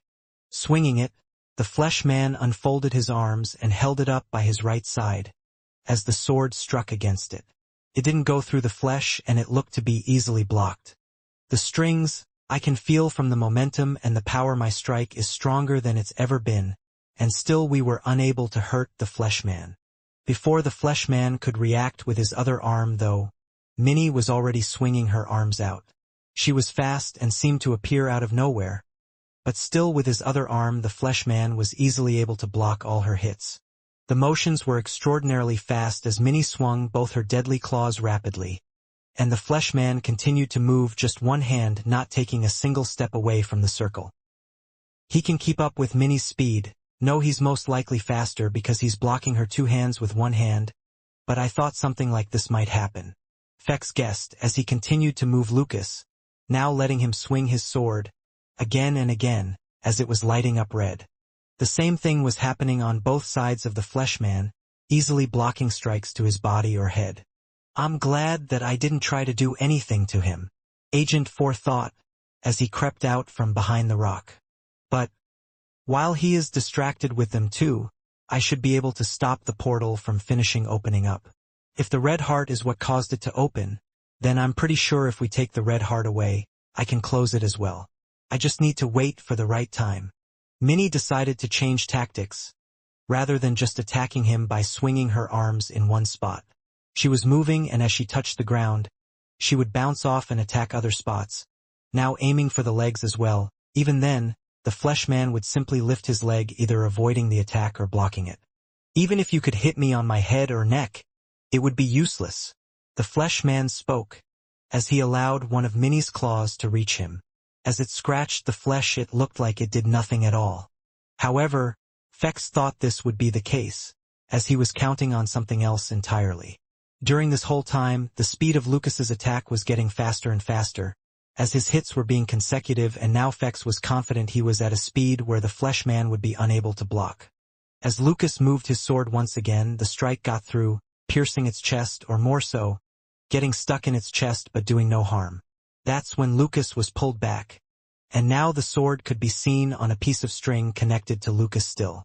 Controlling the arm, the sword was swung, and as it touched the flesh man, a large explosion went off. Lucas, stay strong. I'm going to keep attacking, Fex ordered. With the great speed, the momentum of the strings and the power of explosions, Fex was making Lucas swing the sword, and each time it touched the flesh man it would explode on impact. Unable to see the flesh man clearly through all the smoke, Agent 4 thought there was no better time than now, as he rushed forward and reached out to grab the red heart. When he touched it though, he felt a burning sensation on his hand. Suddenly he could feel his skin was starting to peel. Quickly Agent 4 pulled it away. That felt like vampire energy. The red heart is in its pure energy form. It would be impossible to grab like this. Think, is there something else I can do? Looking at the magic circle, Agent 4 started to look at the symbols, although they were glowing and seemed to be untouchable. Now that the inscription was done, maybe there was a pattern to all of this. Right now, Agent 4, without realizing it, as he looked at all the patterns, was learning how to code magic. to make it work in a particular way. His great mind was working away, and something else had occurred. I understand it. If I draw up a bigger magic circle around it, maybe I can reverse the process and use the remaining power of the crystal to close the gate. Bringing out his chalk with a smile on his face, Agent 4 was about to undo what he had just done. He started to write away, drawing up the patterns as the explosions continued, but, midway while writing, a sharp, long, tooth-like object had stabbed him right through the hand, causing him to let go of the chalk. When looking up, it was something resembling a spider leg that looked to be coming out of the magic circle which had stopped him. Crap! Crap! Crap! Agent 4 pulled his hand out and quickly grabbed the chalk as he went back into hiding to see what was going on. Minnie stood next to Fex, who had brought Lucas back, and in his hand the sword was no longer. As the smoke died down, they could see the flesh man holding onto the sword. The flesh all over his body was moving, as if it was all individual parts that were alive. It looked like quite a bit of damage had been done to the flesh man, but after they moved for a bit, his appearance was back to what it once was. Then in his right hand the sword could be seen. Moving his arm out, the sword was thrown into a rock, staying there in a place away from where the others were. You celestial followers are weak, the flesh man said, and behind him creatures could be seen coming out of the magic circle, a large spider, what resembled a giant slug, as well as the creatures they had seen before. The creatures were able to come out of the portal easier than before, but the red heart still hadn't completely opened the door yet. I imagine you guys are some of the strongest that have been sent to stop us. If that's the case, then the annihilation of all life around here will be a simple task, the flesh man said. Shut up, Minnie shouted. We aren't weak. My dad. He is a lot stronger than you, and if he was here he would kick your butt. The flesh man found the young one's words humorous, as he laughed. So you say your father is strong. But then, where is he? The flesh man asked. That's when Minnie could feel something. Her shadow powers were tingling, which she had gotten back. Then from behind, a figure started to emerge. I'm right here, Quinn said. The flesh man looked at the mysterious person that had appeared out of the young one's shadow. He was left confused as to how this came to be. But there were always those with all sorts of different powers. What he was more interested in was the confidence that could be seen on all of the other faces as soon as this one had appeared. Could he really be any different from those that I have just fought? How much stronger can this person be? The flesh man wasn't just any person from the other side. From the realm where the dead's dark energy resided, spawning creatures which looked like they had come from hell. The flesh man was named Escom, and he was a general belonging to Immortality's army. There were a few strong individuals from the special realm that Immortality trusted, and one of them was Escom. It was why he was told to go ahead and break out of the portal, protecting it from anyone trying to stop it. It was a job for one that would be strong enough to defend it from celestials that would possibly come. What Escom did notice was that the energy that was coming off from this new person was similar to the others, yet for some reason right now it felt weaker than the others. Even more so, at a closer look, it was as if this person was heavily and severely injured. It looks like this whole thing was a bluff after all. Escom smiled. This actually was the case at the moment. After using all different types of energy to break through Aaron's strange dome-like power, Quinn was weak in celestial energy, but he could tell, just from a look at the person and the creatures in front of him, that they were strong. Dad, this guy is so annoying. Minnie can't hurt him at all. Neither can Uncle Fex. Teach him a lesson, she said. But soon she realized that her father was hurt, and her confidence started to fade. In fact, she started to become teary-eyed, wondering what had occurred. You don't have to worry about me, and don't worry, I can tell he is strong, Quinn said, as he had no choice. He never thought he would be using it this soon, but he had to. Full restore. Full restore has been used. The system will now restore your body to its strongest form within the last 24 hours. Any additional energy that the user currently has will not be lost. The description of full restore wasn't very clear. Quinn had feared that it might be a reset, but reading the description, now he was over the moon because it was far better than he thought. In fact, it was perfect. The energy around him seemed to enter his body, It felt similar to when Quinn had absorbed the nest crystal, yet different at the same time. Suddenly, he could feel all different types of energy coming back to him. Ice red aura, his celestial energy, and, on top of that, since it stated it was at his strongest in the last 24 hours, Quinn had even gained back the MC points that he had lost for using Shadow Overload. It certainly was a great reward for completing a quest that had lasted a long time. The final cherry on top was it didn't take anything away, meaning that Quinn still had all the chi he had from before. The wounds on his body had healed in an instant. It was as if someone had clicked their fingers and now a new person was in front of him. The system was truly one of the most impressive things that Quinn had ever come across. The reaction was the same for the flesh man on the other side, because now with the celestial energy that was burning off Quinn, including all the points that he had recently gained, he was burning like bright light. "That energy is so sickening," Eskom commented. "But I wondered when one of you would turn up." A celestial. Lifting both his hands up, the shadow soon covered it. And without wasting time, Quinn fired a blood bullet away.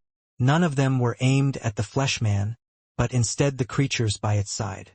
The bullets were far too fast for them to react, and as they went through their bodies, the sound of them squealing in pain was heard. A few bullets in each of them, and they had soon collapsed on the floor. "Wow!" Lucas thought with his mouth hanging wide open. It took so much effort and energy to take those things out, and here Quinn is taking 3 of them out in seconds. Another one could be seen climbing out of the hole and pointing his gun. He shot 2 more blood bullets out at it, and the creature looked to have fallen back in, making it 4. "So you have a fancy toy, but it will take a lot more than that to defeat me," Eskom said, with a smile on his face, as if he was excited that he would have a challenge. "Quinn, that one doesn't move from his position. If you can take him out in a few shots like the others, I think you got a chance," Fex shouted.